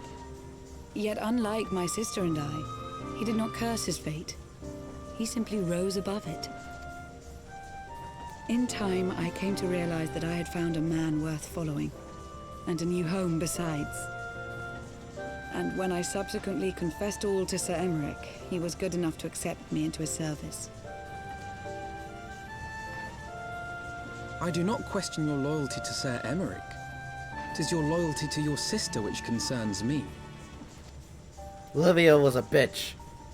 I have long been of the opinion that those who dwell in the past risk losing sight of their future.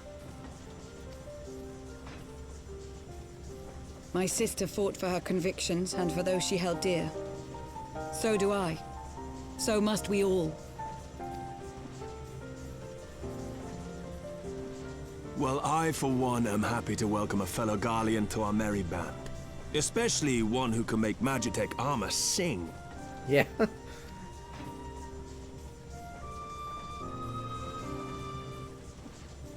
Chief, we should be getting close. Once we break through those clouds, we'll be right where the light was pointing. Right where Aziz's Law should be.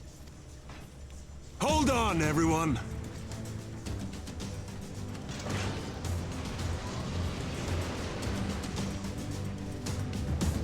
Yeah, that explains why she had a magic armor. Yeah.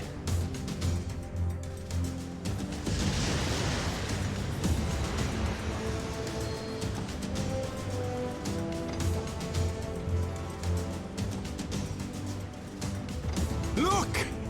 I think that's it!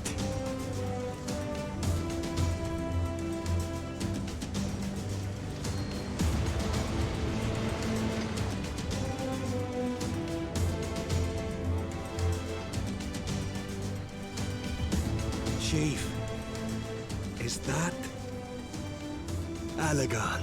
Aye. There's no mistaking their handiwork.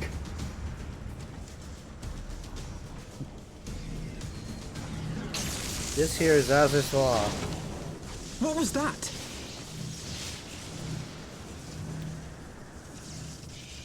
Some sort of barrier. Or else it would be if we could get in. She won't hold, Chief! She's breaking up! I've lost the auxiliary propeller! Sid, it's no use! We must return to Ishgard and find another way!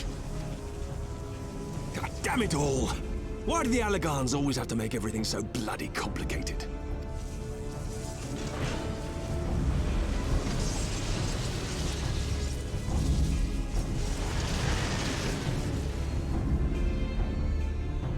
Yeah.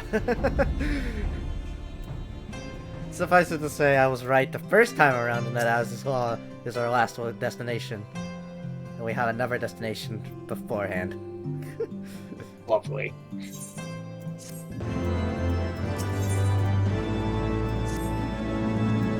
Assuming Sid is correct, I have no reason to think that he is not. But Vanu's key is required to pass through the barrier protecting Aziz's Law. But even without it, we must find a way to reach the Isle. I shall have everyone convene at the seat of the Lord Commander, that we might discuss how best to proceed. So, yeah. It's of elegant construction, as this law is. And if you recall, the Allegans are the same guys who made the Ultima weapon, so... Yeah. They did a lot. There's a they are a very significant ancient organization, not organization, ancient civilization, I mean, fuck. They're an ancient civilization that are very, very important in lore of Final Fantasy XIV, just in general.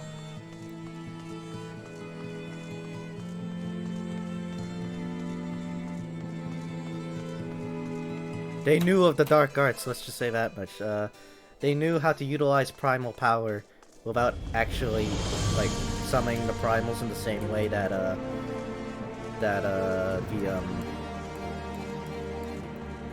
the beast tribes, summoning primals are like, where it kills the earth and whatnot. And before, they utilized it in the form of eggies, like how summoners would. In fact, a lot of summoner mechanics and summoner lore are very much based upon Allegan lore, because basically every Allegan was a summoner, so... So a lot of the mechanics of Summoner are based off of Allegan lore. In fact, in the story quests for Summoner, the way you actually learn to be a Summoner is by reading through ancient Allegan tomestones and learning how to be a Summoner through that.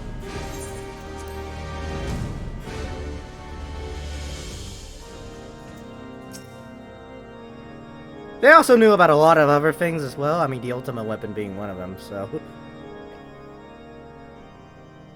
In summary, the Isle owes its lofty position to the industry of the Allagans. And we can be all but certain that the Archbishop and his cronies are enjoying the view from its top. I see. If we are to join them, we will first need to pass through the Isle's etheric barrier, which is, alas, more powerful than most. Powerful enough to make a mess of a perfectly good airship at any rate. As far as I can gather, the barrier mechanism draws ether from the surrounding environment and polarizes its elemental aspect to produce what is, in effect, a wall of lightning. It seems plain that without the Vanu's key, any attempt to reach the Isle will end in failure. Alas, the key was careless enough to leave without us, and I don't think the Vanu keep a spare. Master Garland, based on your experience, is there no other way that we might breach the barrier? Well, in the past, we've beaten similar barriers by nullifying them with elemental converters. But the one we're up against this time dwarfs aught we've encountered before. The Enterprise simply isn't large enough to bear the requisite amount of crystals.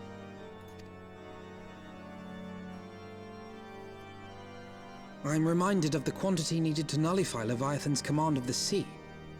A veritable mountain of crystals that could only be borne by lashing 2 galleons together to form a twin vessel, scarcely able to propel itself, much less fly. That said, we're not without options. If it isn't feasible to nullify the barrier, we might try piercing it. How? We create a ram of condensed ether and mount it on my ship. There's just one problem. I don't have the faintest idea how to build one. It's going to take a true authority in the field, I reckon. Would that the Archons were still with us. But yesterday evening, I chanced to find Mistress Tataru in unusually high spirits. Assuming I understood her excited ramblings correctly, she has acquired a clue, pointing to the whereabouts of one such individual. An Archon? Truly? Ha! Fortune favors the righteous, eh? Well then, let's not waste any time. While you go and look for our missing friend, I'll work on modifying the Enterprise. Her hull will need reinforcing to bear the punishment, not to mention a mount for the ram. Just you wait, my pretty. By the time I'm finished, you'll be an airship reborn. Ah, get it? You don't? No. An airship reborn, a realm reborn? Oh! Yeah!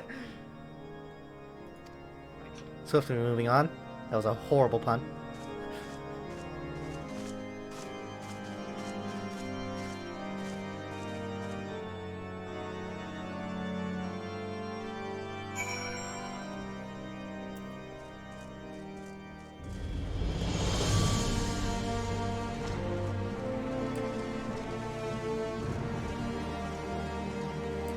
Ah yes, another fat chocobo. It's a heavy hatchery. You see, it's fat. Very, very fat. It's a chicken nugget.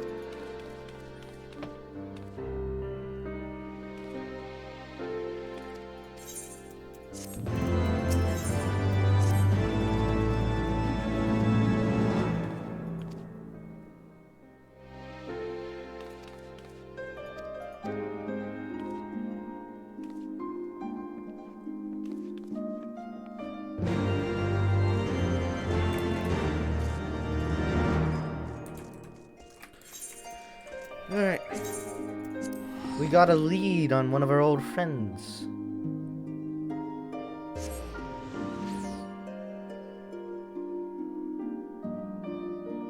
Who might help us with building a ram. Oh! Oh, this is gonna be good.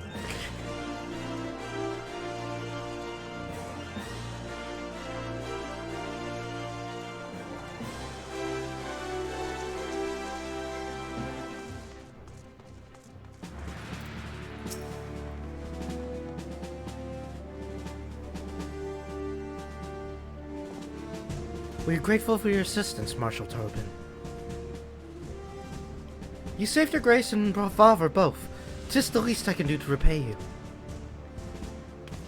Forgive me my impatience, Marshal, but your missive mentioned a discovery? Yes, of course. As per your request, I had my men scour the waterways. Almost immediately, we encountered a difficulty. An entire section of the tunnel has collapsed. With the mineral concern's cooperation, however, we were able to remove the rubble, which yielded the battered bodies of a dozen crystal braves. Go on. Be at ease, Master Malfno. Your friends are not among the deceased. That alone is cause for hope. And then there's this. You stole his wand! I had assumed as much. If I may, Marshal.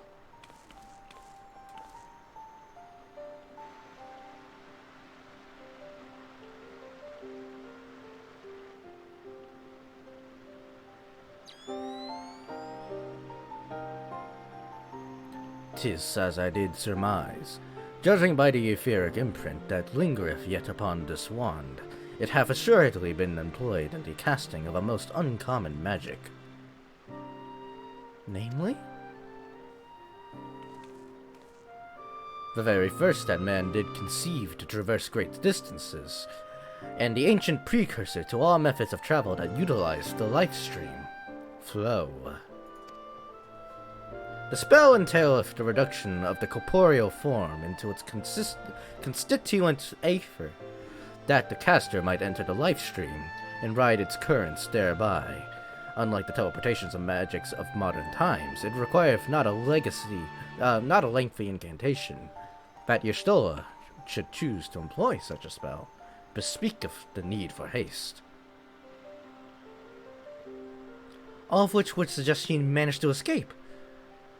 So yeah, what happened was that Y'shtola used a last-minute teleportation magic. Very last minute. She casted a very powerful holy spell to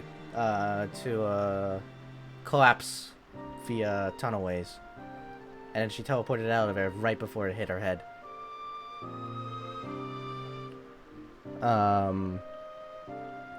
Also, yes, the live stream is a concept in 14, which makes the Final Fantasy VII weeb in me very, very excited. Because, obviously. Would that it were so simple.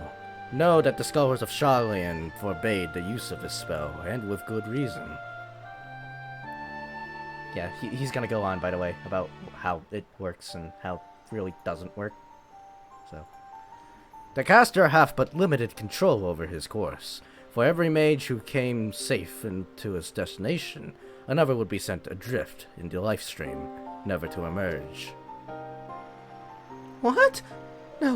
No, you can't mean...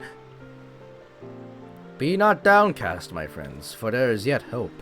'Tis like that Y'shtola's passage hath left traces in the life stream. Could we but follow these form to the point at which the magic was invoked, we may yet find her. To the sealed excavation site, then. Our thanks to your aid, Marshal. Do not mention it. I shall pray for the Lady Y'shtola's safe return. Yeah, this will be good.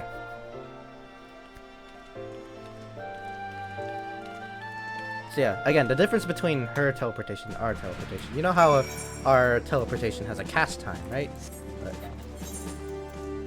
So, it has a cast time like this. About, like, 5 seconds.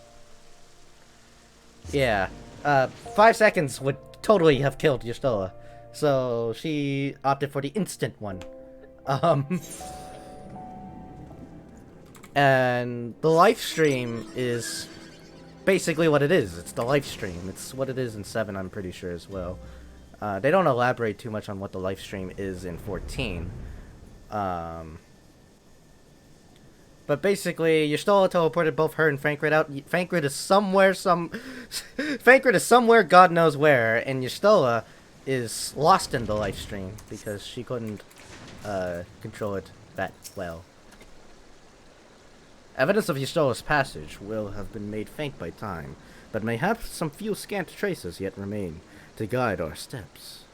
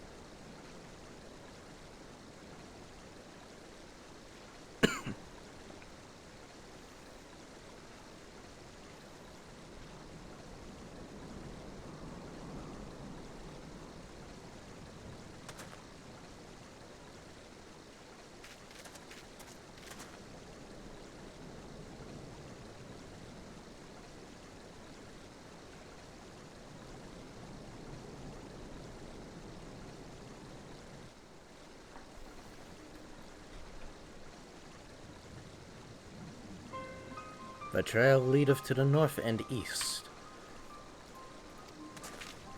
and unto the bosom of the Heavensward. Are you certain?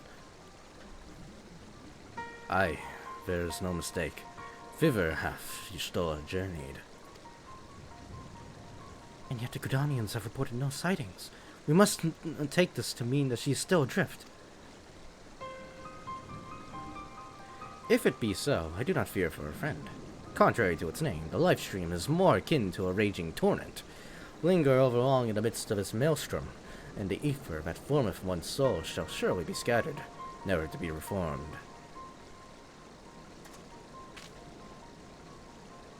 We have no time to waste. Urianger, pray explore all possible options for reversing the effects of the forbidden magic. Somnus, Tataru, we three shall press on to Gridania and petition the Elder Seedseer's aid.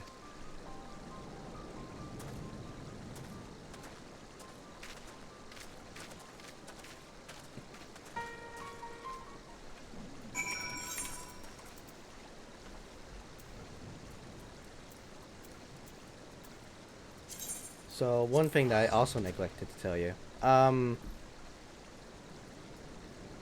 We're about to meet Y'shtola's sister.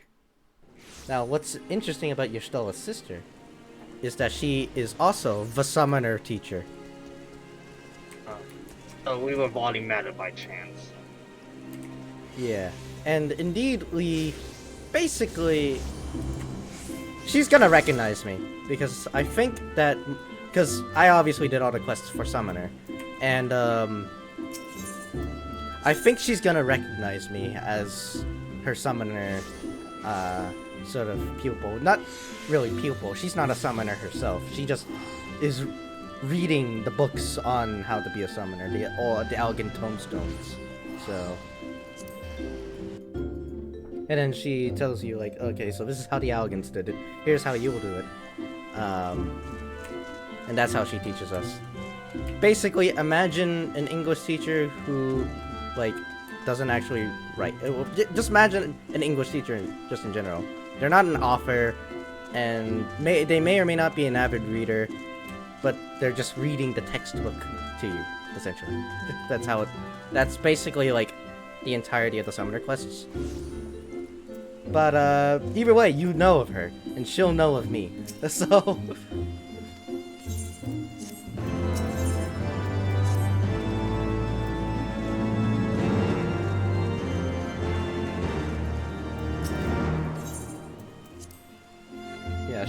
She'll recognize me because I've done the Summoner quests. I believe, at least. I don't know. I don't know how unique the dialogue is, but... And, by the way, saying that she's Y'shtola's sister is not really saying too much because, like I said before about Mikote, Son Mikote, lore, like, Y'shtola probably has, like, 50 sisters. So...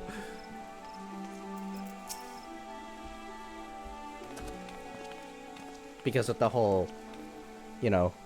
Nun and harem system. So.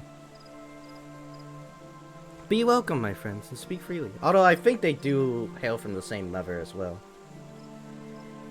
But I'm not too sure. They definitely have the same father.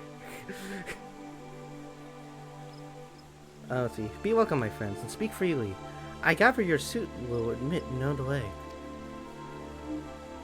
It will not, my lady. Pray forgive the abrupt nature of our request, but it is a matter of life and death.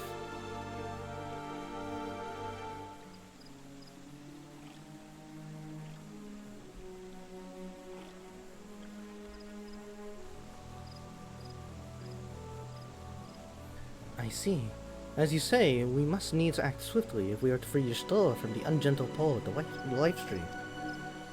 And as you have surmised, we cannot do this unaided either.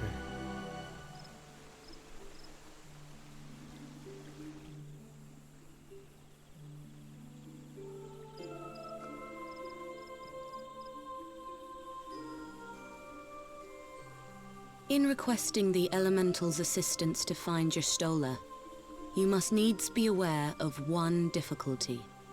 A difficulty born of the fundamental difference between man and Elemental. That being? In perceiving the world around him, man relies upon senses such as sight and sound. For the sake of convenience, he gives names to such things as are near or dear to him. Being formed of pure ether, however, such concepts are foreign to the Elementals. Instead, they perceive by observing the ebb and flow of the energies of life.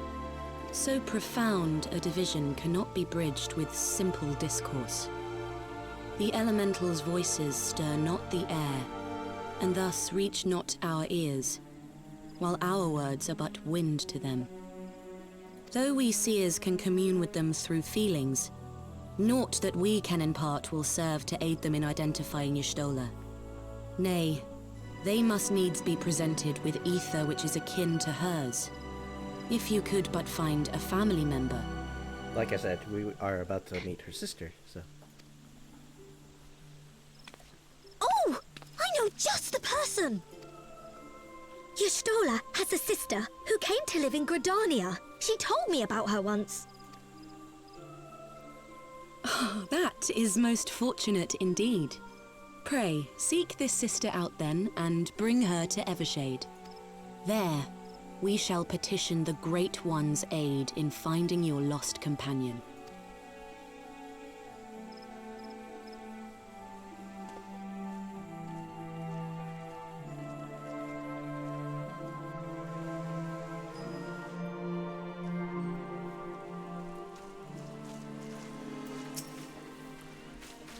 Yeah, her name is Ymitra.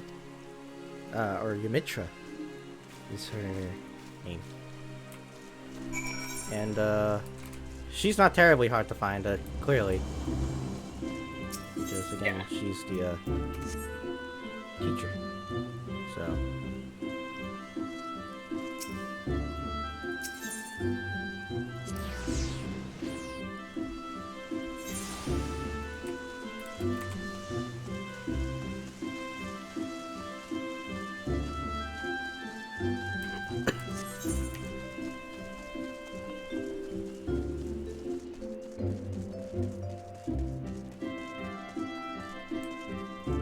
I wonder what the different dialogue is, because, I didn't level summon her yet by the time I got to this point in Heavensward originally, so I wonder what her unique dialogue is. If she has unique dialogue, that is.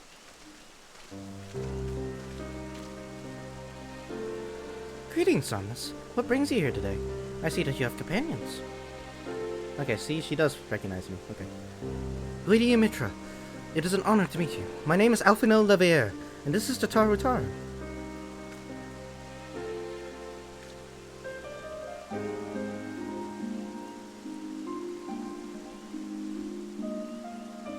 So you're my sister's comrades in the Scions of the Seventh Dawn.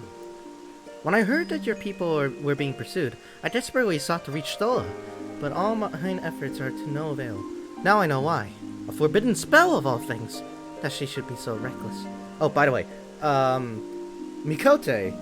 So, Mikote naming conventions, they have the letter of their tribe, apostrophe, then their given name, right?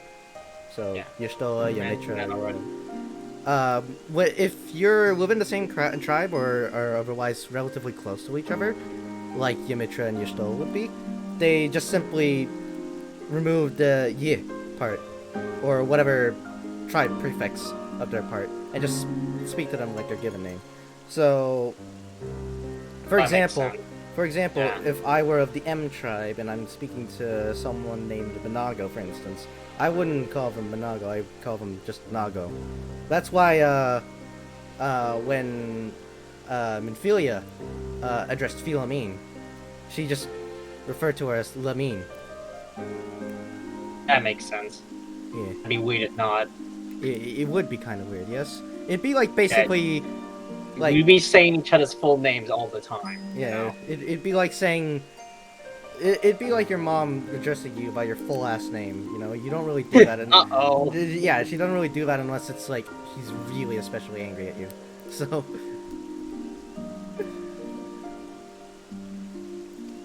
but yeah.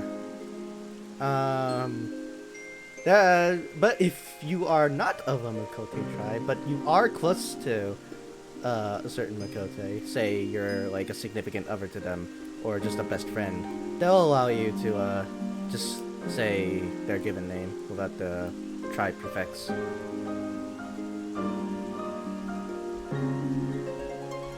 Again, it's completely different for Moonkeepers, because Moonkeeper nomenclature puts the apostrophe different, because Moonkeepers don't have the same tribe system as the Sun Seekers do, so they're different.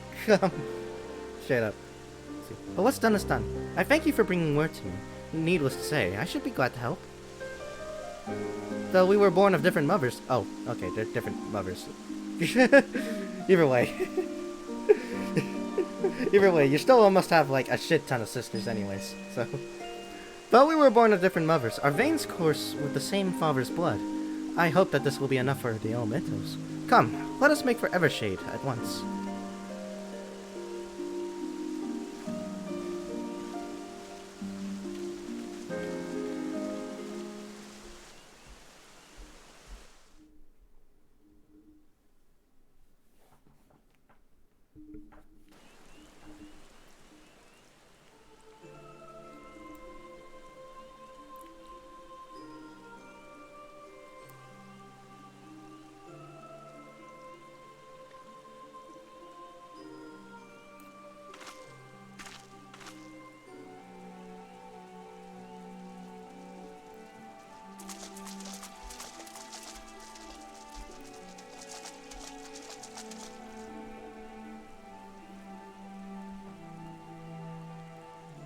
Let us begin.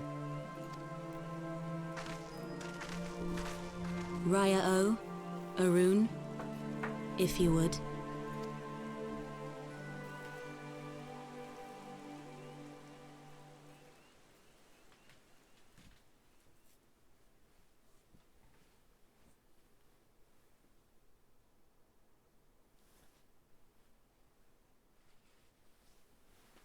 Hearken to me, O great ones.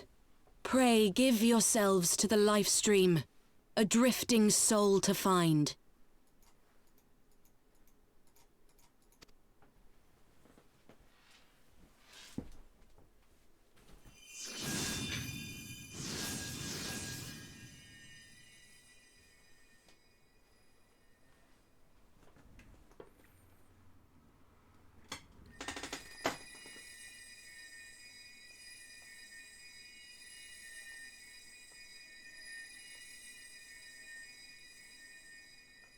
Please, Y'shtola.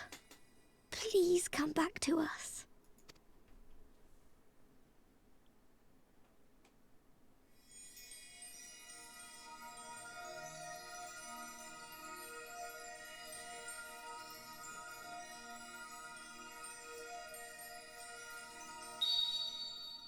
There. Now!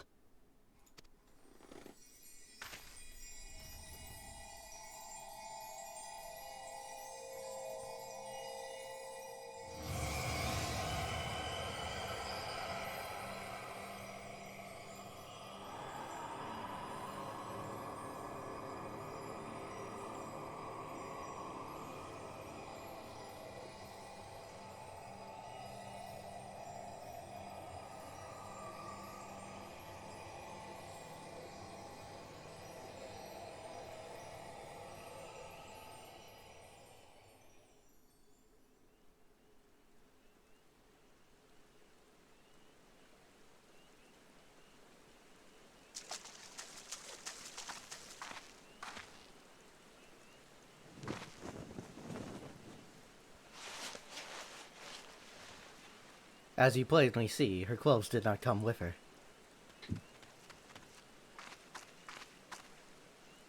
Awkward. Yeah, it kinda is. You don't want to know how many times I've seen the scene because of that.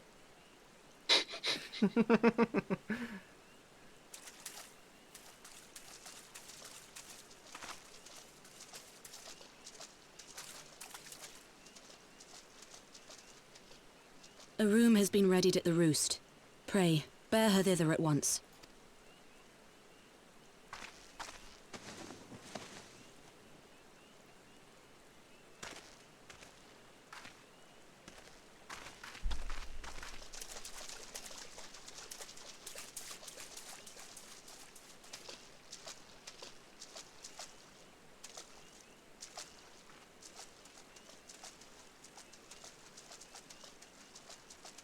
All that remains is to pray, my friends.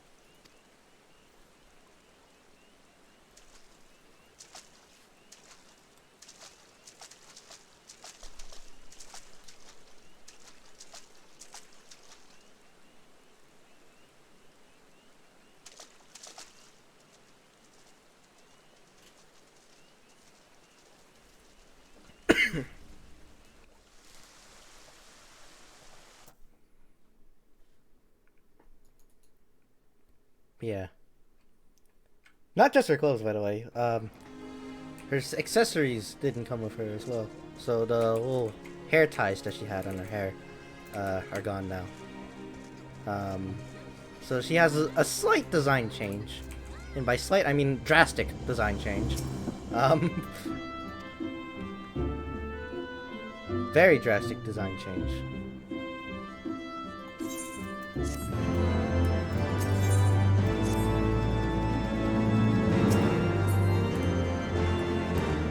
But we gotta make new clothes for her. So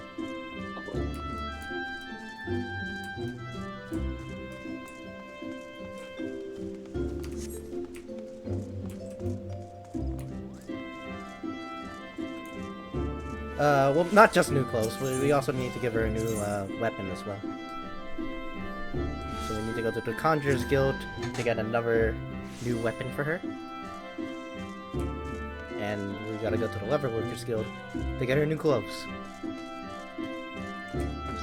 Because, it's kinda like a batteries not included type of deal.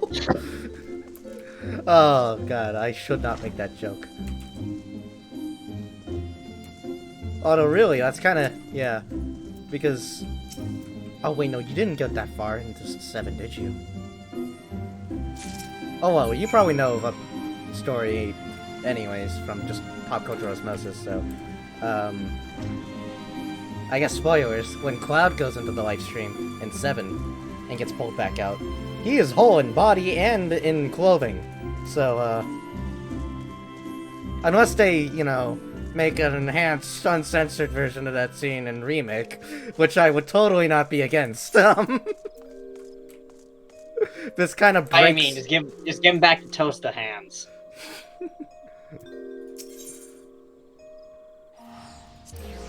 Anyways, yeah, Cloud comes out of the live stream full with, body and toaster hands and, like, clothes and all. Weapon as well! All his equipment, all the materia you gave him, even though, like... So yeah, this is already kind of different, the way it works. Is what I would say if there wasn't another character that enters the live stream, maybe, potentially, that could be a spoiler, who knows? That there might not be another character who goes in the live stream and we pull them out in a similar way and they come out with all their clothes and weapons and materials and equipment intact. So, yeah, clearly this was all just for fan service. That whole entire last scene was just for fan service. And lest you mistake, it is a nude model under there. It's not a model with the underwear. So, it just not with the genitalia, of course. But, you know, built like a Barbie doll. But at the same time, yeah, it's not... Because, like, when... Yeah, built like a... Like we're going on this point still. Yeah, because like if you go like all small clothes, take all your clothes off as your character, you still have underwear, right? But your Stola did not come with that, so... I know far too much about that, the intricacies of that scene. Way more than you possibly should know. But alas, I am one of the dreaded Y'shtola stimps, so... Of course I would know entirely too much.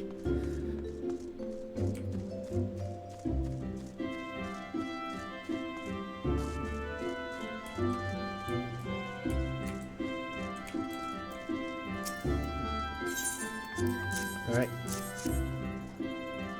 Cloves and a staff. Wand? No, it's a staff. No, it's a rod. No, it's a staff.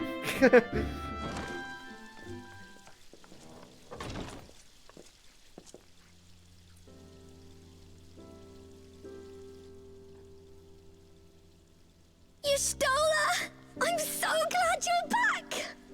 Oh, her eyes are grayed out because, I mean, I think, you know, or could tell.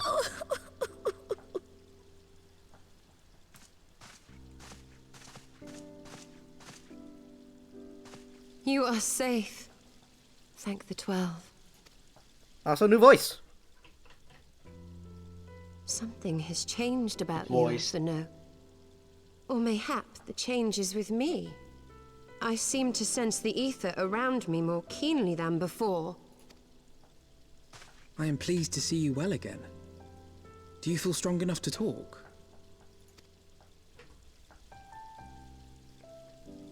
Worry not. I am well enough.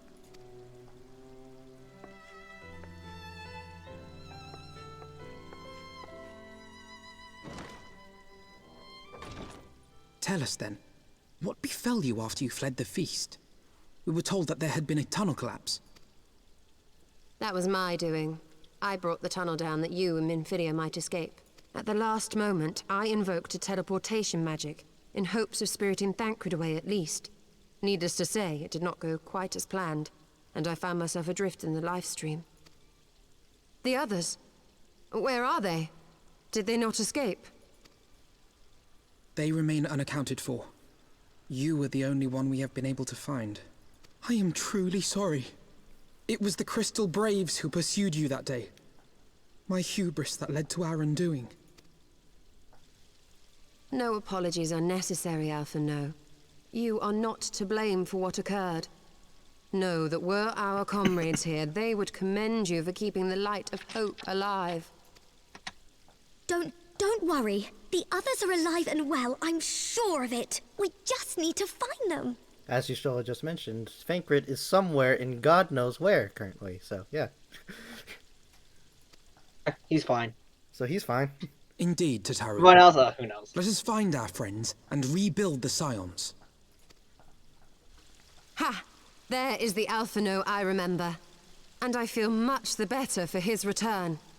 'Tis time I arose.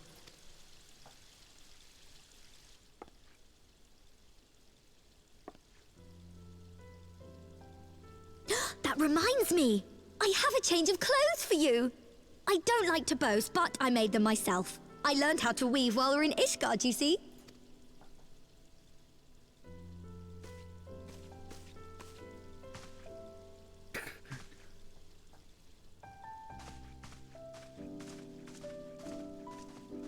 So, two things.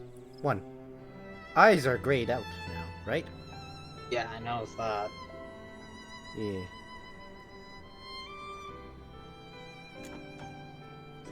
So how's the live streams doing? Or the teleportation spell? Yeah, remember how Cloud's eyes turned green? Think so. Yeah, that's the live stream's doing. Lovely.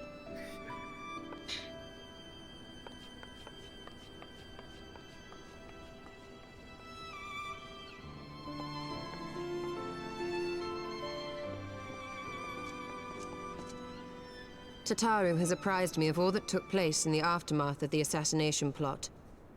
It would seem I have been away for some while. Yes, much and more happened during your absence. At present, we seek to follow the Archbishop to Azisla. And you want for some manner of etheric ram to pierce the floating isle's protective barrier? We do.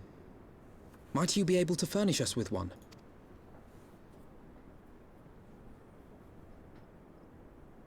A means to prise open a hole in an Allagan barrier. And one large enough to admit an airship, no less. Nay, I lack the knowledge to devise such a weapon.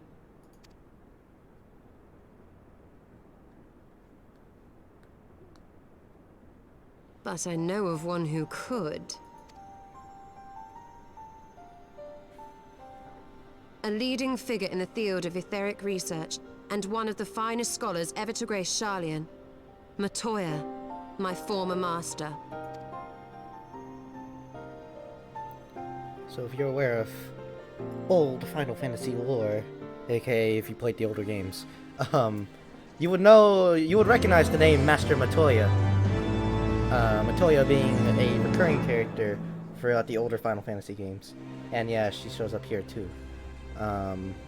Similar to Cid, but not as prevalent because they quickly dropped the high fantasy aesthetic very soon. So, and Matoya has always been portrayed as a witch of some sorts. So, obviously she wouldn't be in 7, 8, 10, 12 is questionable, 13 obviously not in there, 15 obviously not either. But she was in everything else. So a couple things. Y'shtola's eyes are grayed out. Is the live stream's doing, yeah, but more specifically, it's because she's blind now. Because of the live stream, she's blind now.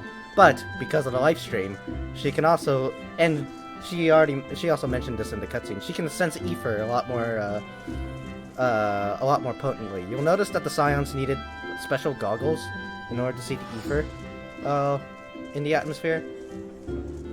Where that's just Y'shtola's natural vision now. So, yeah, that replaced her normal vision with that of sensing ether. So if we look upon lifeless, etherless matter, she would not be able to see it at all. Whereas if we look at something that is comprised of pure ether, strong enough to have a corporeal form to us, she would see it perfectly. And for everything else, and for everything in between, she would just kind of see, like, soul blobs. So.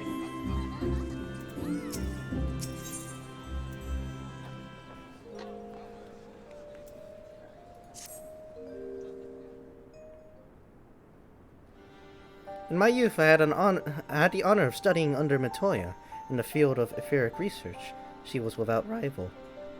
Fuck.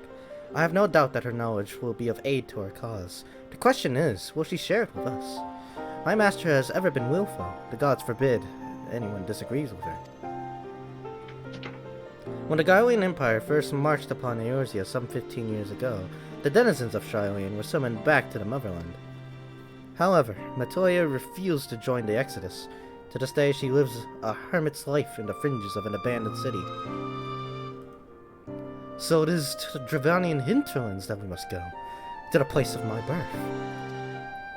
Well, Alize and I were born in Sharlayan. Our days were short. We remained only until the exodus, and I have not returned since. Oh, so it's to be a homecoming then? Yes, as fine a reason as any to go to Sharlayan, and it would afford us the opportunity to pay my master a visit.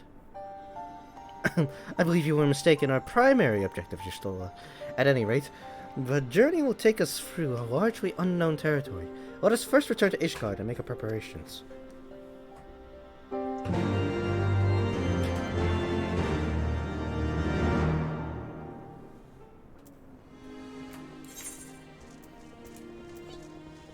So yeah, we're going to where Y'shtola, Alphinaud, Alize, and a few other of the mages and the Scions trained for their magic.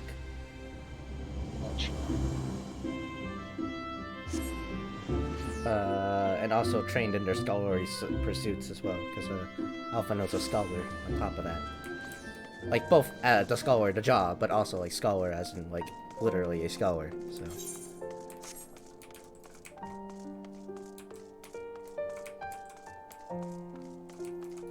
Them short shorts are not gonna do you any favors, girl. Shyolian is situated in the Dravanian hinterlands. To get there, we must strike west and traverse the breadth of Dravanian forelands. Make no mistake, it will be a grueling journey. The party shall be comprised of Sonus, Y'shtola, and myself. Tataru, pray pray remain in Ishgard, and continue the search for our missing friends. So we're gonna go to Shyolian by way of the Dravanian hinterlands, by way of Dravanian forelands, which, trust me, it's a lot less complicated than it sounds.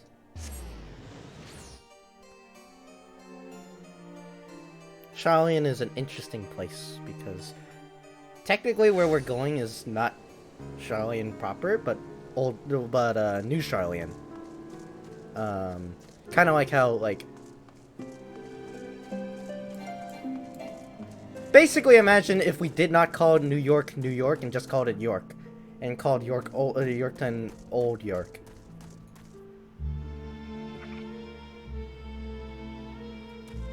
Or like how people from New Jersey just call it Jersey, you know?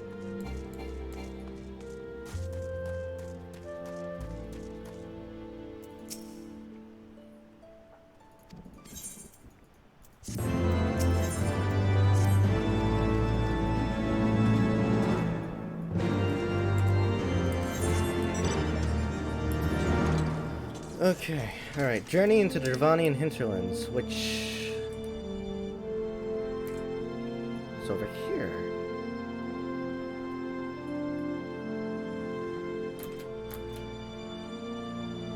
I'm gonna auto-run this and I'm gonna use the restroom. If I run into a wall, screen.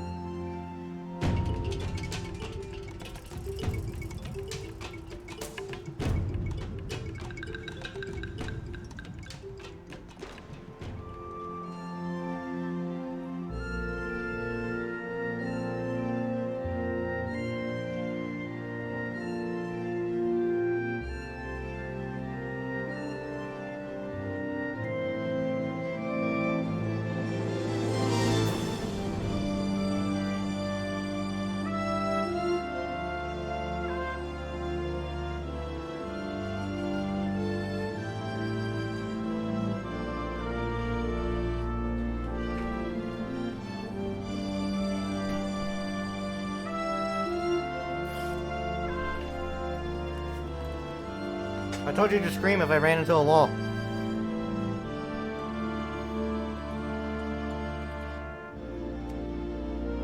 Ah, he's muted. Did you go use the restroom too?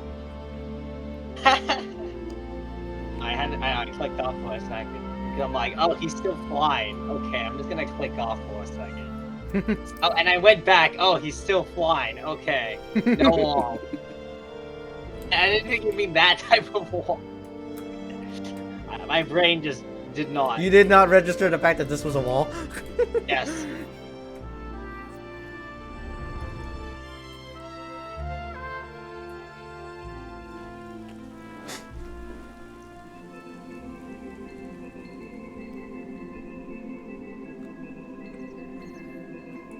To the Thaliac River, where to the melted snows of Abelathia's spine eventually find their way by means of 1,000 silver streams.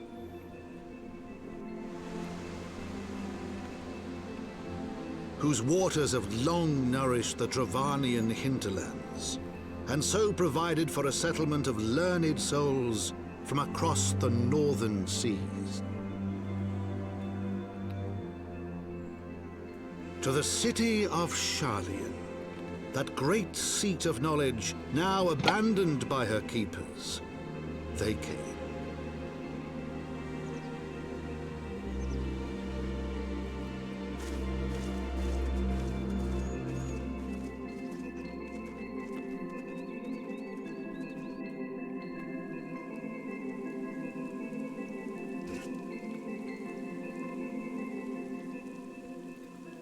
again, Australian is, imagine if they just called New York, York, and Yorkton, Old York, instead. Yeah.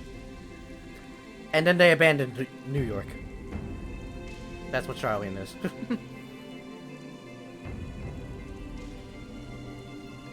Because we're gonna go to Old Australian and Endwalker. Which should, by all rights, be Australian, this be New Australian, but yeah.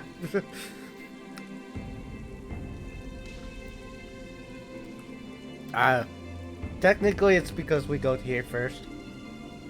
And that's why we call it Australian and Old Australian, Old Australian. Yes. But yeah. Matoyo dwells on the far side of this Faliak River. Let us search for a crossing. By the way,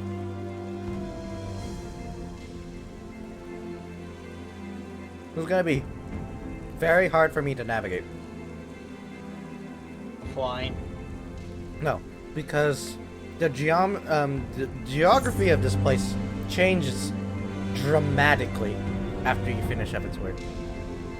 Not because of anything that happens in the story itself, but because of the raid series. The Alexander raid series. This is barely a spoiler, by the way, because we're never exploring. We're never talking about it ever again after the post-credit scene of Heavensward. But basically, remember the Alexander summon? Yeah, he's a raid series in this game. We go inside of Alexander and fight him in this game. And the reason why we go inside of him to fight him is because, see this big bubble? Yeah. Alexander's about the size of this big bubble. Monkey boy. Yeah.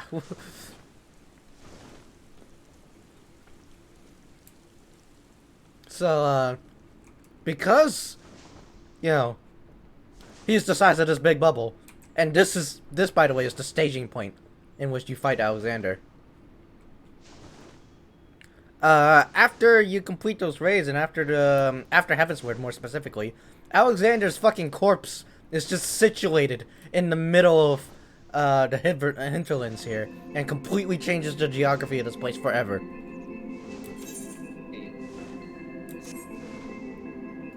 So it's gonna be a new experience for me to fly around here.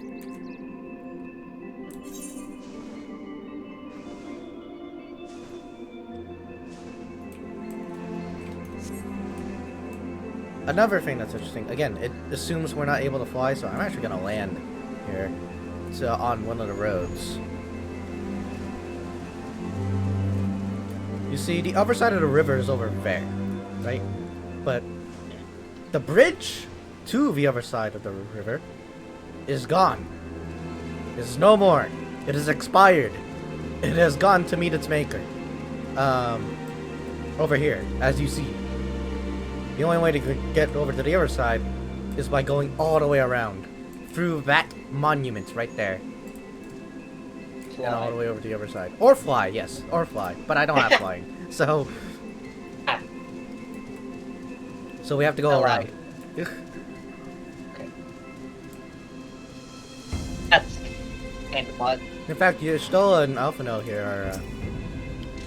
mention it. The bridge ahead is collapsed. I'm afraid we shan't be crossing there. But worry not, I know another way. See you, the towering structure up to the north? We should be able to cross there. Yeah. This towering structure, by the way, is sort of the capital place... Or, yeah, Charlene is already a city, but, like, sort of like the monument. You know? The big monument. Like how Seattle has the Space Needle. Or Washington, D.C. has the Washington Monument. It's basically that.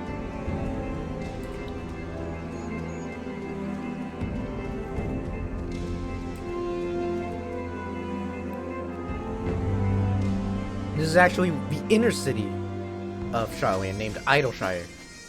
And it is pronounced Idleshire, not Idleshire, not Idleshire, or anything like that. And I only make fun of that because our FC leader cannot pronounce the name of this place for the life of her. Oh boy. So relatable.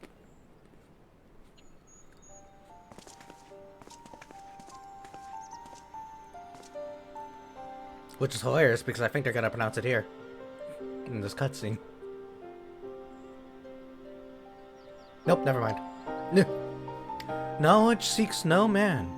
So says the motto of Charlene engraved upon yonder stone. The meaning is simple. It falls to us to seek enlightenment.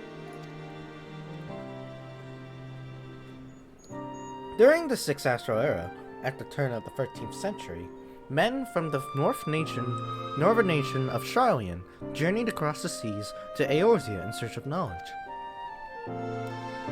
Upon arriving at these shores, they established a camp for their scholarly endeavors.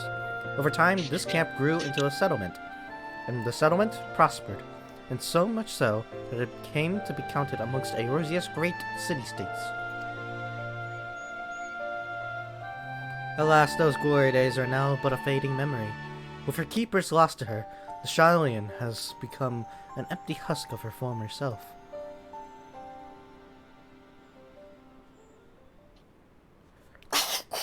Uplander is mistaken. Charlian has new keepers, is on a cusp of a new age of glory.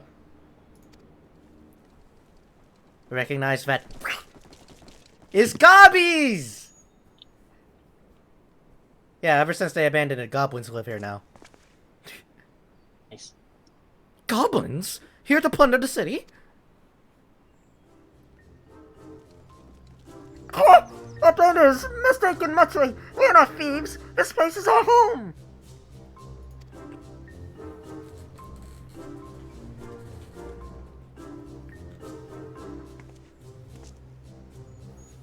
Your home? Your home? When last I looked, it was mine and Elfnos. We were born here. When Uplanders abandoned city, Uplanders gave up claim. Born here or no, Uplanders are trespassers.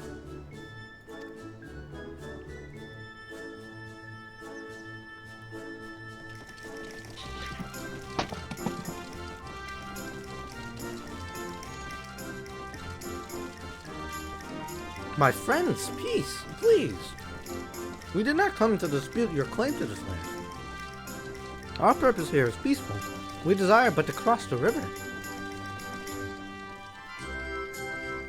Be calm, I beg you, and let us speak like a civilized folk that we are. Surely we can come to a mutual understanding.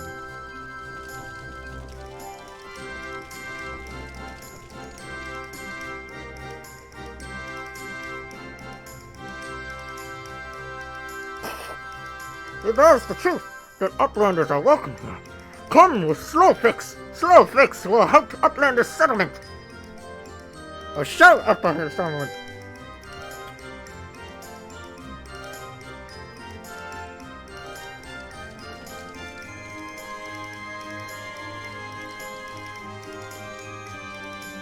Goblins are always goblins in this universe. They are a very particular set of people. They're adorable in this game.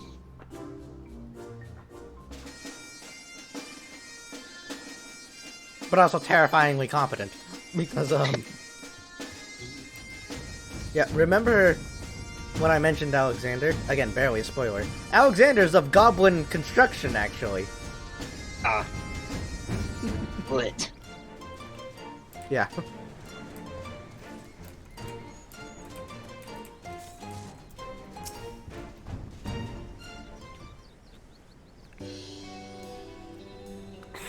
Here is the heart of settlement, name of Idleshire.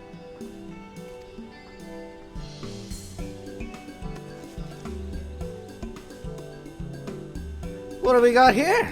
Yes. Greetings to you. I am Alfredo Leveilleur, and may I introduce my companions, Somnus Eterna and Y'shtola. We have journeyed far in search of a friend, and seek to cross the river. But finding the main bridge collapsed, you went looking for a detour, and ended up stumbling into Slowfix and his crew. Is that right? And it's the short of it, this place, Idleshire. I came expecting a ghost town. Suffice it to say, I'm surprised to find it so alive. Well, with all of them precious artifacts lying around, 'twas only a matter of time for treasure hunters like me to move in. But we weren't the first to arrive, neither. By then, Slowfix and his gobby friends were already settled.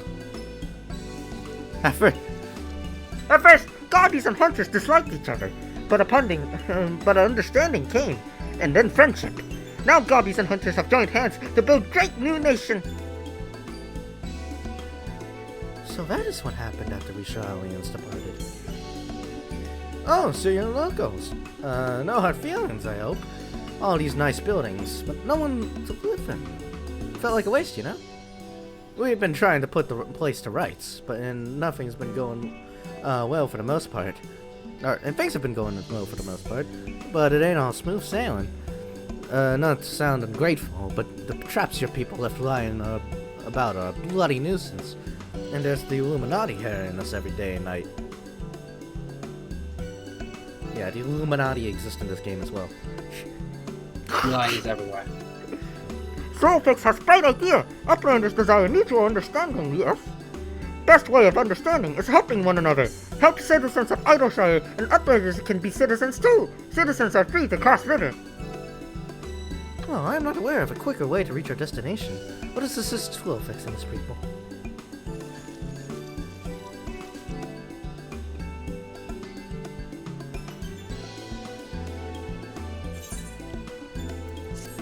So the Illuminati, they in this game, yes, they are a secret society. They are comprised of goblins, however, in this game, as opposed to people. In fact, they are the ones that built. They were the ones that built Alexander. So. Yeah, you mentioned that. Yeah, the Illuminati is the one that built them.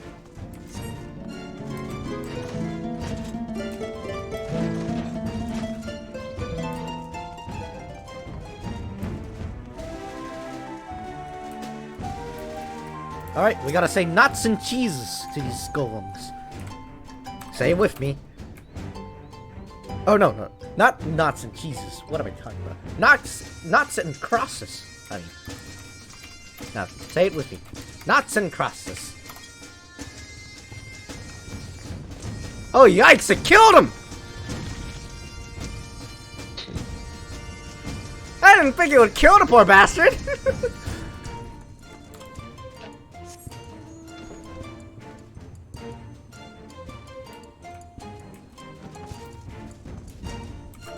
Well, be gone!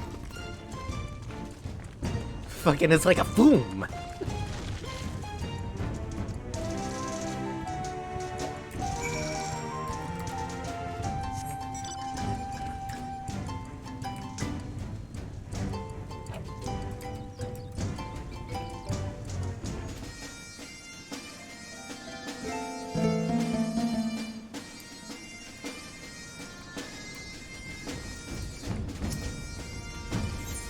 By the way, yes, I did actually have to say nuts and crosses in chat.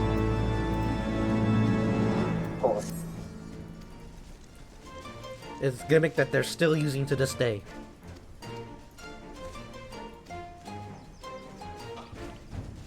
Much to my chagrin, but also, it's kind of charming, so.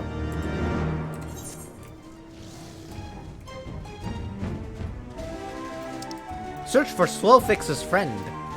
Okay.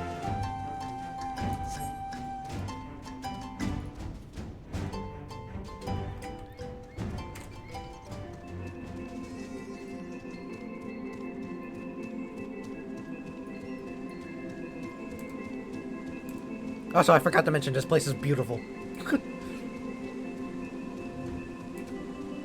I mean, it goes without question, yes, but still. It is fucking gorgeous here. Giovannia in itself is really, really pretty to me. Because it's very much based off on, you know... You can tell, yeah? I like it a lot.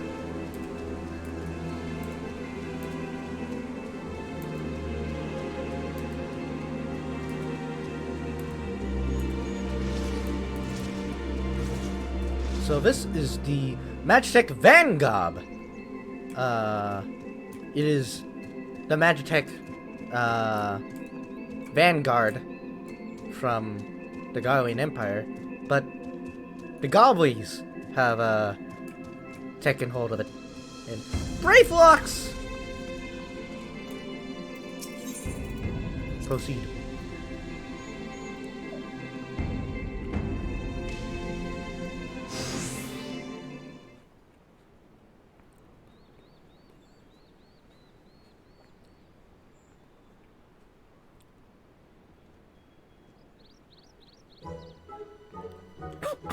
Kidley Uplander! Long time no eye catch! What is bringing Uplander here? Does Uplander have lost eyes for junk of Brayfox? Uplander must not be touching junk of Brayfox! Brayfox is finding junk first! I knew I recognized that voice. Greetings, Brayfox. It has been a while. Forgive us for interrupting your work, but Captain Whiscout gave me to understand that you are marked by the Illuminati. This happens to be Illuminati-held territory. Is it wise to be here? Ah! Brayfox eat Illuminati for synops! That's breakfast in Gobby speak. And that is the Illuminati. Who eats who for synopsis?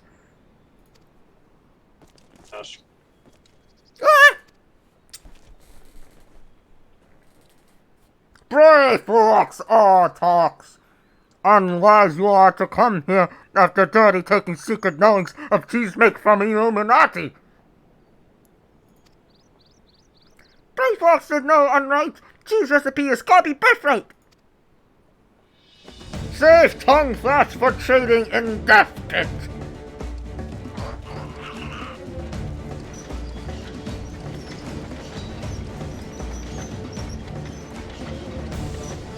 Unfortunately, goblins are also extremely petty. As you can tell, they want to kill Brayfox for stealing a cheese recipe. Pray to Godfathers, for punishment is near times. It appears we have no choice.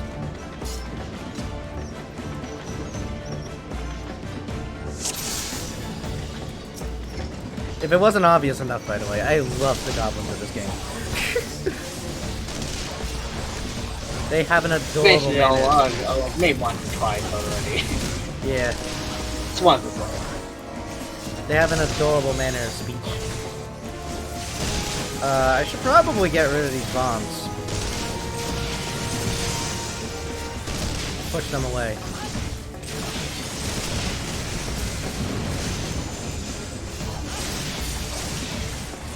Oh, yikes! Oh, they don't do that much damage. I mean, it doesn't really excuse them, just get rid of the tank.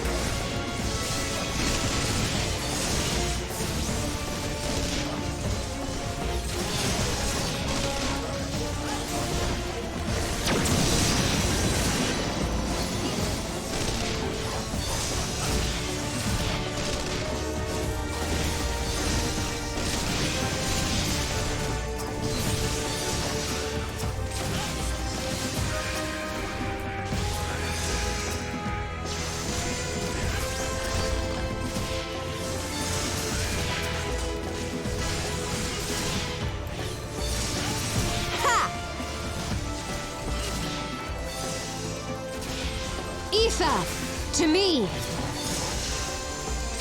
Have at you!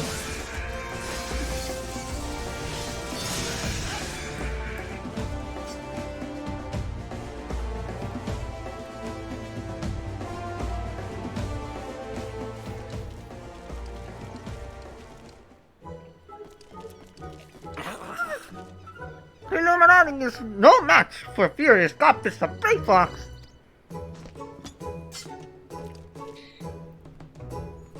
More junk is awaiting Brayfox muchly. Brayfox is taking leave of Uplanders.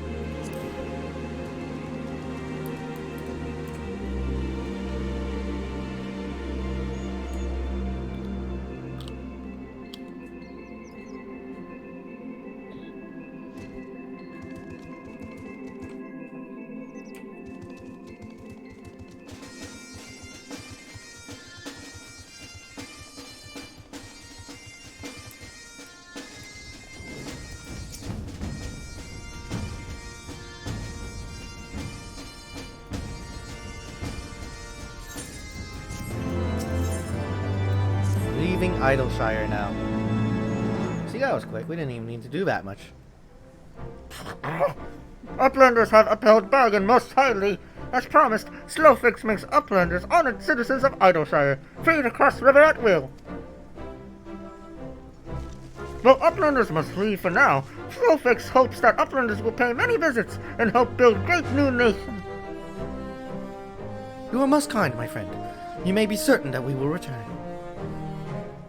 I must confess, at first it upset me to learn that my home had been occupied by others. But I see now that it is in good hands. Under your care, I look forward to seeing Charlene thrive once more, to become a home to people of all races and creeds. Slowfix has already ordered the Godwatch to let Uplanders through. Safe travels! Alphino, Somnus, shall we then?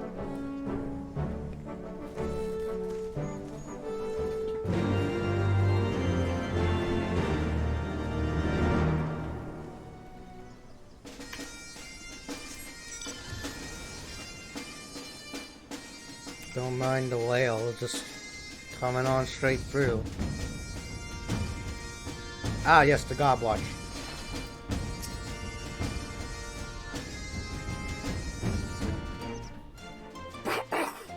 By order of Chief Slowfix, Uplanders can come and go at will. One moment for clearing away barricade.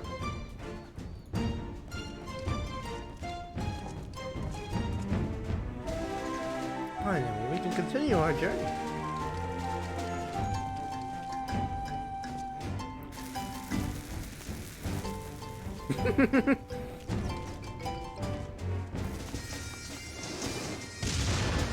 Hey, how else are you going to get rid of the barrier, yes?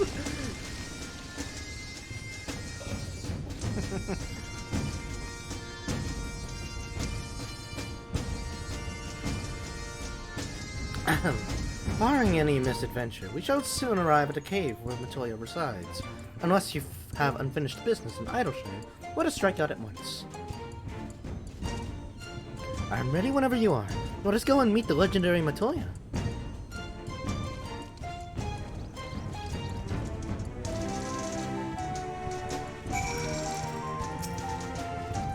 I forget, does Matoya appear in 6 as well? I don't think so. Does she? No. You don't recognize the name, so I assume not, yeah. I think she was only a thing in 1 and 3, so... Basically, yeah, freaking appears. After... She doesn't... I think she might make an appearance in subsequent re-releases of like 4 or whatnot. I would not imagine... She was in 5 as well, yeah. But I would not imagine her being in 6 either, yeah. Because 6 is where they started going away from the whole high fantasy aesthetic. They went for a more steampunk aesthetic, so... And then 7 went all all science fantasy and whatnot, so...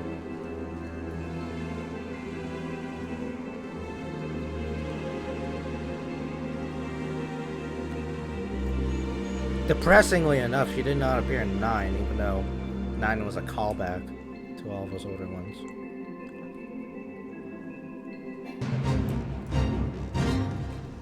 Also, you gotta wonder how long Charlene has been abandoned, yeah? Considering that we're still seeing ruins. But assumedly, Charlene's only been abandoned since before the Calamity.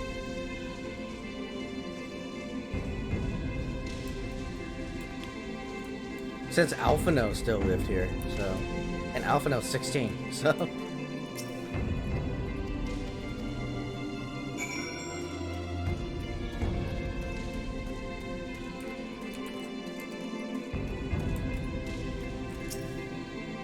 Whoa.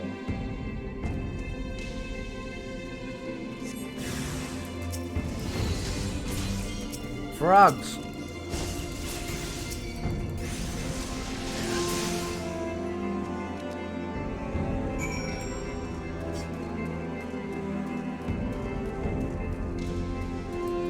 I think it was evidence enough that we're not welcomed here.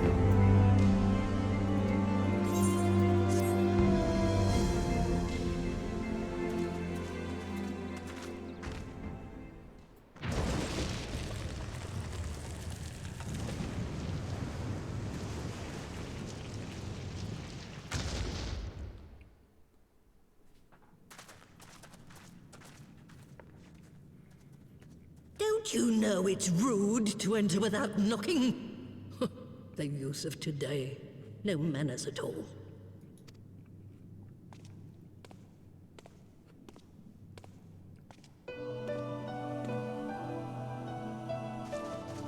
Though we neglected to knock, we did create something of a commotion. I had hoped that would suffice. Heavy-handed as ever, I see. And still not a hint of grace. Some things never change. To give credit where credit is due, I learned from the best.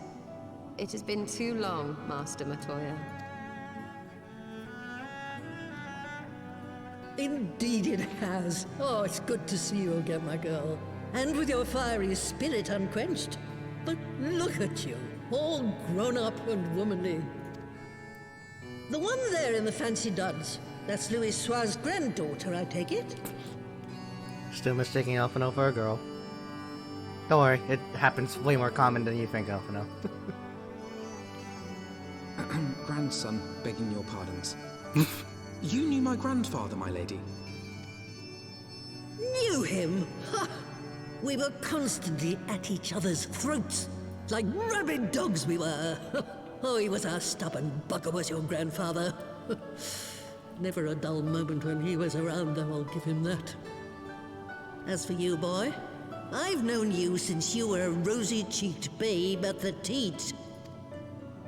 And my sister too, I gather. May I say what an honor it is to meet you again, my lady?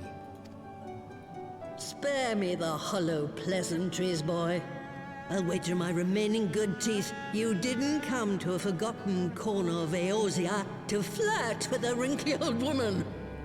Now out with it. What is it you need of me?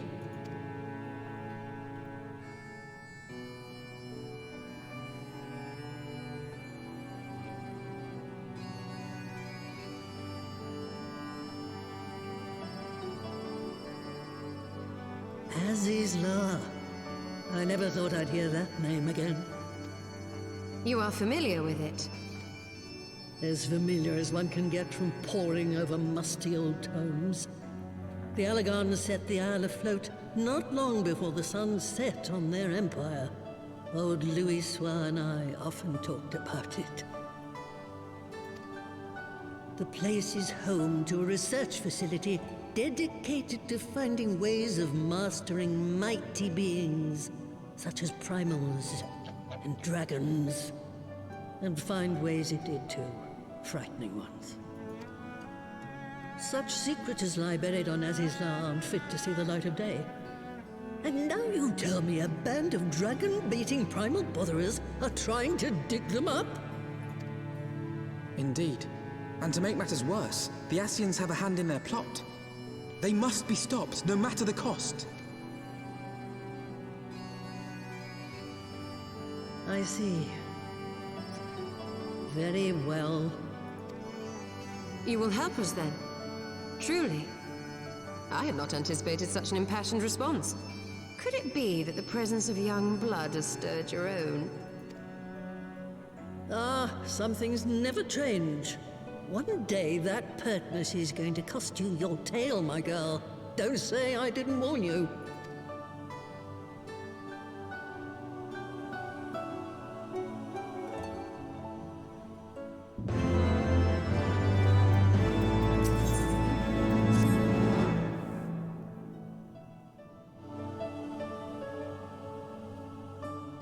'Twas some 50 years ago, shortly after Garlemald had brought all of Ilsabard under its rule. Faced with the threat of invasion, the people of Sharlayan scrambled about for a means to resist the Empire. For my part, I was tasked with developing an etheric converger. Ah, yes, a device which draws in ether and concentrates it to produce a destructive force.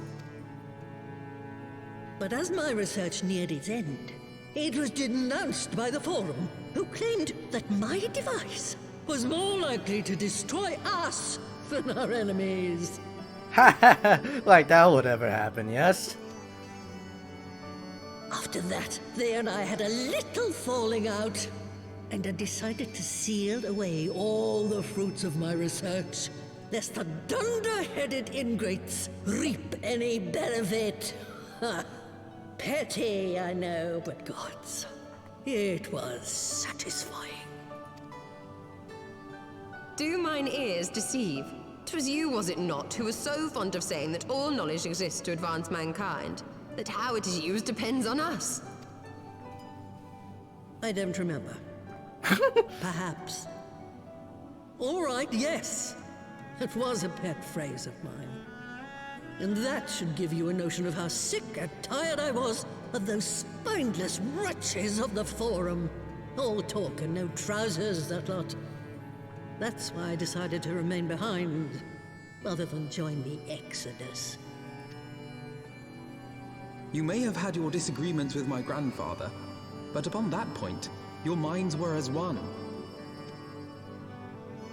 With respect, Master, the fruits of your research should not be left to spoil.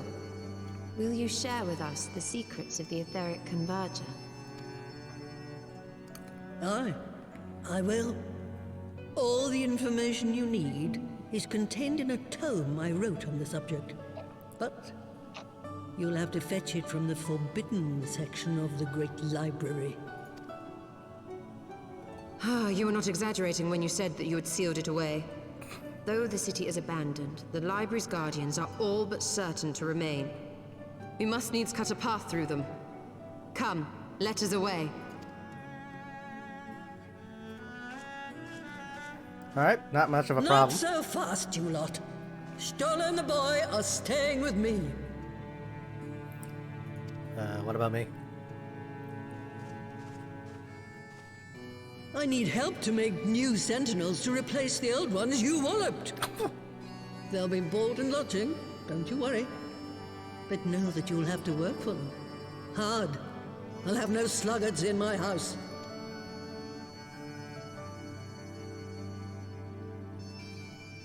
Alright, that's a solo mission then. Like always.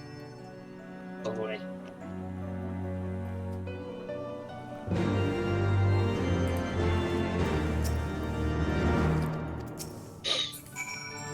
What?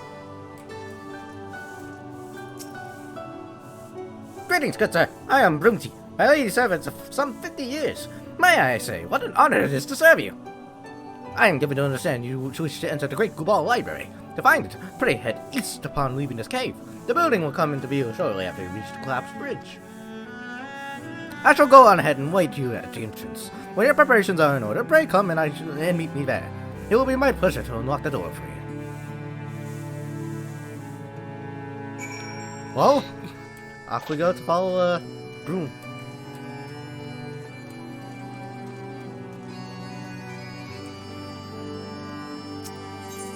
Yeah, Montoya pulled a Fantasia here. Made all the brooms talk and sentient. It was all fine by me. I like it. That's a consistent trait with all her appearances, by the way, not just a 14 quirk. I see. She's also much younger in the other Final Fantasies.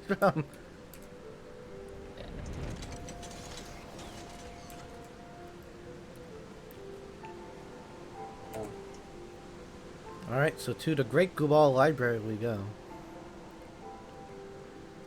One of my favorite dungeons because the books in the Great Gubal Library, deadass you can read them. So we're gonna pull a Skyrim and read every book in them in the library. Or at least all the books that we can read. Don't worry, they're not that long and they're actually really interesting. So Oh. It's 12:30, so we'll see. You stand before the Great Gubal Library, one of Hydaelyn's foremost repositories of knowledge. Alas, it has fallen into disuse since the Exodus some summer since. In all those years, its walls have welcomed not the coming of a single soul. Its floors felt not the loving brush of a broom. Mine apologies, sir. Pray pay no mind to the dreams of a humble broom. You are doubtless eager to venture within and retrieve my lady's tome. I shall unlock the door at once. When you have what you seek, pray return to the cave and report to my lady.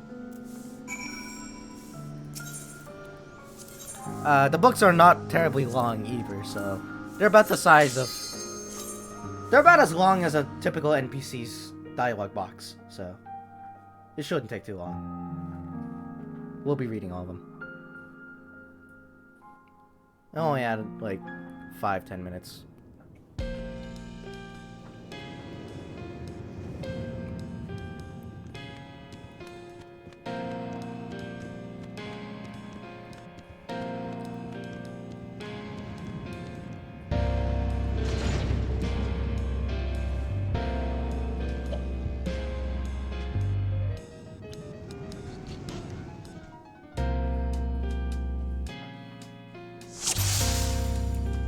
Okay.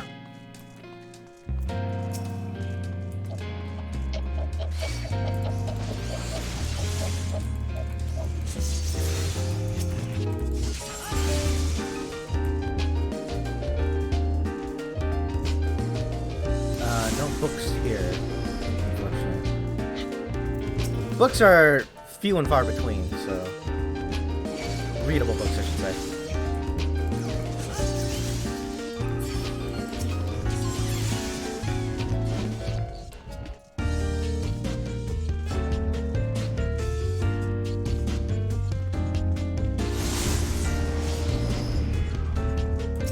Here's the first one.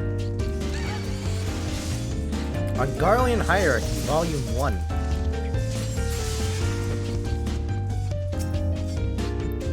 The rise of the Garlean Empire is in the year 1522 of the Sixth Astral Era, led to significant changes in the structure of Garlean society. This is most evident in the adoption of titles, which serve to indicate an individual's place within the social hierarchy. The following information was compiled with the aid of informants within the Empire and has yet to be verified. Royalty. So these are the titles that signify royalty. Zos, the Empire. Yai, member of the royal family in the line of succession. Weir, member of the royal family with no claim to the throne. Now we have the military ranks. Von, Legatus. Toll, Tribunus Laticlavius. Sus, Tribunus Angusta Clavius, or Praefectus Castrolum. Rem, Primus Pilus, or Pilus Prior. Quo, Primi Ordines, or Centurion. Pure, Optio Tesserarius, or Decurion. Duplicarius, or Legionarius. Now we have some specialist titles as well. Non, Chief Engineer, or Engineer. Mal, Primus Medicus, or Senior Magitech Technician. Lux, Chief Medicus, or Magitech Technician. Cure, Senior Medicus, or Senior Technician. Or Gen, Medicus, or Technician.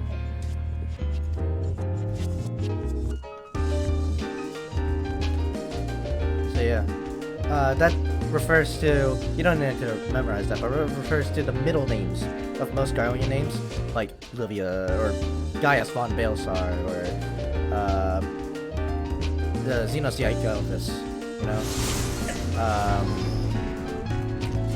it's their title, their, quote, middle name. Similar to, like, German titles. I think it's German.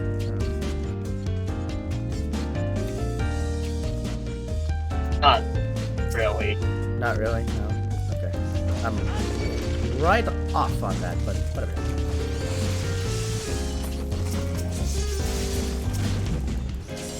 That's the way that the Garlean titles work, so. Now for On Garlean Hierarchy Volume 2, there's other titles as well.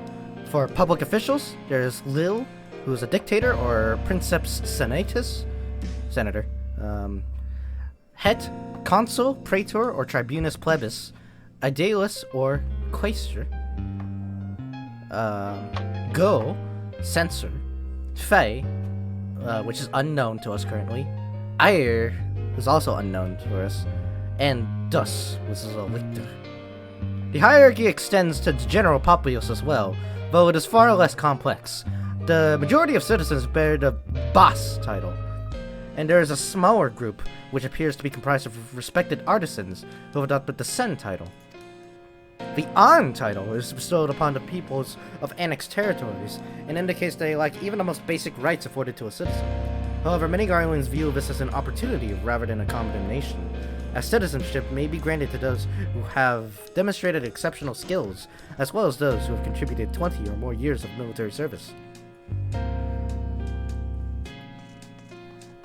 So there's some Garlean lore for you. Now we fight a book. Big one. Dubia Library.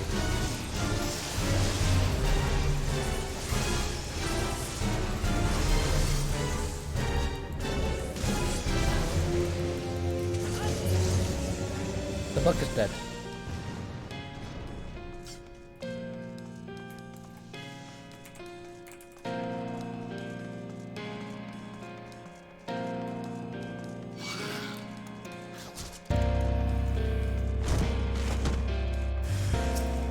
Page 64.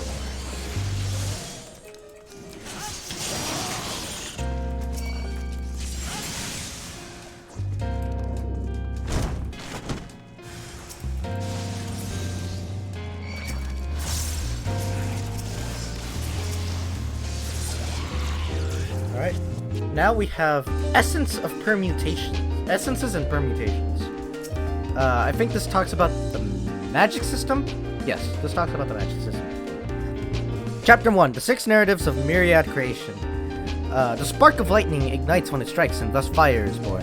The heat of fire renders to ash all that it touches, and thus earth is born. The density of earth shuns sun and harbors cold, thus ice is born. The armor of ice melts away, and thus water is born. The moistness of water mists and rises, and thus wind is born. The gusts and sighs of wind gather to clouds, and thus lightning is born. Chapter 2, The 3 Conquests, Boundless and Unwavering. Lightning, earth grounds lightning. Water erodes earth. Lightning boils water. So this is the weaknesses. This is the elemental weakness chain. Lightning's weak to earth. Earth's weak to water. Water's weak to lightning. So that's the first elemental triangle. And in Chapter 3, The 3 Submissions, Timeless and Unending. This is the second,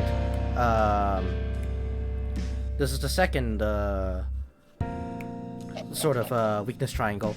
Fire is extinguished by wind, ice is melted by fire, wind is obstructed by ice. Fire is weak to wind, ice is weak to fire, and wind is weak to ice. Weird, isn't it? But also kind of different. So, this chapter 1, talks about, what aspects of, each element is. Each element in this game's universe, is under a different aspect, either astral or umbral.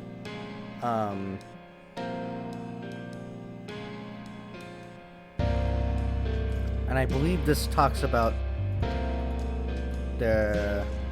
yeah. But basically, that's the weakness chain of this game.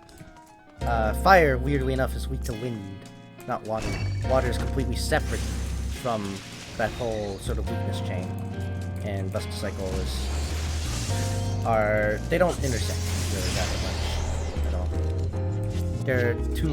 There's just that they're two different, distinct weakness chains. So, of course, that doesn't really matter much nowadays because elemental weaknesses and elemental aspects are no longer a thing in Final Fantasy XIV. But at least not in gameplay. But it is important when you're playing Blue Mage. It's one of the only things that gives you an edge in certain fights. Here's another book, Over the Horizon. Though there is some debate as to whether or not Meryl Blusvism and her League of Lost Bastards were the first Eorzean to discover the Western continent, there's no denying that their navigational charts were instrumental in establishing the major trade routes of the day. Moreover, the accounts from their expedition are widely regarded as both informative and entertaining. On particular note is their first encounter with the Mamul Jaw, as well as other indigenous peoples and creatures which seemed curiously intent on their demise. These travel journals have since inspired a legion of explorers and treasure hunters to retrace the League's journey. Yet, in spite of their numbers, the existence of a bleeding city of gold remains unconfirmed. This is a total reference to Columbus's exploration of the New World and El Dorado. It is absolutely a reference to that.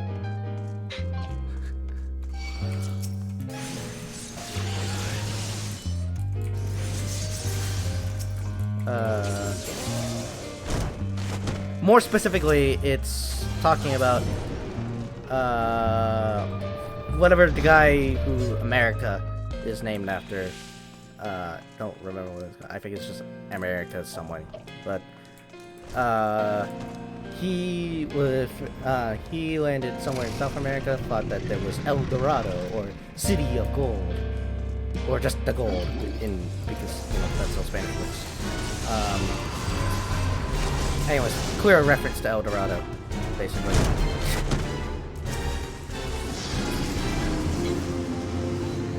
This thing is annoying because it goes invincible after a while, and I have to kite this tether over into him to make him not invincible anymore.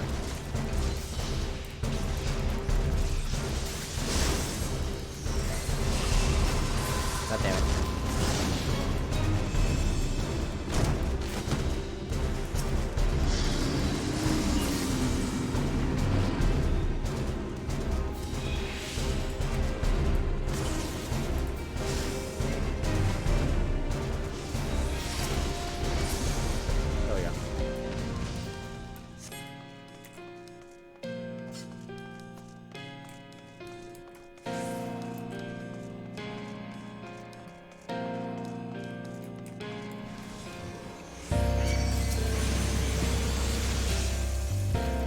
There's another book coming up soon. Maybe our last book, I think. There's another iteration of Great Cabal Library, Great Cabal Library Hard, which has more books and they're funnier. Because, literally one of the, book title, one of the books is about, is just a love letter to, someone. So...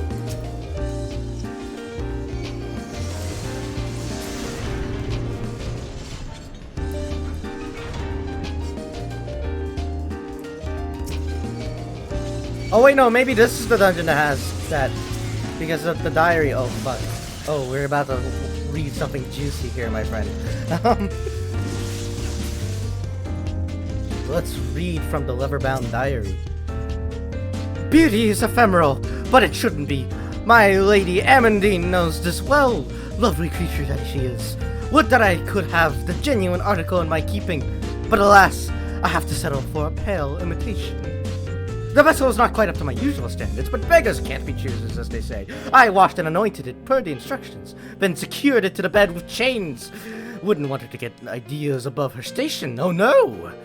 Gods, just the thought of it is enough to get my blood pumping. I can hardly wait to become my beloved welcome my beloved succubus into this world. Nice. Yeah.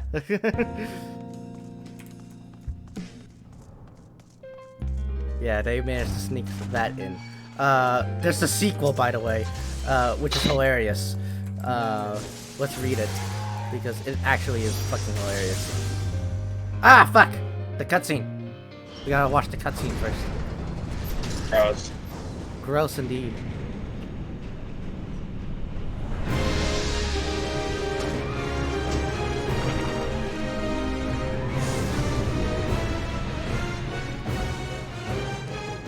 Yeah, okay, big scary monster. Anyways, you wanna see the exciting conclusion to that succubus summoning story? Let's go. The tentacles! So many tentacles! And the sound of it writhing on the bed! God's just listening to it is agony! I've made a terrible mistake. Oh, just tentacles? Oh. Look, that guy's not watching on that. The man was not ready, to say the least. The man was not ready at all.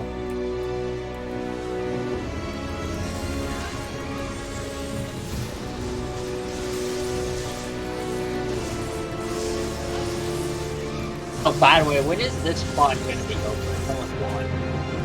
I just noticed. We're gonna, I'd give it another hour or two, maybe. Lovely.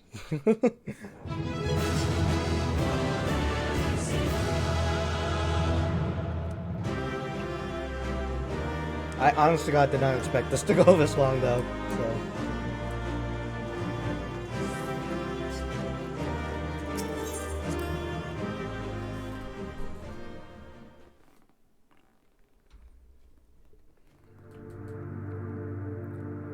Ooh, another forbidden gummy! What color is it gonna be this time? Which color is this one? Blue again?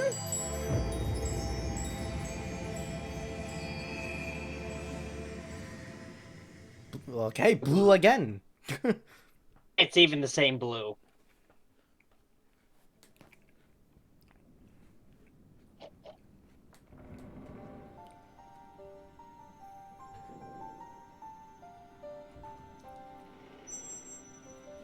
Book.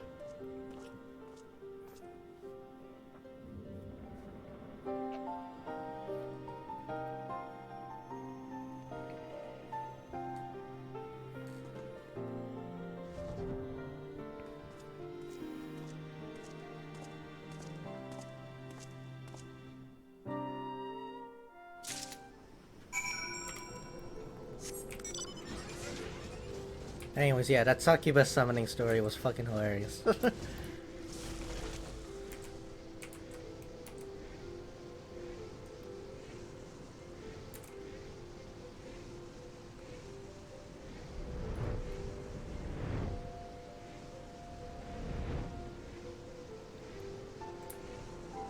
Again, just gaze upon everything here. The Charlians clearly knew where to settle. They clearly knew where to settle.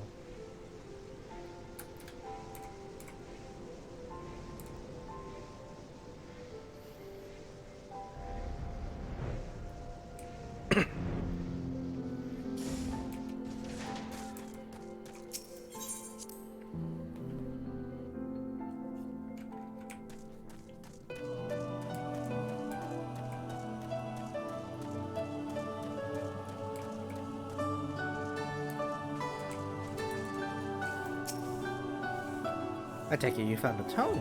Let's even. On etheric convergence.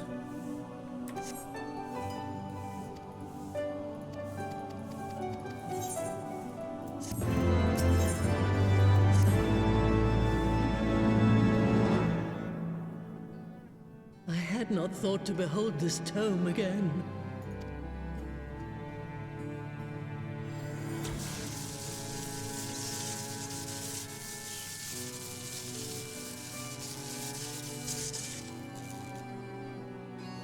There. It is deciphered. Now your friend should be able to make sense of the contents. That said, it's one thing to understand the workings of the etheric converger, and another to actually make it work. You do realize how much ether is required. Sid is keenly aware of the energy dilemma. His airship is by no means large, and it can only bear a limited quantity of crystals. If only we had white auracite in the etheric siphon. Alas, Minfilia is missing along with both artifacts, and Moonbreeder is gone. Would that there were another ready wellspring of energy for us to draw upon. Why did it not occur to us before? We already have what we need. The Eye! It has been drawing ether into itself for as long as the Great Worms have lived. It is a veritable wellspring of energy. It might just suit our needs. But is this energy something that can be harnessed at will? I believe so, with the aid of the Azure Dragoon of Ishgard. Then it is settled. Let us return to the Holy See at once.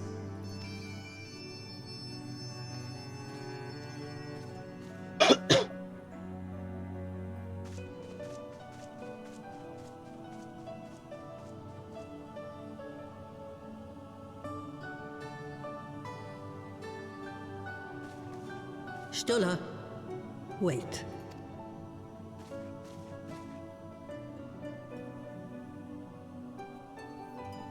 When did the light fade from your eyes? I might have known that it would not escape your notice. It has been this way since I returned from the life stream. An after effect of the teleportation magic I invoked, most like. They are called forbidden spells for a reason. What were you thinking, girl? I have no regrets. I but did what was necessary to preserve the light of hope, to keep my promise to Nymphidia. Besides, it afforded me the rare opportunity to wander the ether, a once-in-a-lifetime experience. I need not tell you that it consumes your very life force to see by sensing the ether around you. Take care of yourself. Do you hear me? I will, Master Matoya. And thank you. Yeah, it drains her life force. Is the catch for her to be able to see Aoife straight up. So she's blind, TM, but also, like, it hurts. So...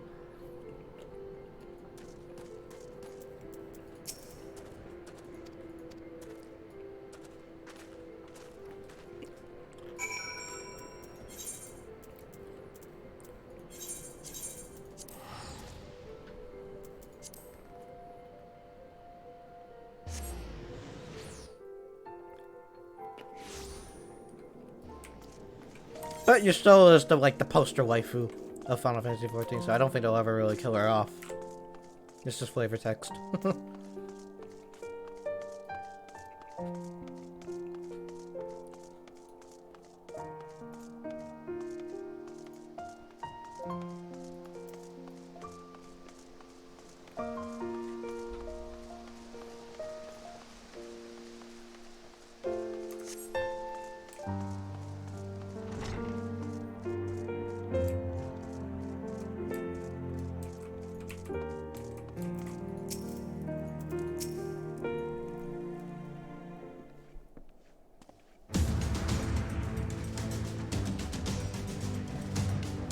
Ah, you are returned. Sir Emmerich, I am pleased to see that your recovery proceeds apace. May I introduce you Stola, a fellow scion of the Seventh Dawn and Archon Australia. My lord, pray excuse me for forgoing due pleasantries, but we seek your counsel regarding the etheric ram. Though we now possess knowledge to build such a device, we yet lack an appropriate source of energy with which to power it. We believe, however, that Ishgard may possess the solution to our problem. You need not apologize, my lady. Full eager am I to learn of your progress. Please, tell me of this energy source that you believe we possess.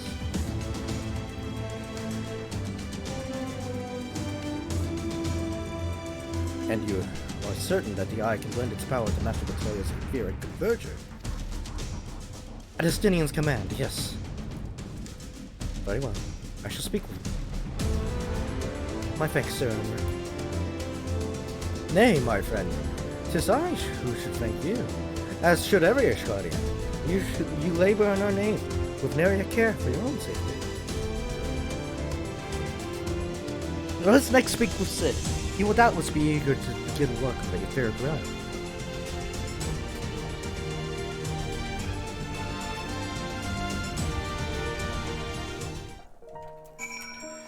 Alright.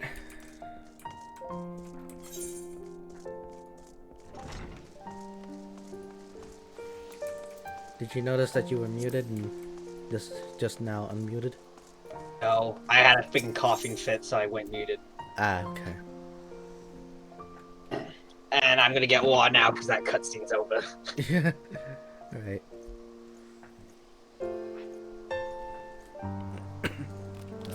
Oh, right. Finium. Just had a total brain fart of where the airship landing was. Gonna wait for Stas to come back. But he should be back by the time we start up the next cutscene, so...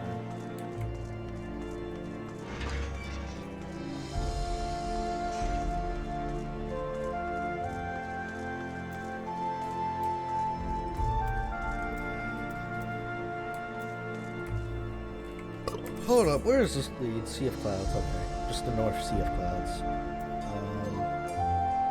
I think this changes to be the this changes to be the Aziz Law entrance, I believe. But I can't be too sure. I'm gonna turn down the volume a little bit more. I think I might be a little too quiet on the stream's end. Think at least.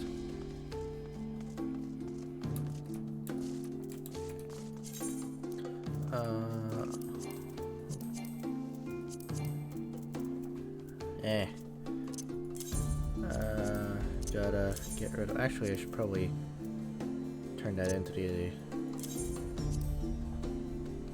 thing place. Gold saucer. Why did the name leave me?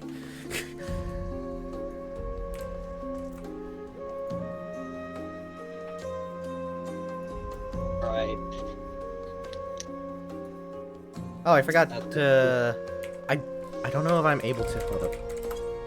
Yeah, I'm able to feed Midgard Sommer. Completely forgot that I was able to do that, and I never showed you, but now I can.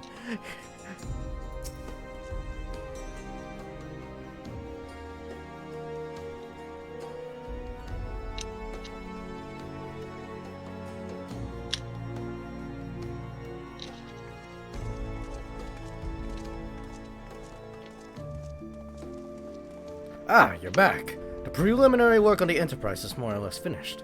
Tell me, you found a way to build the etheric ram. Greetings, Sid. It has been a while.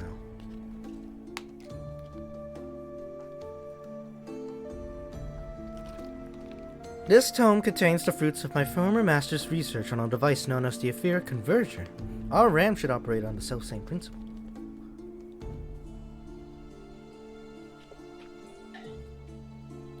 Where are my manners? Put a toy like this in my hand and I go off into my own world.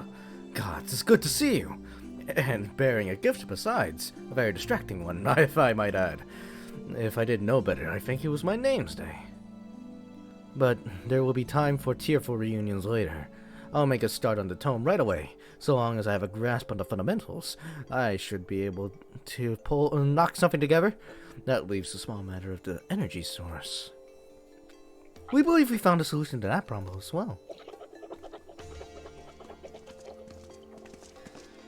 Pray forgive our lateness.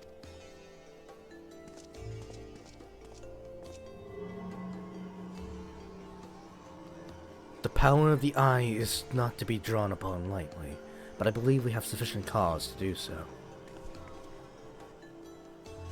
So this is the fabled eye. By the 12, it sees. Tis a wonder such power could be contained, much less controlled. Boys, our friends have kindly provided all the ingredients. Let's see if we can't make something out of them. Yeah, heard the Chief. We're not resting till the etheric ram is operational. Not one wink of sleep. Oh, can't choke about.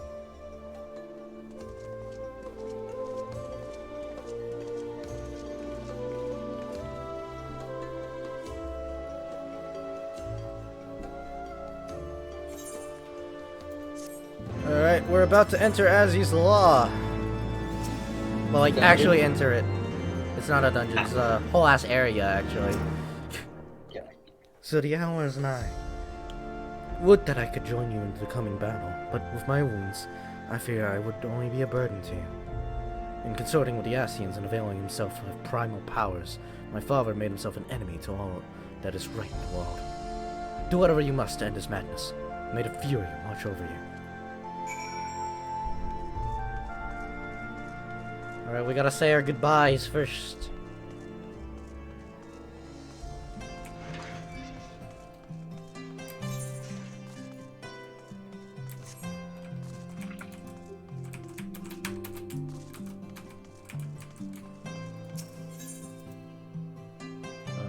Forgotten Night. Alright.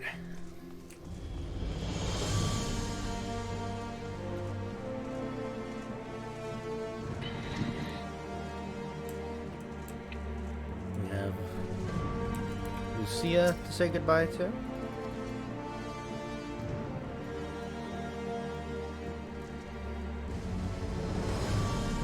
Mayhap you think it's strange that a daughter of Garlemald should pray. I do not blame you. I used to think it passing strange myself. But that all changed when I discovered something dearer to me than my own life. Thereafter, praying seemed the most natural thing in the world. Prayer is born of heartfelt faith. In manipulating the people's beliefs for his own twisted ends, the Archbishop makes a mockery of their very existence. It cannot be borne.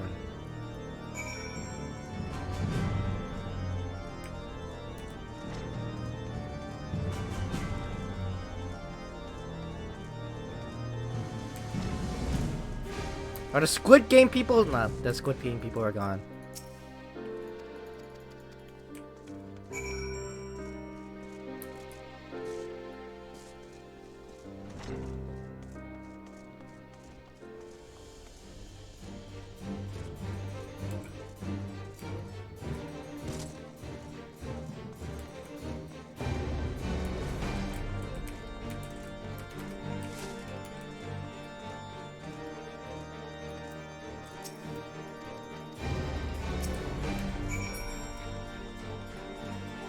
Speak with Edmont at Fort Tom Manor.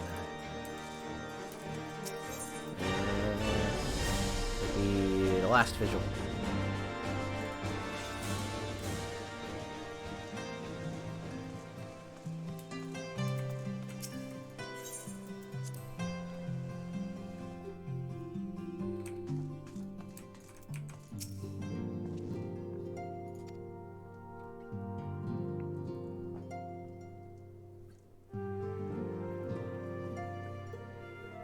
It feels as if it were only yesterday when first we met here in this chamber.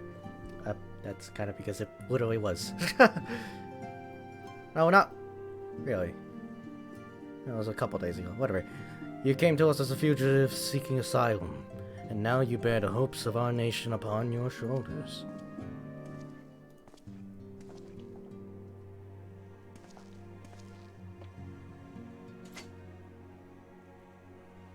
He would not have told you, but when Harshaphant begged me to accept you into our household, he described you as hope incarnate. At the time, I assumed he was waxing lyrical, as was his wont. But I've come to see that he simply spoke the truth.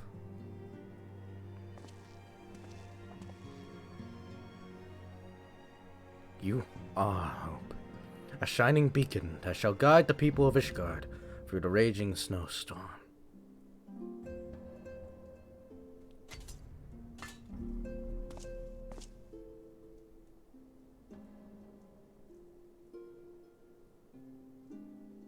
A memento. Were my son here, he would have wished to fight at your side in the battle to come. Take care, my friend. Return to us.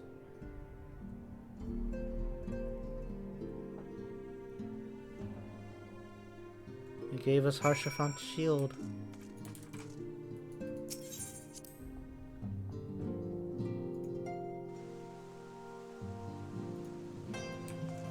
Fresh with the battle scars, too.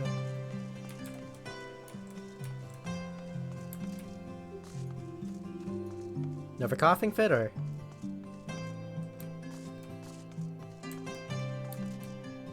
Okay, yes. I freaking forgot to unmute myself because that was a couple minutes ago. Oh, damn. Yeah, he gave us Harshaphant's shield, fresh with the battle scars and everything.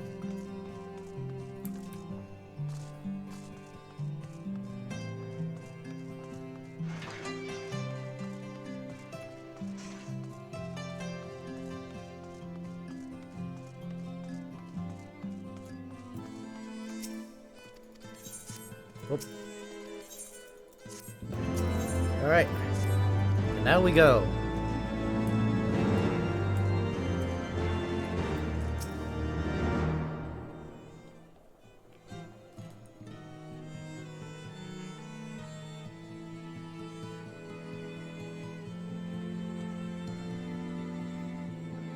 Until but recently, the Ishgardians have kept their doors firmly shut to outsiders. But thanks to you, we have found in them stout allies with with whom we may fight to secure the future of the realm. Truly, you are the beacon of hope towards which all men are drawn. Spare us the hyperbole. 'Tis not for praise that we fight. Oh? In light of all we have achieved, I felt it only meet to express my gratitude.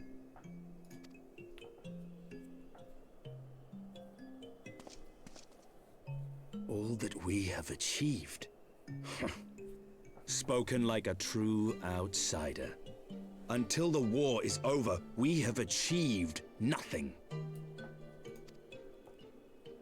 The coming battle is a chance to excise the root of this conflict, and by my hand it shall be done. Then you may speak of achievement. 'Twas not mine intent to make light of your struggle. If I have given offense, then I apologize. But if I may speak freely, you would do well to be wary of the eye. Even now, it burns with insatiable hatred, watching unblinking for a sign of weakness. Should you falter for so much as a moment, it will surely consume you. Save your concern. I will consume the eye ere I let it consume me.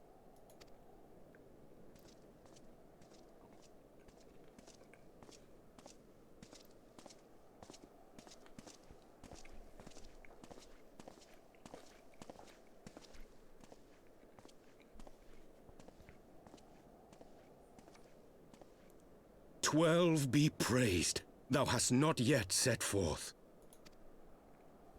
Cross sand and snow have I journeyed, that I might deliver this gift unto thee." White Auracite. But whence did it come? To mine amazement, it lay hid amongst Moonbreeder's last effects. 'Twas but blind chance or providence that I did hap to spy it. Let no man claim that my late friend e'er erred for lack of foresight. In the place whither thou goest, servants of darkness do lie in wait. Pray, give unto me thy pledge that thou wilt strike them down and avenge our fallen comrade.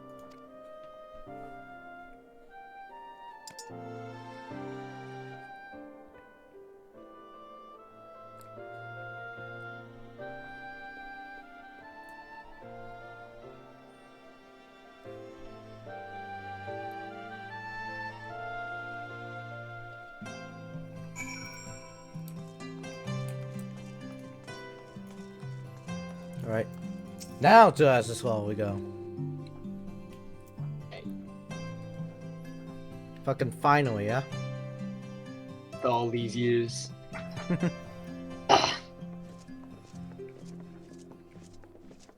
Ah, excellent timing. We've just finished our work on the Enterprise. She's so much improved, I've decided to give her a new name to suit. The Enterprise Excelsior. Or simply the Excelsior if pressed for time.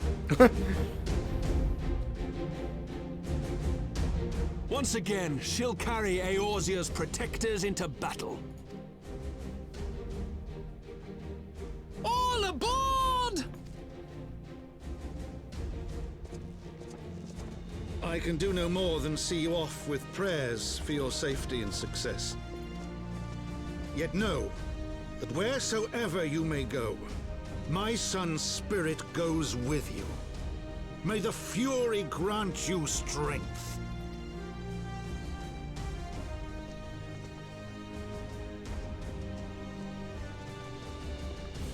Return to us, all of you.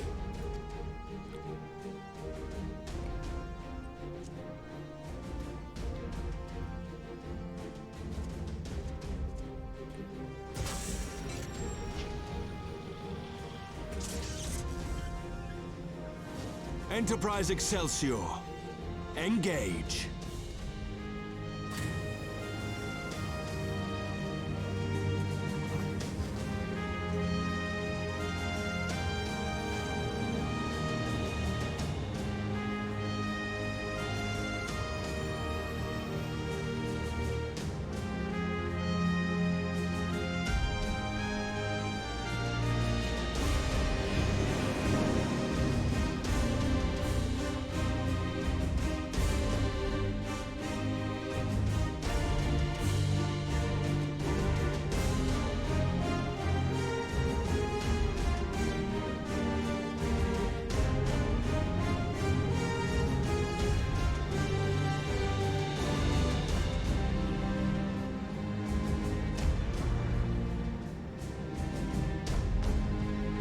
This is it! Get ready!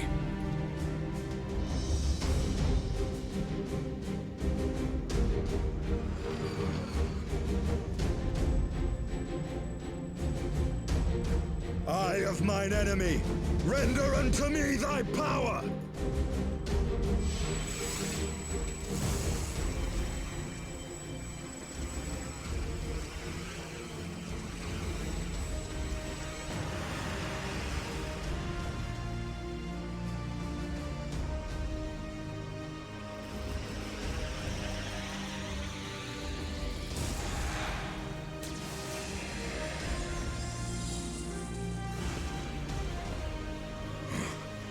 No, you will not claim me.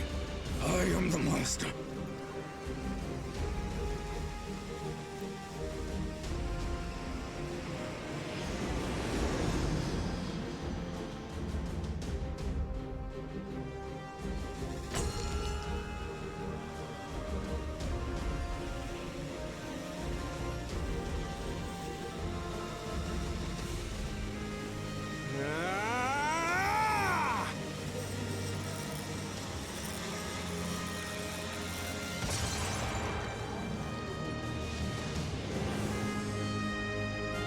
We're through!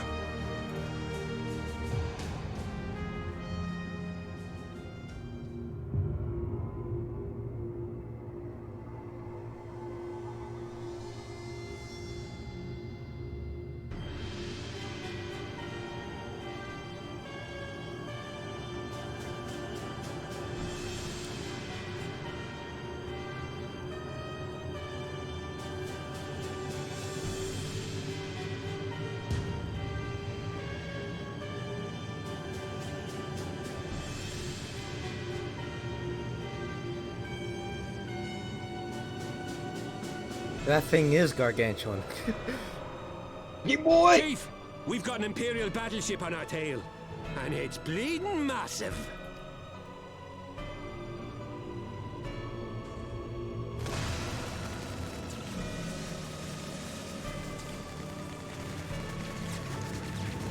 Damn it! The bastards were waiting for us to open the door for them.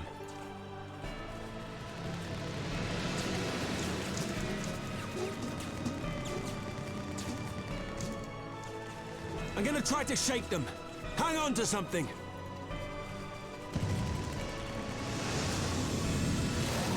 We're all going to die! Tataru!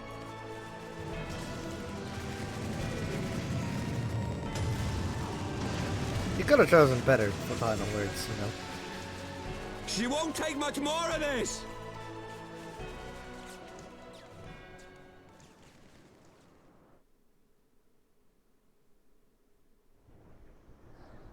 The time is come to use Hydaelyn's gift.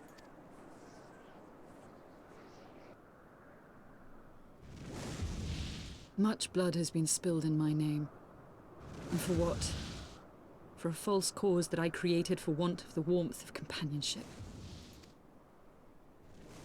Saint Shiva, pray Svelga, pray forgive this fool.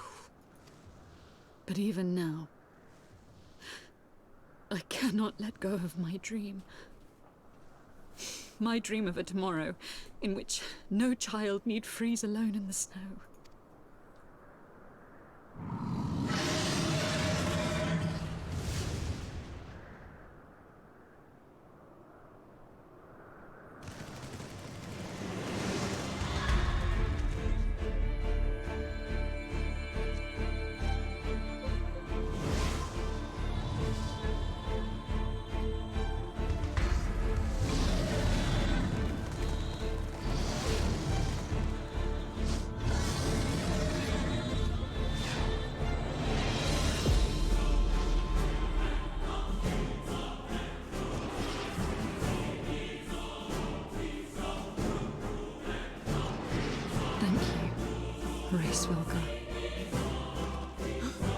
Is that Azelle?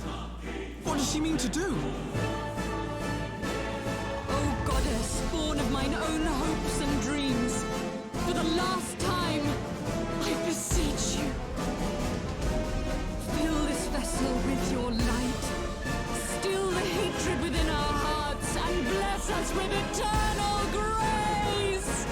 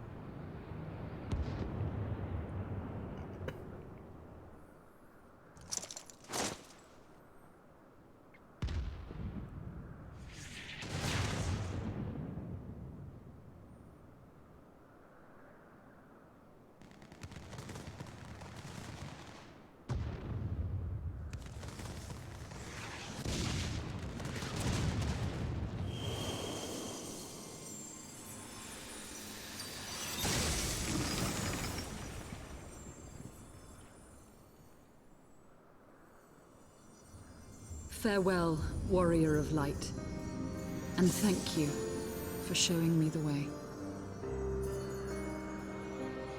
No!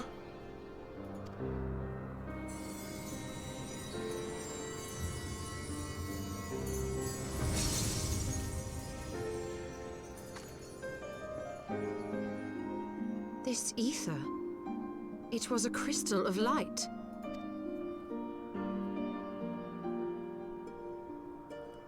She, too, was one of Hydaelyn's chosen.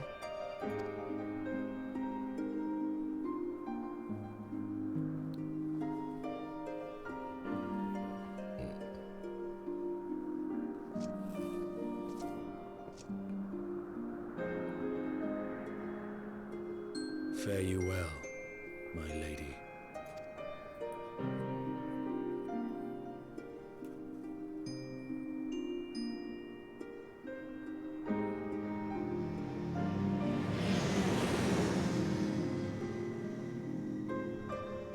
And with that, we've arrived at Aziz's Law.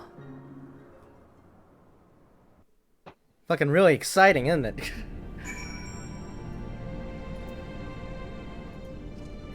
In case it left room for interpretation, yes, Azael is dead.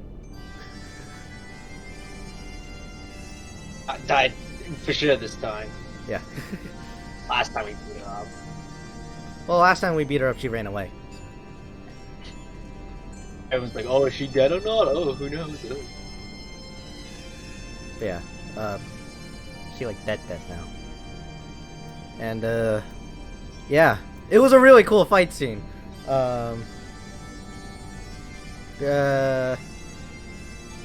Azael doesn't return, but we do get a return of Shiva in Shadowbringers.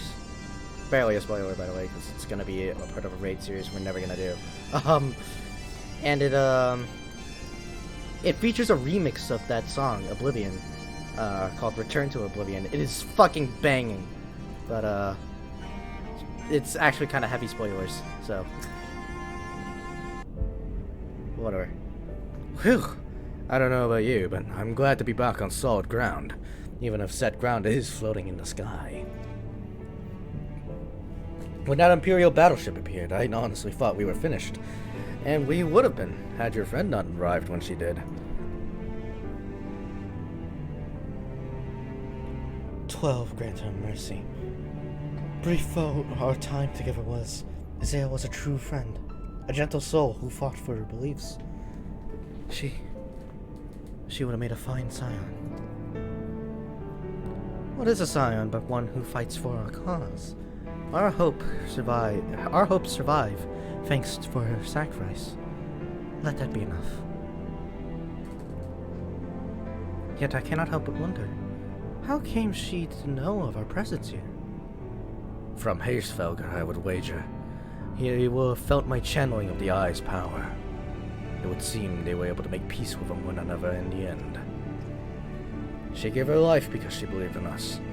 We owe it to her to see our missions through.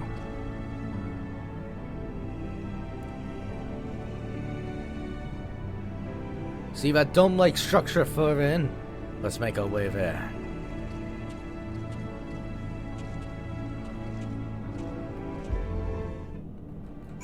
Yeah, in case Harshaphant very clearly is not the only very sad death in this game. Zales is also pretty sad too. As with like a few others later on. I won't spoil, but trust me, the deaths don't end there. Sid, let's go.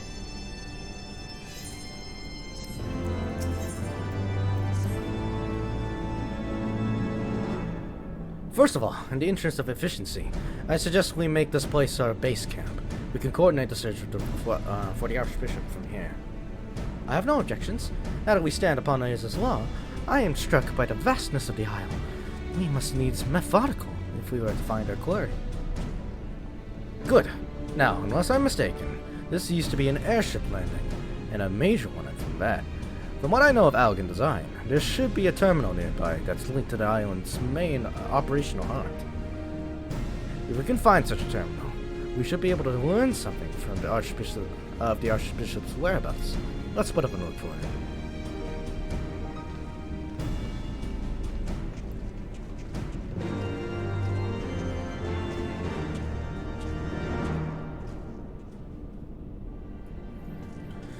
Okay. Search for a terminal. I don't think it's here, Chief, but I'll look anyways. The Empire borrowed most of its technology from Algan relics.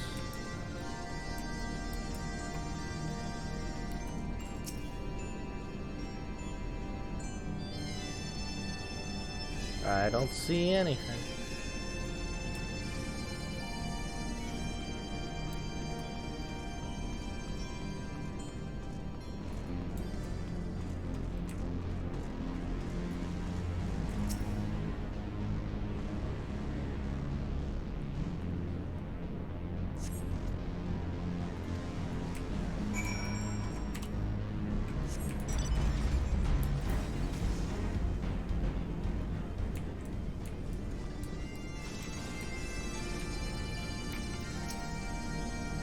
Nothing? Damn it.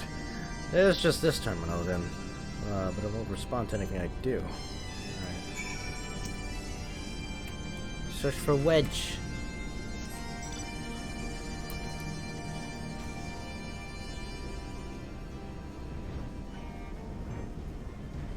Why is he this far inland? I think he took a nice hike for the 5 seconds he disappeared.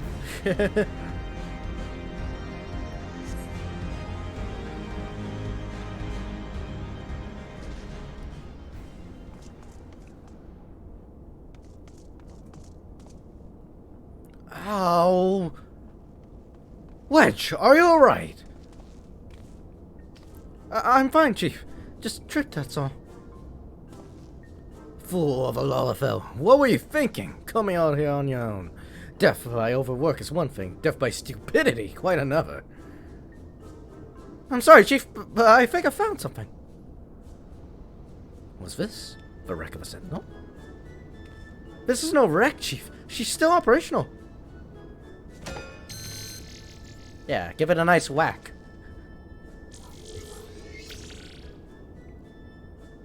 See?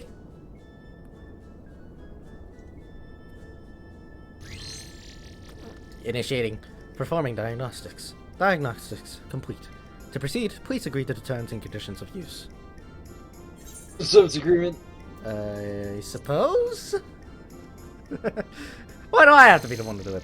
Thank you. To register as usual, please state your name. I'm Wedge, and that there is Somnus. User registration complete. Welcome to Aziz's Law, Master Wedge and Master Somnus. I am Guidance Node GLI. Or GL1? GLI. Whatever.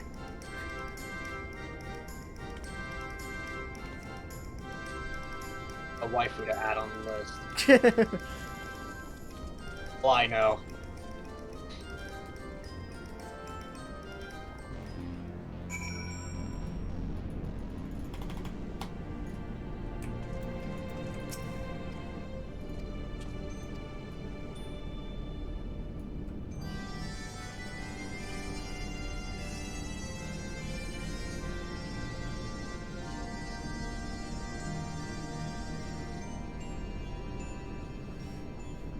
Node, I need a status report on this facility.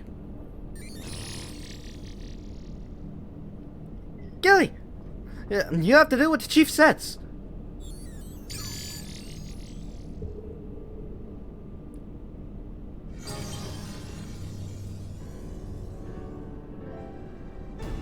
Yes, that's it. Good girl. Ah, here we are. Not much of note. It appears someone recently reactivated Helix, which is this area.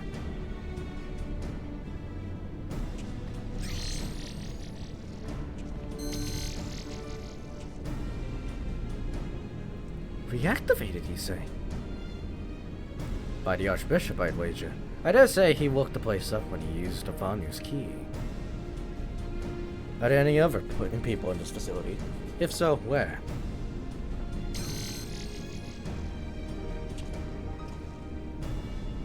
Let's see here. On the flagship, that's the central aisle. I'm seeing positive readings within the etherochemical research facility and the fractal continuum. And what have we here?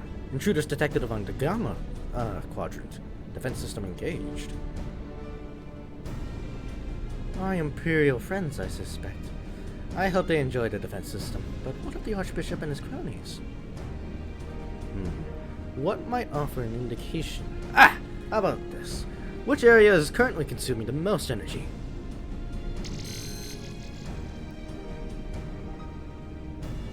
Somewhere called Triad Control, inside the research facility.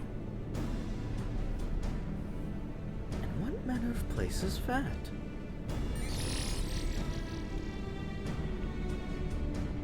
It is, and I quote, a regulation facility for the warring Triad test subjects.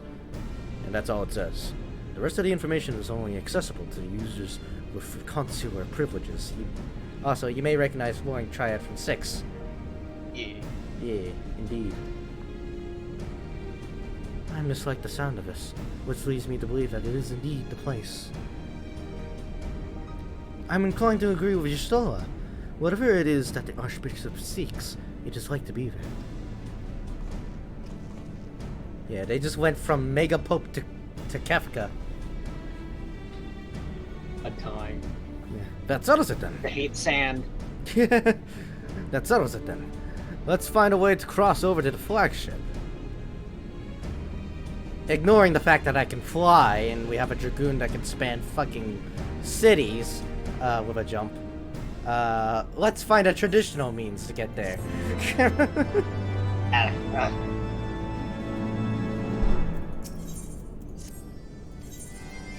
Let's see, how to reach the flagship.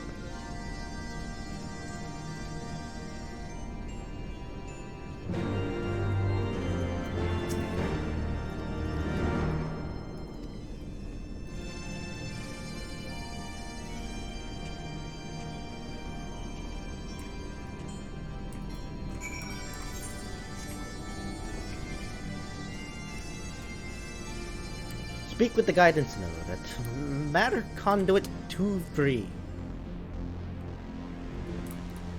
Alright, you're the boss.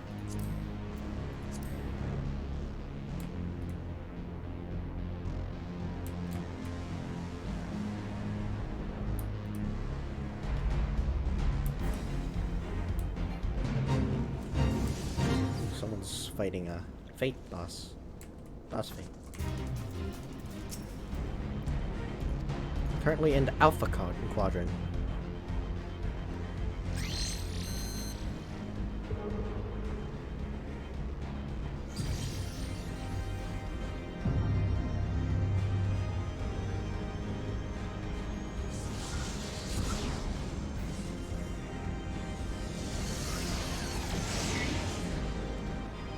Ah, yes.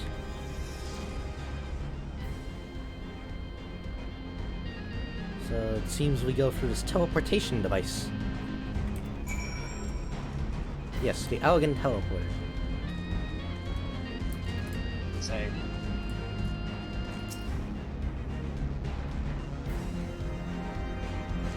Alright, let's see if it just doesn't rearrange my molecules so that my dick is where my mouth is. Don't worry, someone's into that. Seeing if it fails, we'll fine.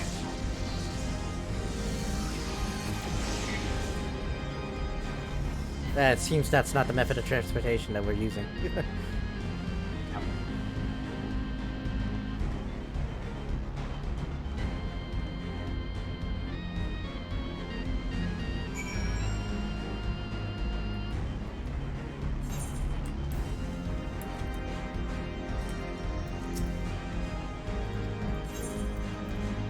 Alright, now we're in the Beta Quadrant. And now it's gonna guide us through the Beta Quadrant.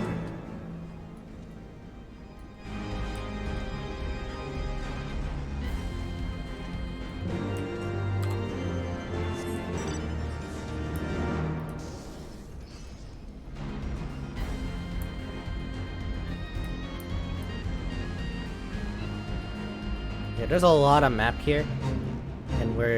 And we should be totally ignoring the fact that we're flying right now. I could give a genuine tour of the place, but I mean, how much more interesting can a shit ton of caves be, you know? I mean, that's precisely what this place is. It's just a shit ton of caves.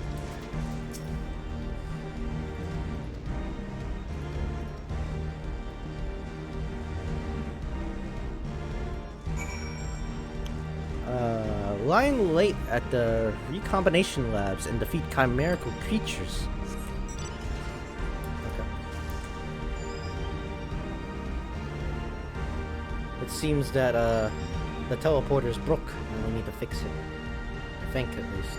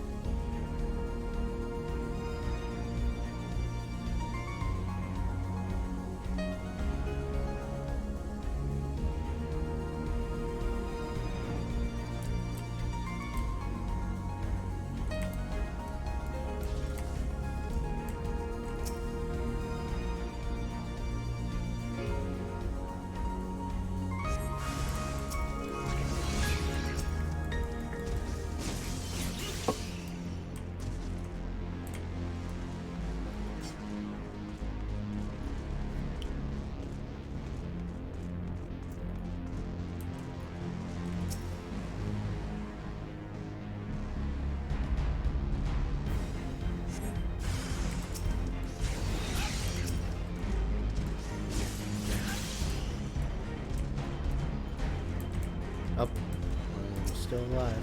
Ah, yes, you. Alright, one last one. Where could that be? Oh, there it is.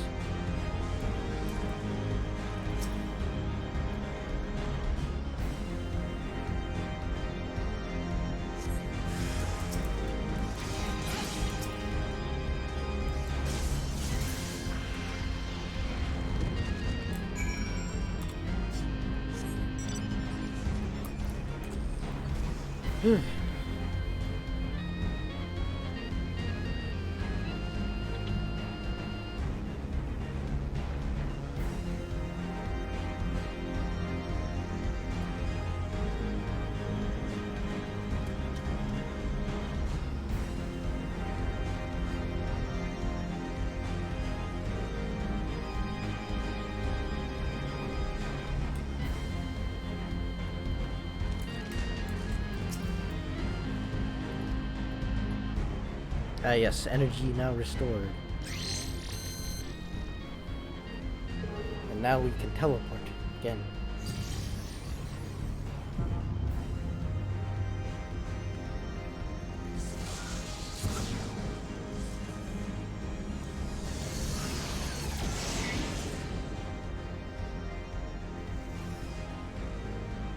It's gonna teleport us quite a distance.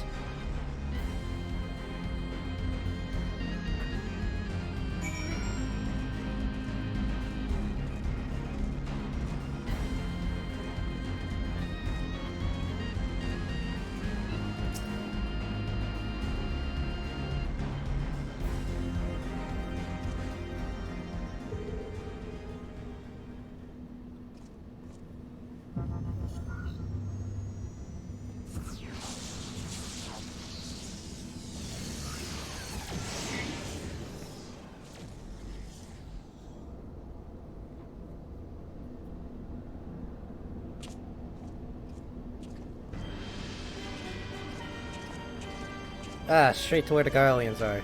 Perfect. Convenient. Like, there's like, it's like some, like, I don't know if the being is making this happen. So the Garleans have managed to land. Repairs on their vessel appear to be well underway. I doubt that they will leave anytime soon, however. Nay, they will remain here as long after they have stripped the Isle of all its secrets. Whether or not they mean to linger, their presence here is now an unwelcome complication. Indeed, let us avoid confrontations unless absolutely needful.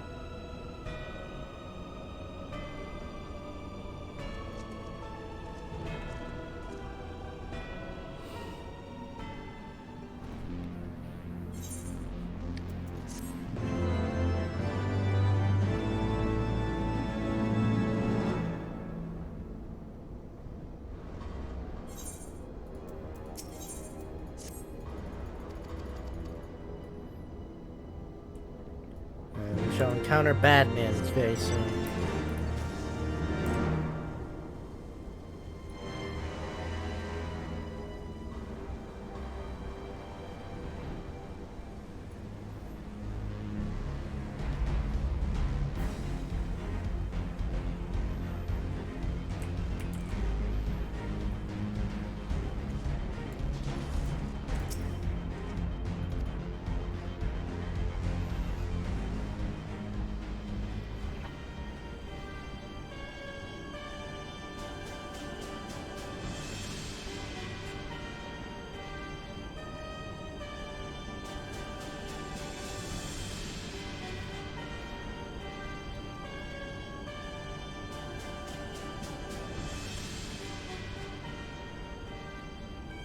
Our objective lies at the heart of the Isle.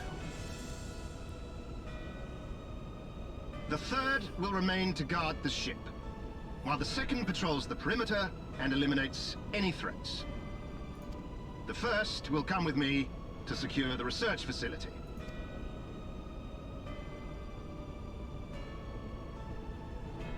Let no man doubt the import of our mission. The Allagans found a means to capture icons alive, and their knowledge lies hid upon this isle. If we can but acquire it, we would be able to prevent the beings from returning to plague us, thus ending the cycle of rebirth. I need not remind you that success will raise our legion high in the Emperor's regard. Yet, by the same token, his radiance does not tolerate failure. That is all. All troops, prepare for deployment!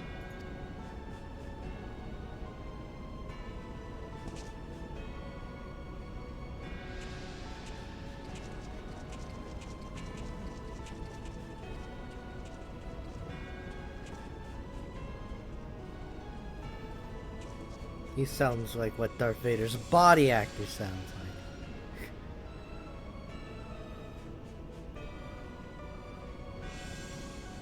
Could have made that joke way So longer. that is their purpose.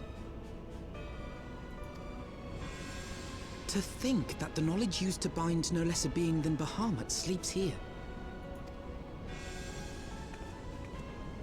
Imprisoning a primal in such a manner would represent an effective means to halt the cycle of summoning, were it not for the grave and obvious risks. Indeed. We need but refer to past experience, that of Bahamut's calamitous return, to see why this is not the solution we seek. Held in duress, a primal will continue to nurse its hatred for mankind. And when it inevitably breaks free, its rage will be beyond quelling.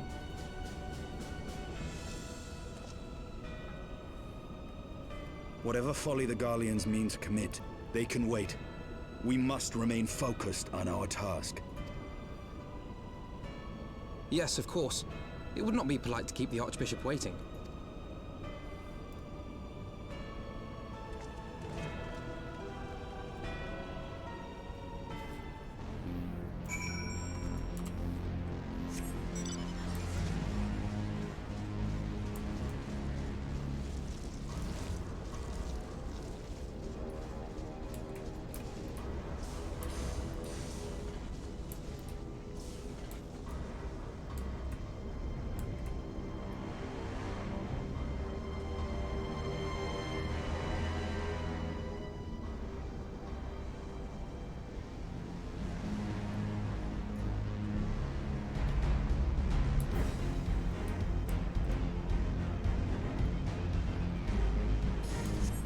Oh no, the guidance node is being attacked. Gilly, come on. Where are your pursuers? Ah, there they are.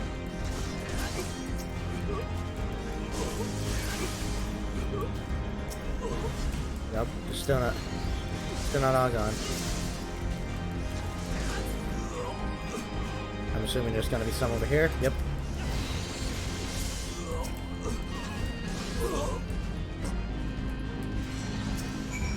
Oh, there's gonna be way more. Fuck.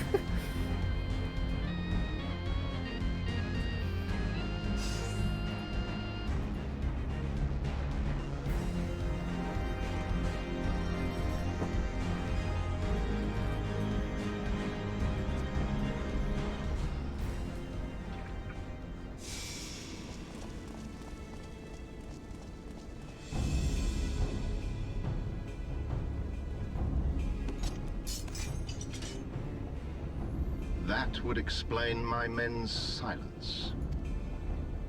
We meet again. And this time, we will not be interrupted.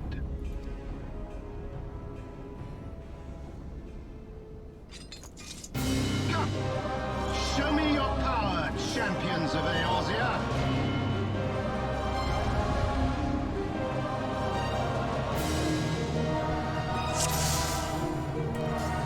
Alright. Boss fight indeed. I shall make it quick. Oh, it's actually taking more than a couple of minutes. Well, that's because I'm level synced now. Ah. Yeah. You've seen, like, sometimes it takes longer to kill enemies. That's because I'm level synced.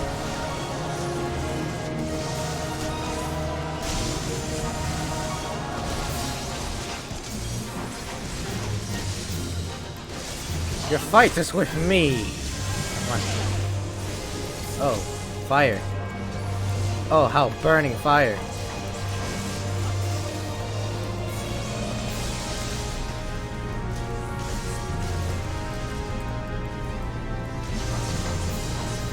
I am not used to level 60 trigger. But I have to. Ah, bleeding fire, bleeding fire. So it comes to this! Oh no. Get back here, get back here, get back here, now!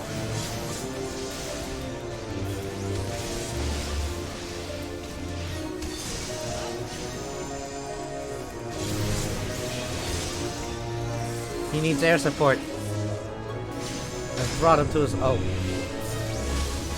That could pose an issue.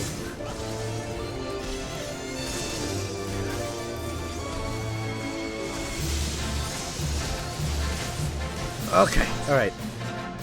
Bombs didn't explode, thank God.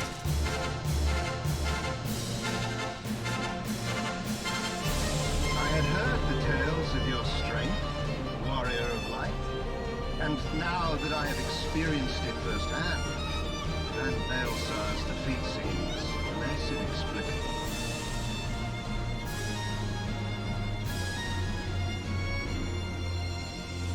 You are a formidable foe, and I have thoroughly enjoyed our time together. Alas, all good things must come to an end.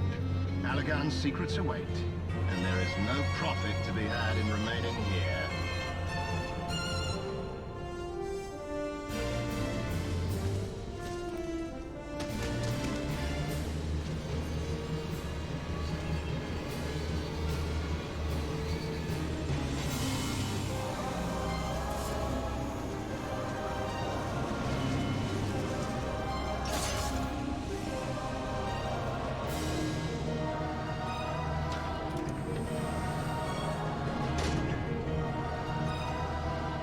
Keep them occupied.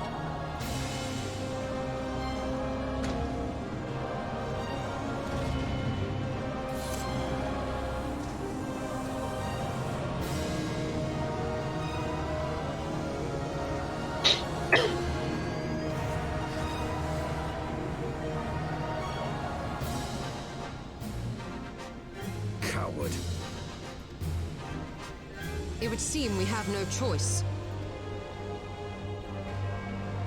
You must continue on. We will hold them here. Take the eye. It should still hold enough energy to be of use to you.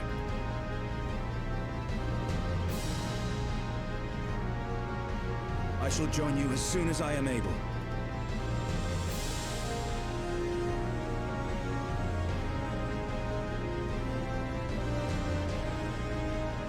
Enough talk. Make haste and stop the Archbishop.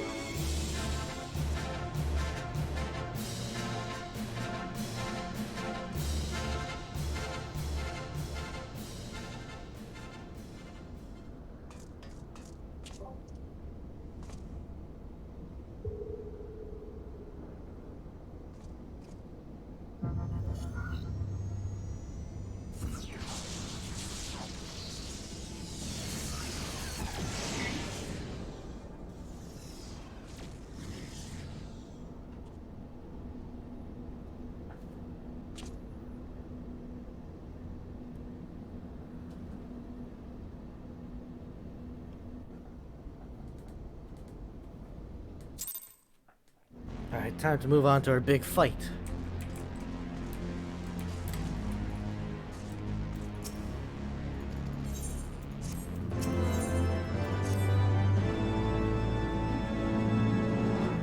I regret to inform you that the matter conduit leading to the flagship is no longer functioning. According to my records, it was destroyed by a dragon, which broke free of its restraints. They failed approximately 2,369 years, 1 month, 24 days, 7 hours, and 4 minutes ago. Please find an alternate route to a ferrochemical research facility. The Elegant Research Council apologizes for any inconvenience caused. Well, our path is no longer a straight line. So thy journey hath led thee to this accursed place. Canst thou hear it, mortal? A ceaseless keening of my kindred, steeped in 5,000 years of suffering. Long before the Asgardians and their base betrayal, there lived still more wicked men, whose ambitions knew no bounds. Fearful of our might and covetous of our power, they devised a means to enslave dragonkind. Their vile misdeeds did set in motion a train of events whose repercussions are felt to this day. Beyond, thou wilt find one of my first brood. Hark thou unto her words, partake thou of her pain.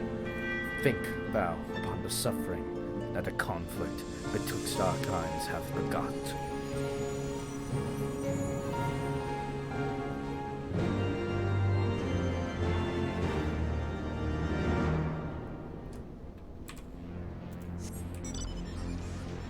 Seek out Midgard Sommer's child.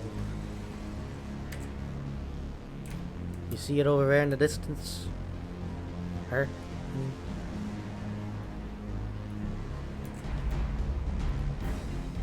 Which way? Like, literally right in front of me. Oh! God, I'm blind.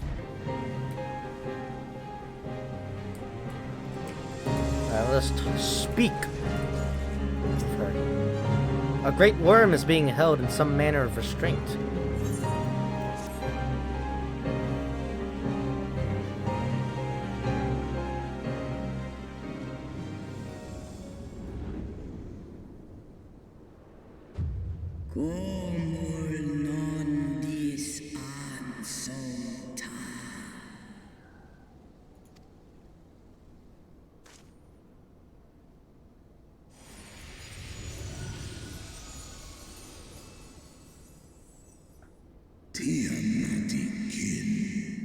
It is Tiamat.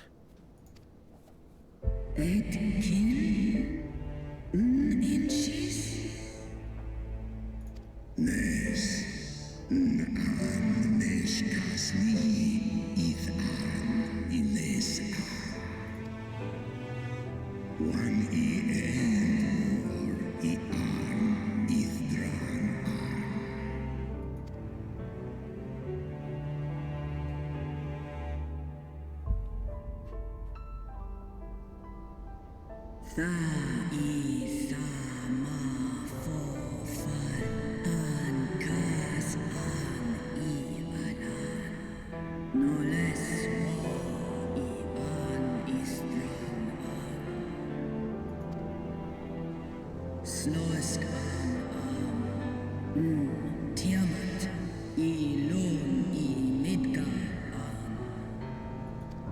arm for arm, kom ul les is for nesh in.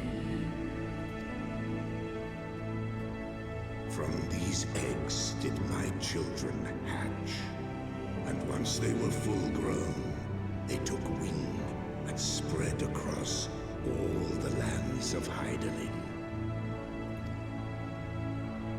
Ni ul meran is an kin Bahamut Ola ulas han. Way som an. I them afakum an ibalan. Ekmon kin in. Ekmon Bahamut esk in. En kayan. Kom en asa.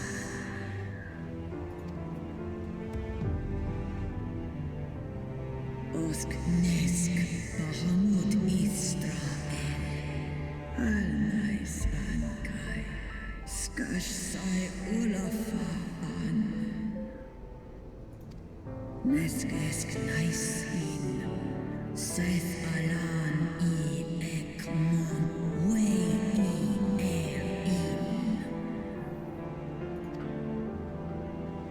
Sale anya in esh in esh o esh ed in angles in sunis lalan tai analan snoma el ules in send more in ekmon asanin Santai Mikumel.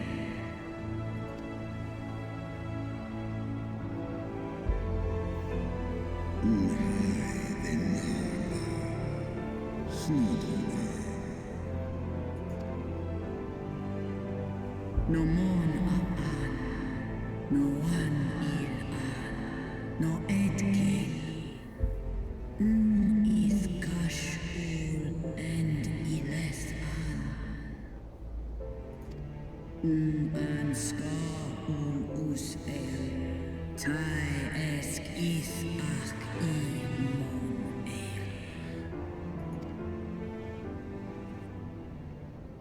summarize, Bahamut was a real-ass dragon. He was a real-ass guy, but the Bahamut that caused a calamity and thus fight in the coils of Bahamut is not the real-ass Bahamut. He's the primal Bahamut. Similar, think like the same thing with Shiva, right?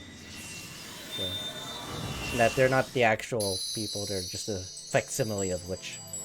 Also, orange forbidden gummy. Have all the chaos emeralds. We now have the 6 chaos gummies back.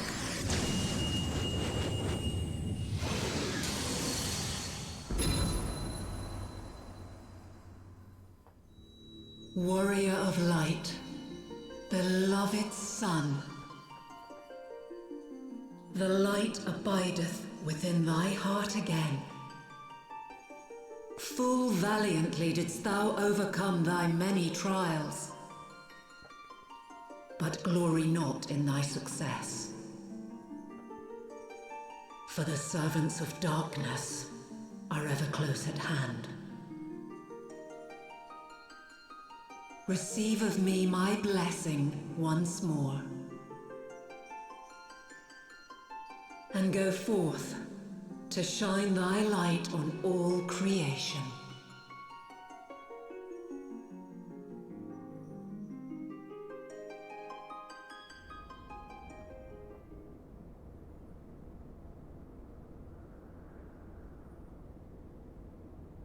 Thou hast broken down the wall I built around thee, and partaken of thy mistress's blessing once more.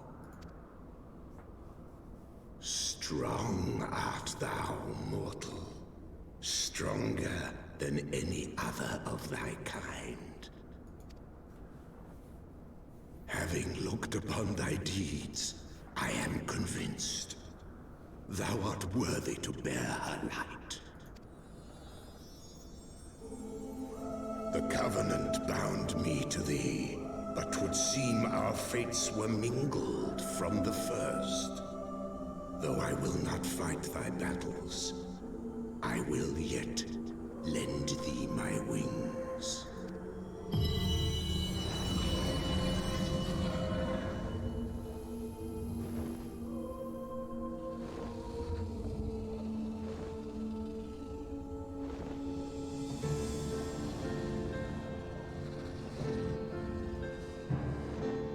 Come, mortal. We go to cast out the darkness.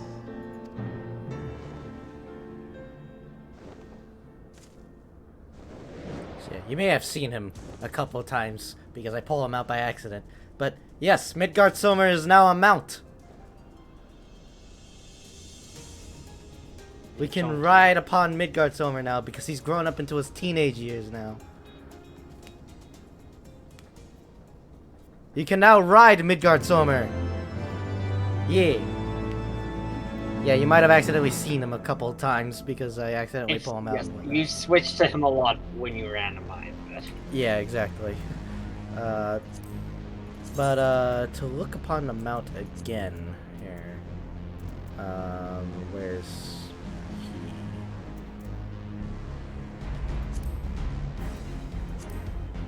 Oh, do they reshuffle? They reshuffle him up to the front. Oh, that's great. Anyways, Midgard Sommer. Only after proving your bravery in the face of countless perils has the Father of Dragons found you to be a worthy heir to the light and granted you a place upon his back. I am literally. Summon forth Midgard Sommer, the slightly bigger one, but still not the big one. Yeah, this is not Keeper of the Lake Midgard Sommer yet, but he's big. So, let's go.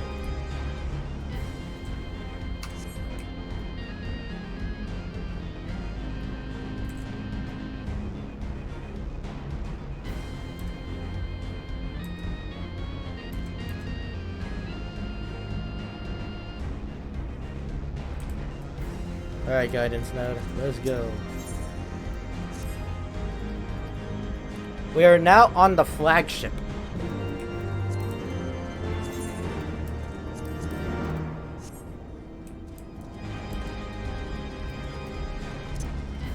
I'm gonna put Midgard somewhere upon here. Over my autocraft, because I'm not gonna autocraft for a while. Anyways, we're about to enter the last dungeon, by the way. Oh my god. It's 2. Yeah.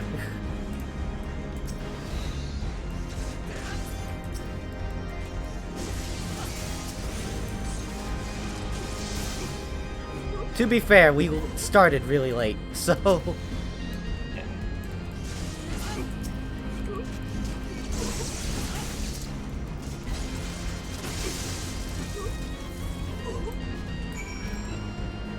Okay. Oh, by the way, the name of the quest is Heavensward. Ah! Eldrop! Yeah, so. Area secured. Lifting access restriction to the Etherochemical Research Facility. Restriction lifted. You may enter the facility at your leisure. Ending guidance. Unknown energy source detected within the Etherochemical Research Facility. Please exercise caution. I'm pleased to have been of service to you, Master Samus. Please send my regards to Master Wedge. Deactivating. Ooh.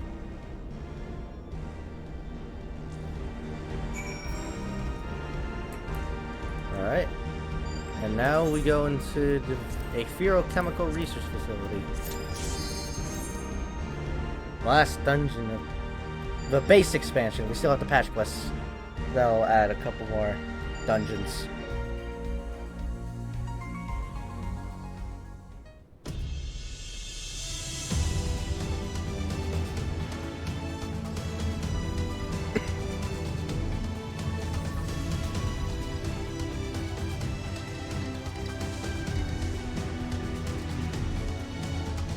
Everything here is so fucking shiny and reflective.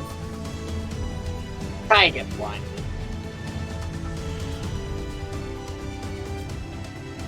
Like it's like they put a layer of glass over everything.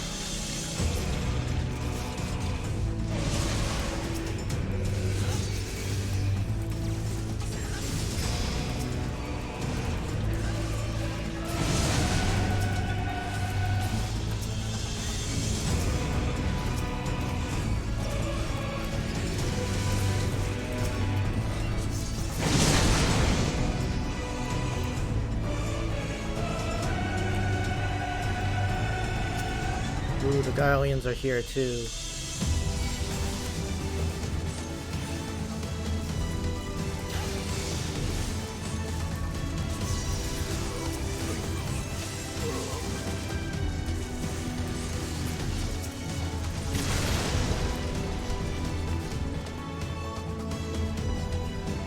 I will crush you underfoot. Remember the boss fight we had before? Enough. Oh, back here again. Yeah, back at it again with him. But this time he's gonna go down like a bitch. Well, well. Day is yours, but we will meet again.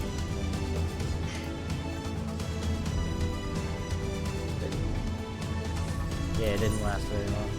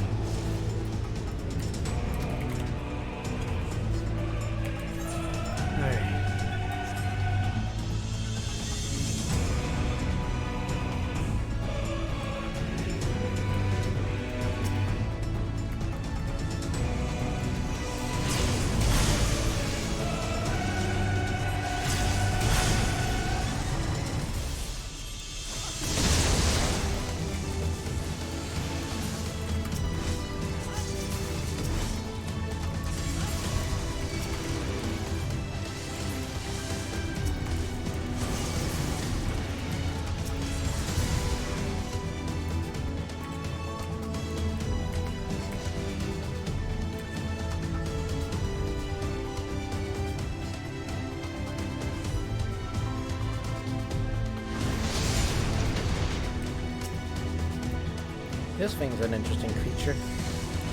I don't know if we'll see its gimmick. Oh, yep, there it goes.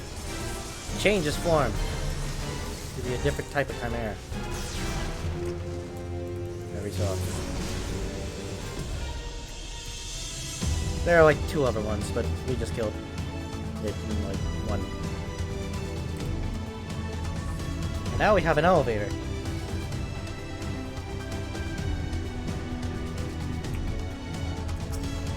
Literally a lift.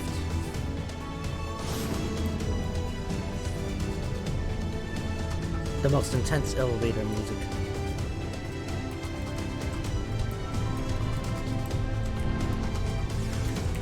Yes.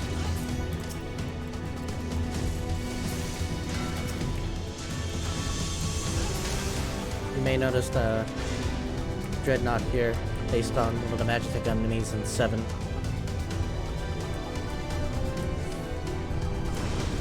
Always gotta take notice of my 7.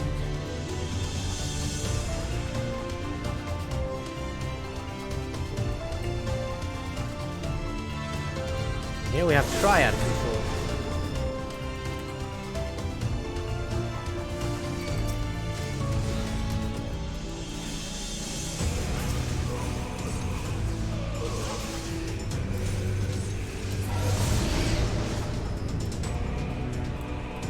You did not read that wrong. They mastered cloning. The Allagans did.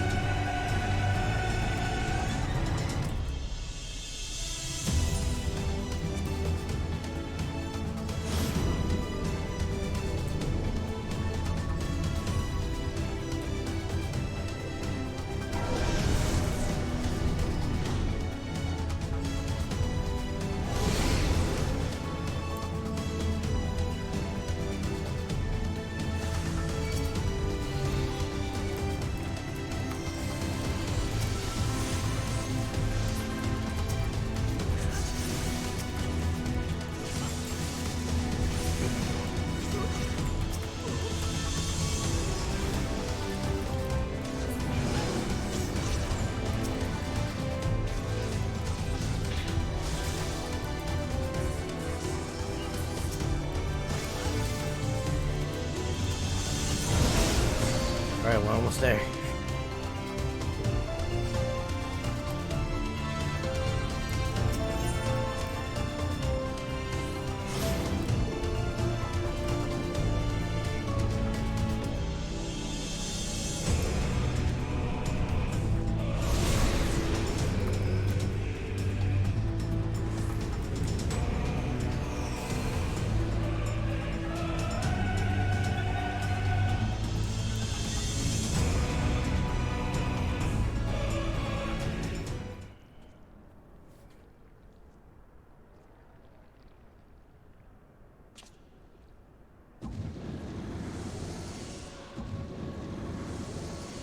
Who?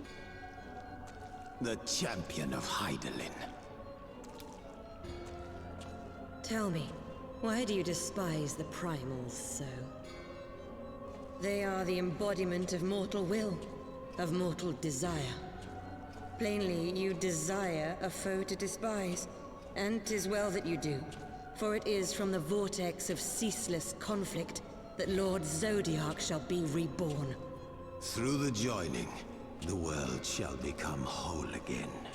Then all shall be as once it was, as it should ever have remained.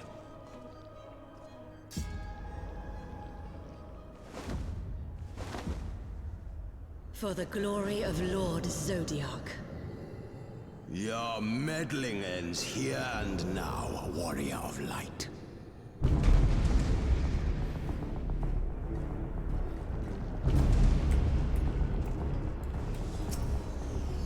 I'm not even gonna try to pronounce that. Darkness shall consume light. Damn this frail flesh.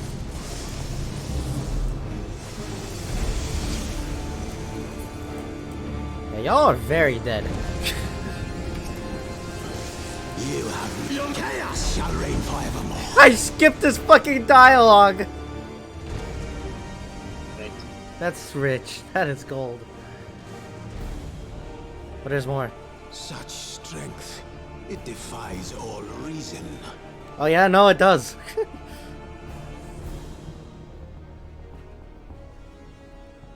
No, I will not be bested by the likes of them. La Habrea, it is time.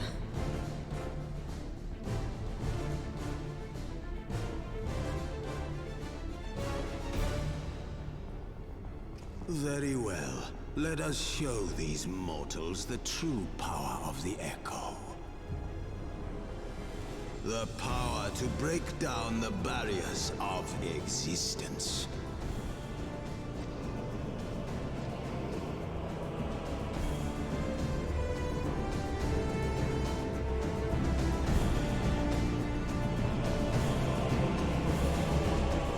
This is fusion hot? I am become you. This is fusion hot. And we are become one.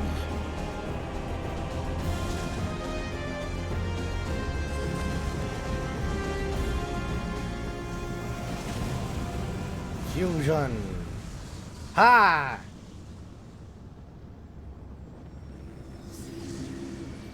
Oh, this is taking a little while longer than I thought it would. I am never going to judge anybody in cutscenes ever again.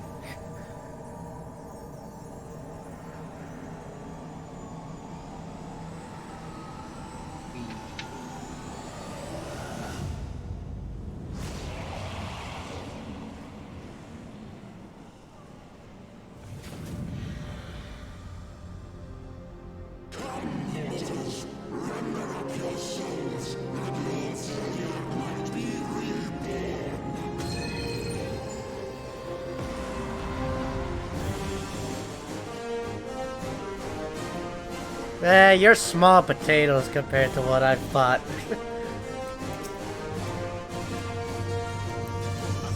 I've seen worse.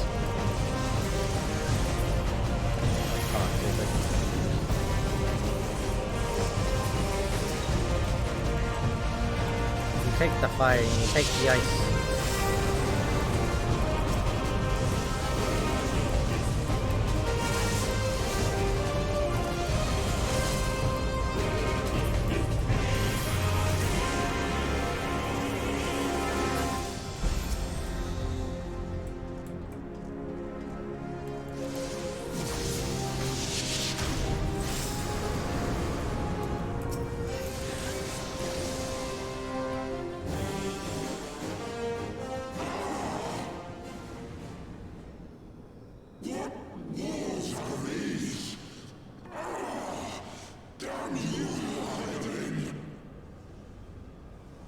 Time to do it for good. Time to do him in for good. I think. Hold up. Are we gonna use the light aura sight? I think. Maybe. I'm gonna have to exit the dungeon in order to figure that out here.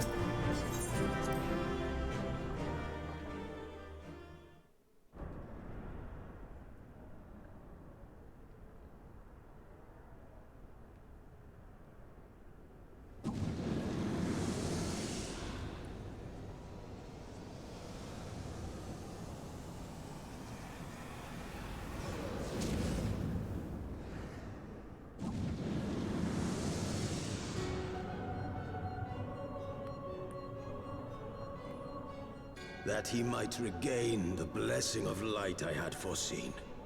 But he has grown so strong in it as to deny us our power. Let us withdraw, La Habrea. That power remains to us, at least.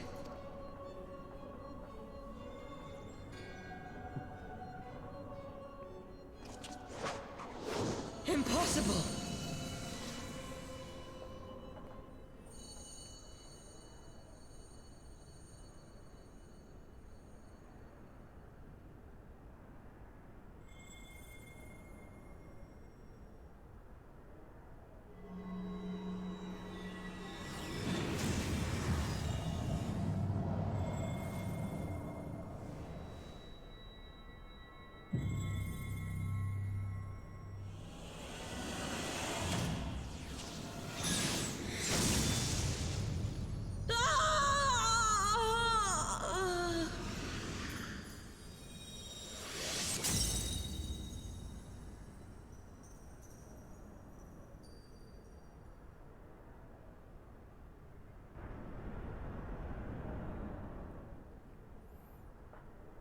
So, you harness the eye's power.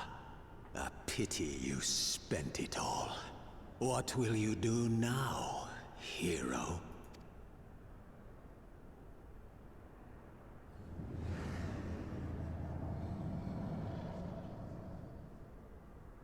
So, not even the vaunted warrior of light can unmake an Ascian without relying upon mortal contrivances.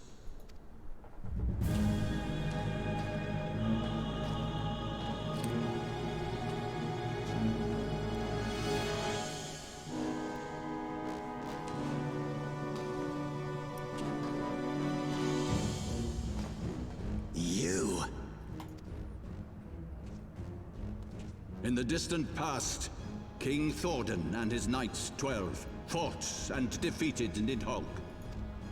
Though the victory cost them dear, they were rewarded with a great prize, the Dread Worm's Eyes, both of which have since been held in the Holy Sea's safekeeping. The eye you possess was Nidhogg's left, and long has it served as a source of the Azure Dragoon's might. As for its twin,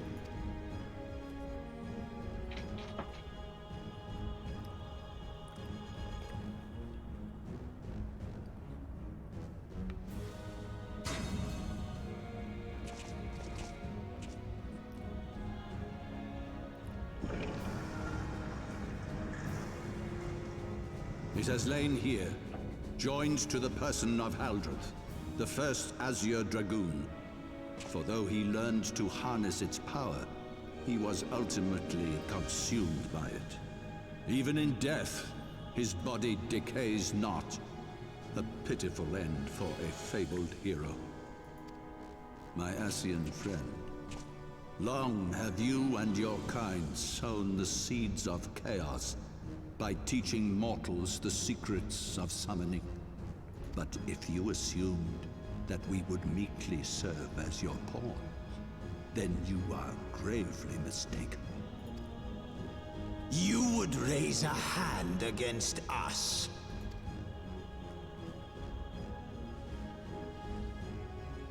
By taking unto my flesh the soul of the legendary King Thordan, I can become a god!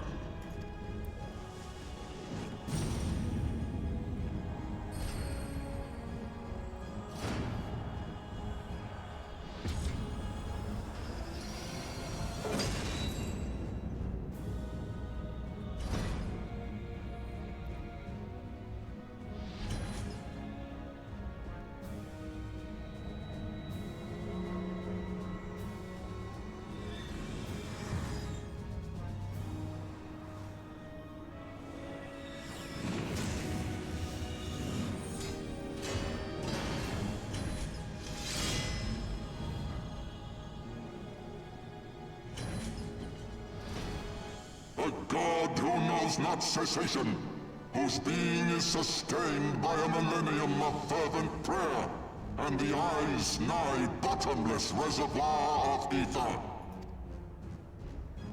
What? Your contempt for man has proven your undoing, Ascian. For my first act as God King, I do hereby sentence you to die!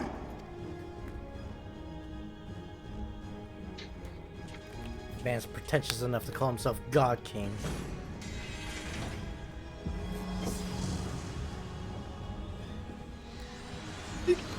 Should be order enough to kill him.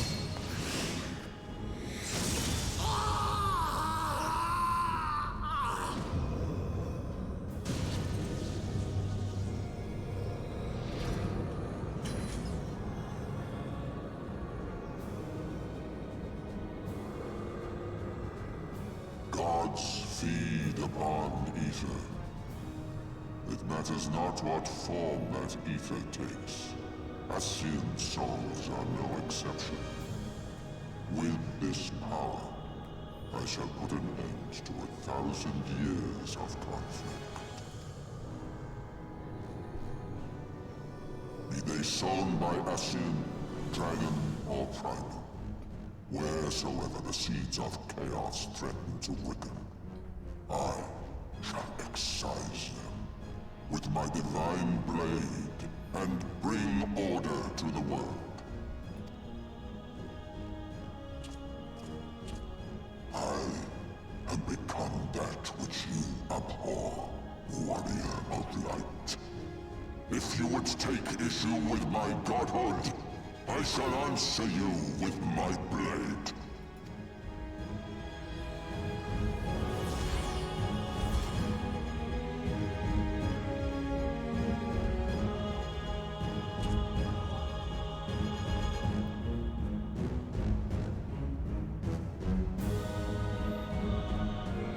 Again, he was pretentious enough to call himself a god king. That is reason enough to kill him. And kill him we shall. Singularity Reactor is the name of the fight. This will be an end to King Forden as quickly as he began here. This is the last fight. Rejoice! We're pretty much done.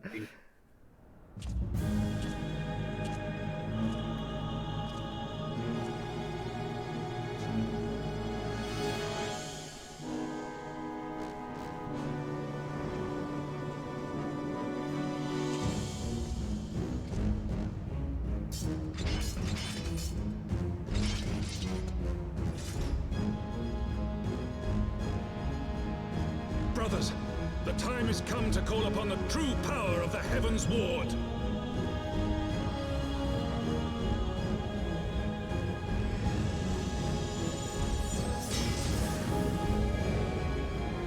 And this is for Knights of the Round. Fight me if you will, warrior of light. I care not. All who stand against me will be destroyed, be they servants of the darkness or the light. By my blessing shall all men be sanctified, and an endless era of peace begin. Vice and conflict shall cease to be. You reject my divinity, yet what have you to offer my people in its stead? Bitter truth? Virtuous suffering?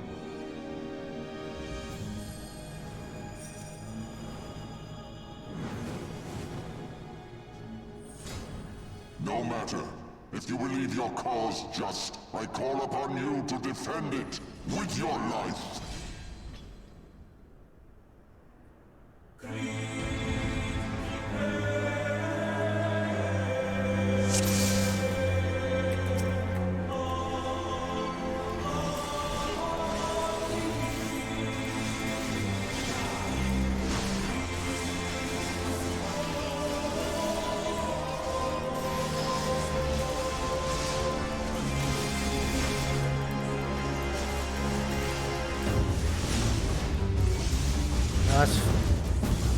As possible as it is to kill him right about now, I don't think we can. I think we need to go through the whole fight first.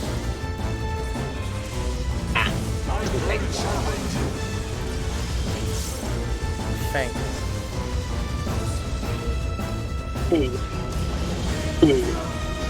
Yeah, no, totally.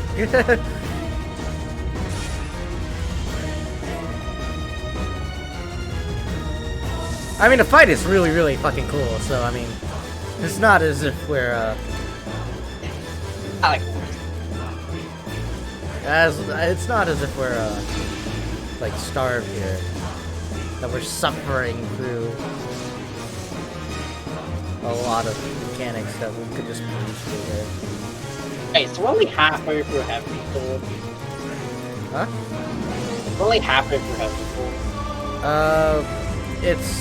This is the end of the base expansion. After this is going to be the patch quests.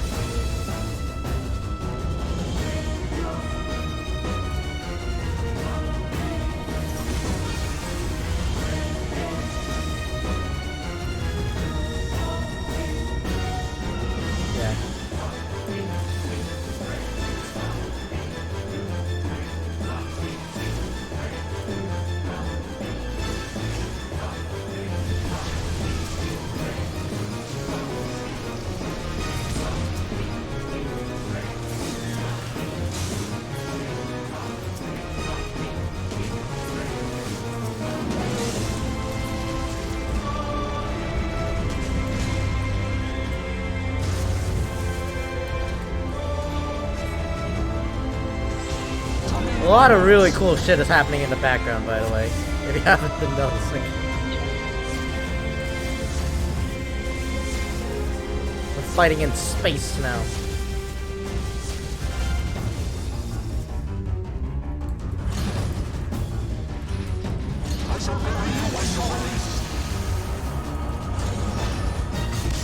Notice that they all were doing limit break there. Limit break so hard that it broke the fucking screen.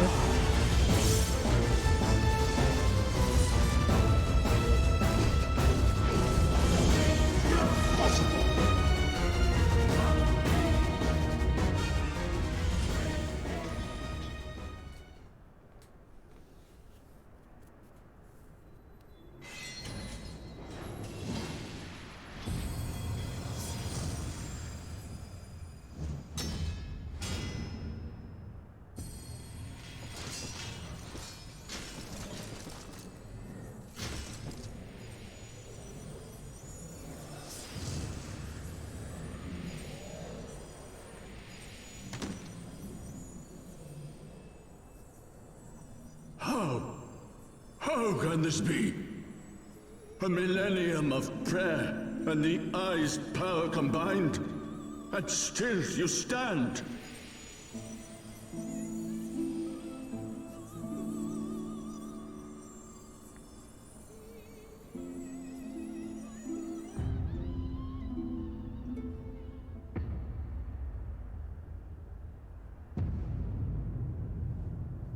Yeah, that's what I really should be looking like.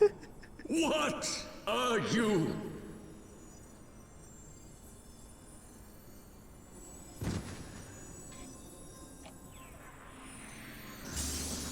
You know, that is a fair assessment there, my friend.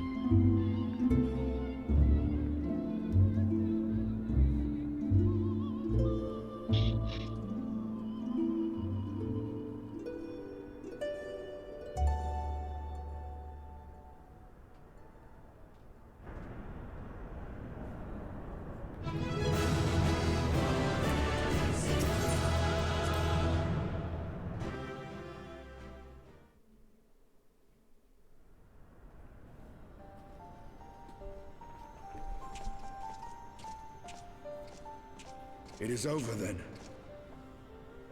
I had hoped that mine would be the hand to end it. But knowing you, there was little chance of that.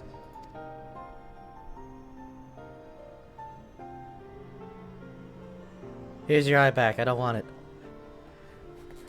Would seem the eye has served you well.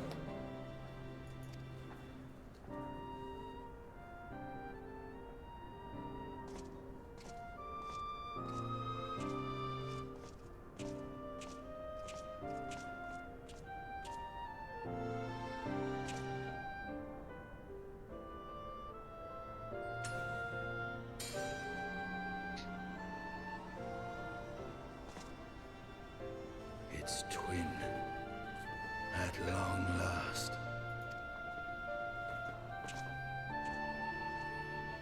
All that remains is to take them beyond the reach of man and dragon both. With this task accomplished, my toil shall finally be at an end.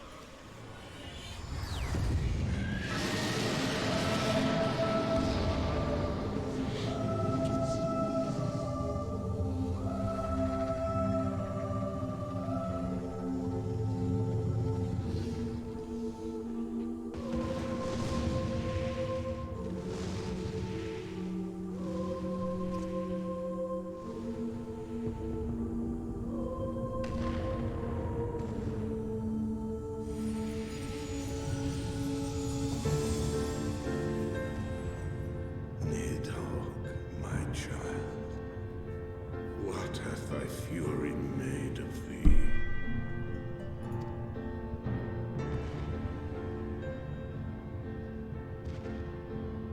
Let us away, servant of Hydaelyn.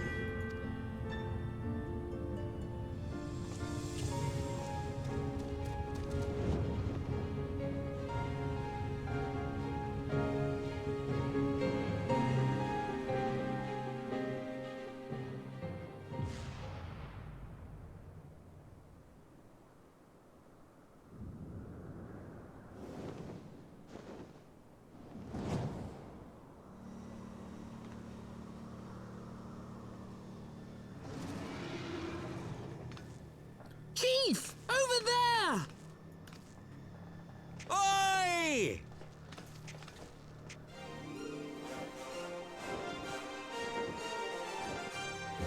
Haha! Gods damn it, you always have to cut it so bloody close. And just like how we ended A Realm Reborn space expansion by riding upon a Magitech armor, we end the end of Heavensward expansion by riding upon the back of a dragon. How fitting. Wouldn't you agree? It would seem he has done it again. That's why. Was there ever any doubt? Let us return to Ishgard. Our friends will be eager to learn the battle's outcome and welcome back their champion.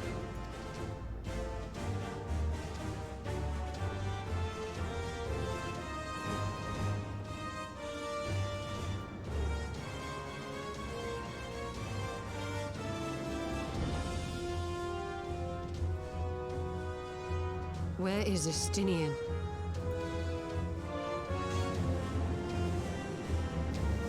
But yeah, that whole Estinian thing, that is totally going to be what Part 3 is going to be about, exclusively almost.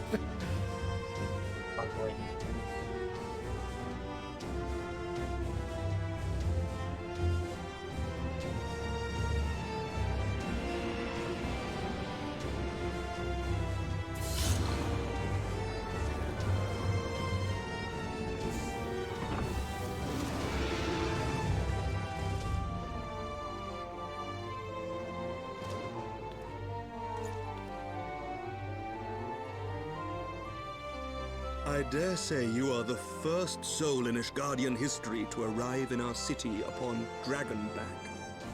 This scene shall be remembered for 1,000 years to come.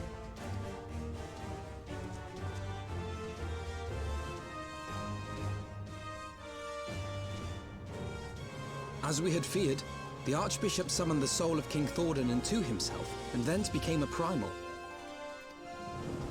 But he and his knights are no more, thanks to the Warrior of Light.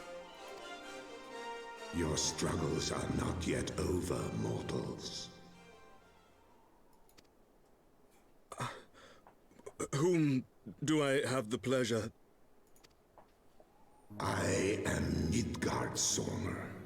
I have journeyed with Hydaelyn's champion and observed his deeds in the conflict between man and dragon.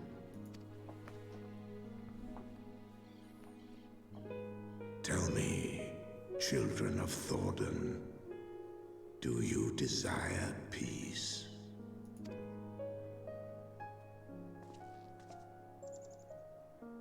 My people have committed unspeakable atrocities against dragonkind, even against our own.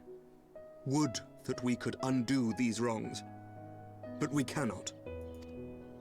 Be that as it may, the future yet presents a chance to begin anew. Our nation has broken free of the shackles of a false faith, and Nidhogg shall lead his kindred against us no more. I doubt not that it will require much effort and perseverance. But 'tis my belief that in time, Ishgard will again become a place where man and dragon may abide together in harmony. I shall remember thy words. Yet be warned, Nidhogg's soul liveth on.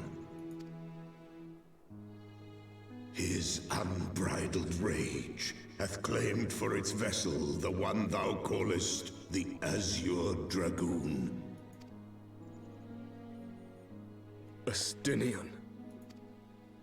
Doubt not but that Nidhogg will call out to his brood ere long, nor that they shall answer him. Steel yourselves, for the true test is yet to come. Come what may, we will never cease to believe. Upon the souls of they who have sacrificed themselves to pave the way for peace, we will never abandon our cause. 1,000-year war cannot be ended in a day. It may take generations. What thou dost begin, thy children must continue. Entrust unto them thy hopes and dreams, that peace may reign again, and forevermore.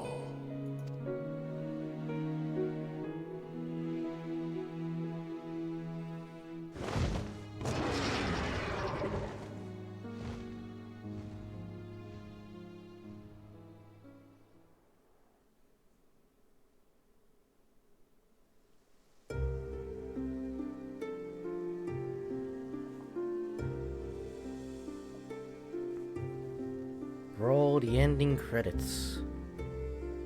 Except that really, there's still a cutscene that they play during the credits. Hopefully. But now, this right here is Ishgard is now joining the Eorzean Alliance again. Nice. So they're making it official again now.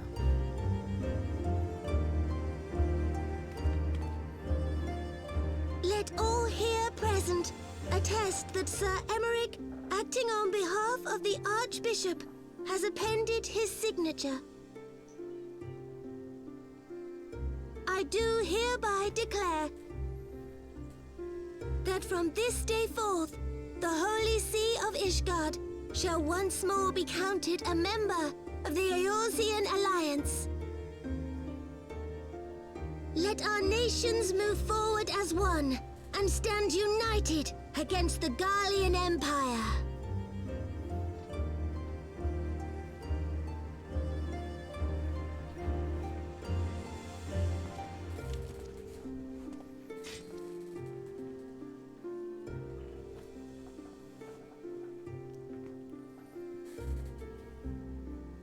For the future of Eorzea.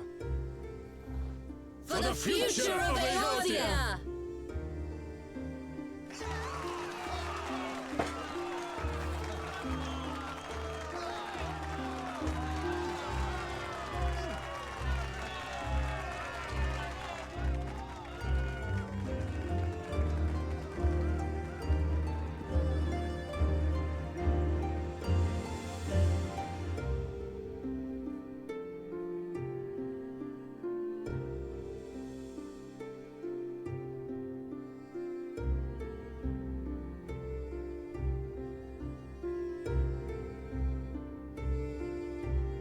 This scene tears me up, by the way.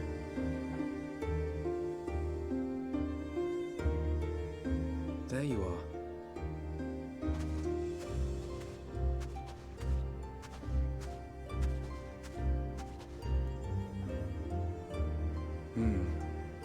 A noble monument to a noble soul.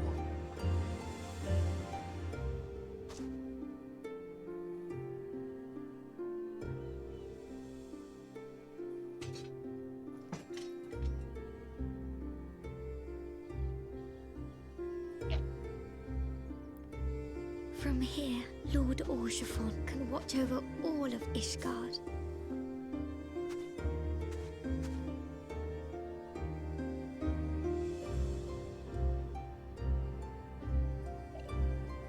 It has been a long and arduous journey, and we have lost much and more along the way. Yet come what may, we must stay true to our purpose and press on. That's right, you two. It's high time we got back to rebuilding the Scions. Which means we're going to need money! And lots of it!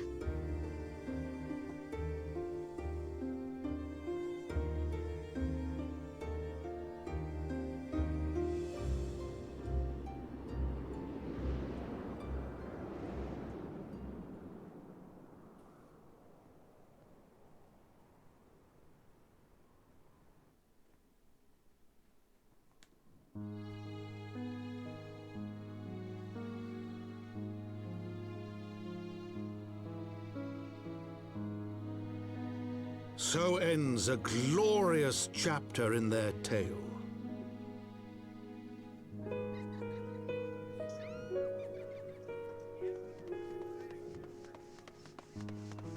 However, tumultuous days yet lie ahead for Ishgard.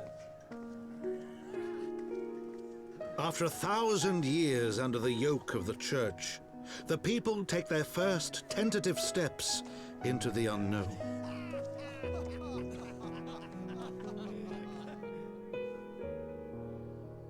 And though they spy a glimmer of peace upon the horizon, Nidhogg's vengeful shadow yet remains to darken the way. Be that as it may, so long as the young commander of the Temple Knights and his heroic companions are there to guide them, the people may hold fast to hope. The hope that one day true peace will return to Ishgard, and that man and dragon may live in harmony once more. Let the deeds writ herein never be forgot, that they may inspire generations yet unborn to strive ever heavensward.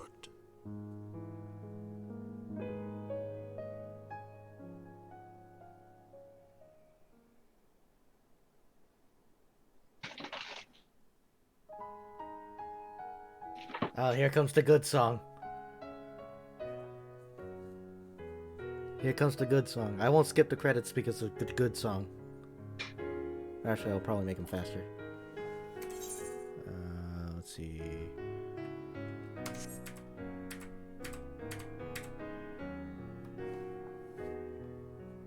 This is one of the best songs in all Final Fantasy.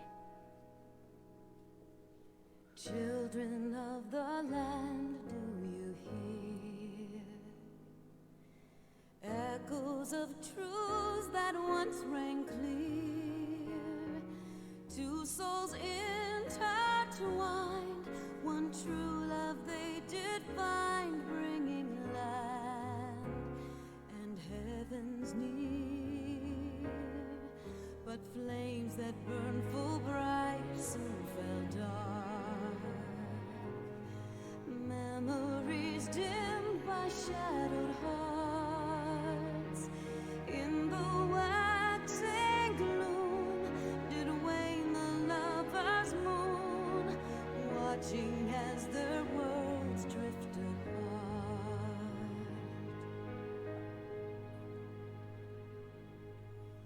One soul's cry, a passion welling within.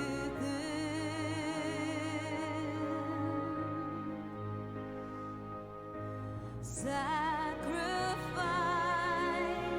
a final plea to her kin.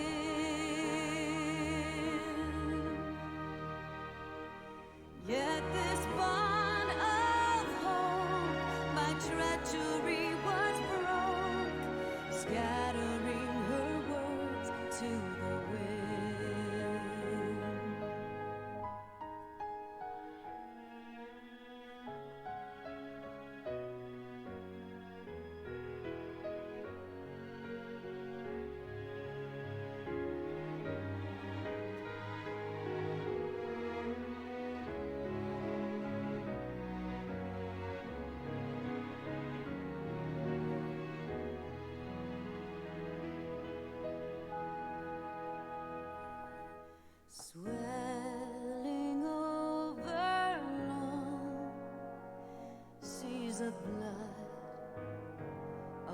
a song, and death an afterthought to those who fight for naught. Alone,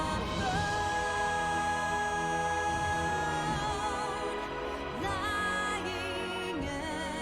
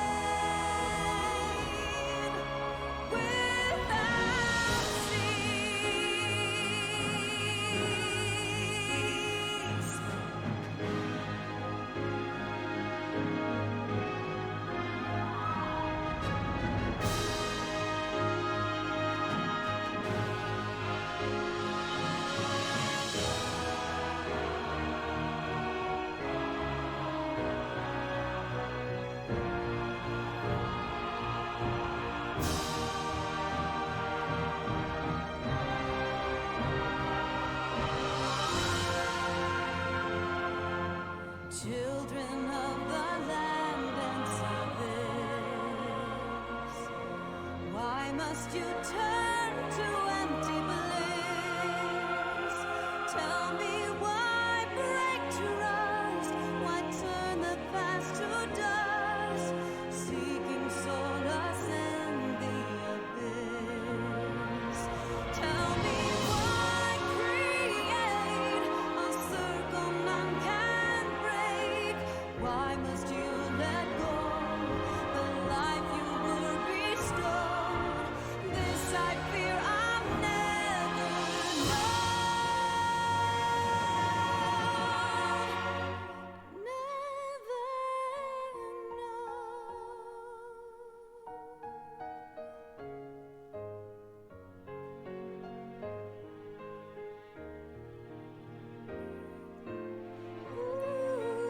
Yeah, I've been silent for the past like 4 minutes because this is such a good song. It's the song is Dragon Song, composed by Nobuo fucking Matsu himself. So it better be good. Yeah. Anyways, post credits. So Lahabrea and Igaeorm have fallen. Bested by mortals in their attempt to initiate the Eighth rejoining. That they should be so complacent. And now it falls to me to deal with the consequences. Without intervention, the balance between light and darkness will begin to shift, placing our mission in jeopardy.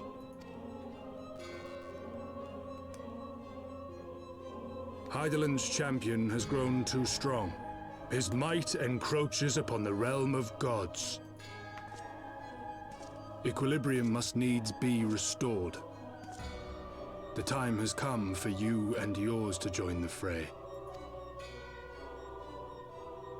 Warrior of Darkness.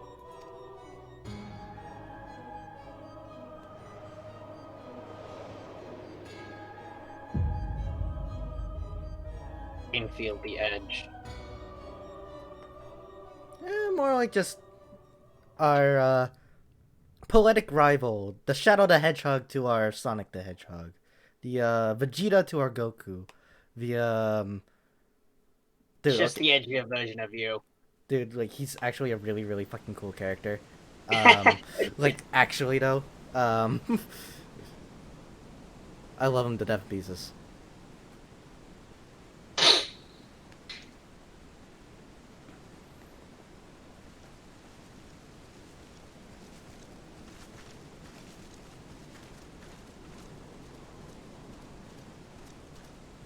Remind me, why is there no rest for the righteous?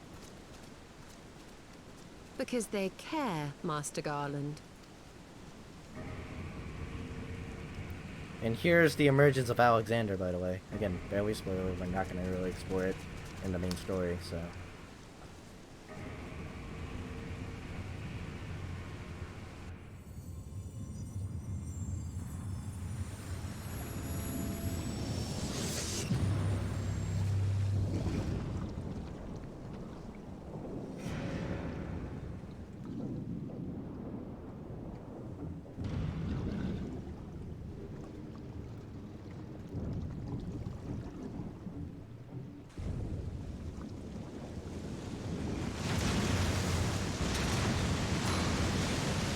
I mean, in case you needed to see how fucking huge this thing is, I guess.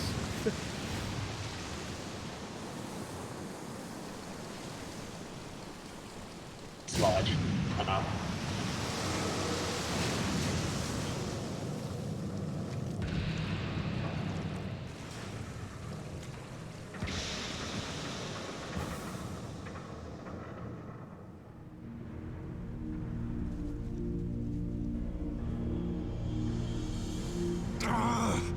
Of all the things they could have picked to play with, that's not a toy, you bloody fools, it's a primal!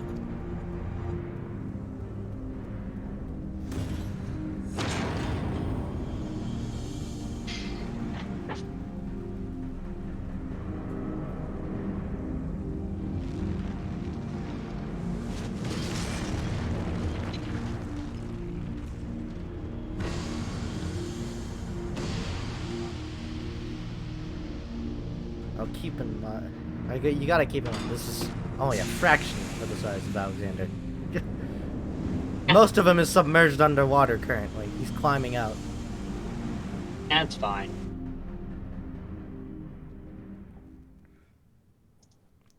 Spires of deception crumble to dust, to lay bare truths long concealed. Beyond shimmering shadow, life shimmering light.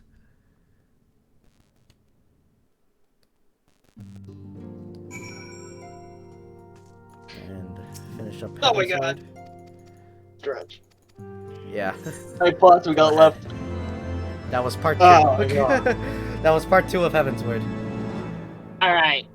How many plots of Heavensward we got left? 2. We're halfway there. Yeah. Oh, living on a prayer. Yeah. The next part won't exclusively be revolving around Nidhogg, but like that last ending segment opened up like 3 more storylines to go through. Well, technically just the next 2, really, because again, Alexander's an optional raid series that we will not be exploring. But I'm debating right now whether or not we should do the Crystal Tower raids, because that is, we're about to go into the technical start of Shadowbringers, because of the Warrior of Darkness and all that shit. So I'm wondering, should we do the Crystal Tower raids? Because the Crystal Tower raids are very, very much involved with the plot of Shadowbringers, extremely heavily involved. So I feel like we can do that, because we can probably do the Crystal Tower raids within like a day, right? Like all of them. So I feel like we can totally do that. I just need to rally up some friends to help me queue into it, because I can't solo those raids. I can't even show you. If we go into the raids, 24 Rands, Labyrinth of the Ancients, Circus Tower, World of Darkness, I cannot enter them solo. But I feel like we can do that within a day. We could definitely do that Thursday. I don't know. What do you think about that? You don't know? Hell if I know. Hell if you know. Okay. We'll see. We'll see. I could probably also do it tomorrow as well. Or later today, I guess. Assuming we don't start as late as we did this time. Actually, we might be able to, because I don't imagine it will take another 8 hours like it did like it did this part. So what do you say? Who knows, man? We'll see. We'll see. We'll see. If we don't have any time until Saturday, then I guess we'll just skip it for now. If there is no time till Saturday, but for now, we're gonna have to end it here because holy fucking shit.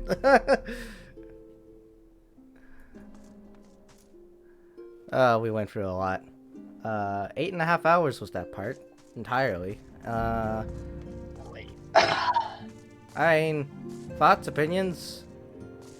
It's long, but it's second really wife late. who died. Your husbando died. Yeah. Pope died, but like he's bad, so it doesn't matter. And as a dragoon friend got yeeted from existence. Now he's scaly. Alright. Yeah, I feel like we're both really fucking tired right now, so yes, we're gonna end it off here. Alright. Okay, I'll see actually you. leave. I'll see you later. We'll see how our schedules look. But yeah.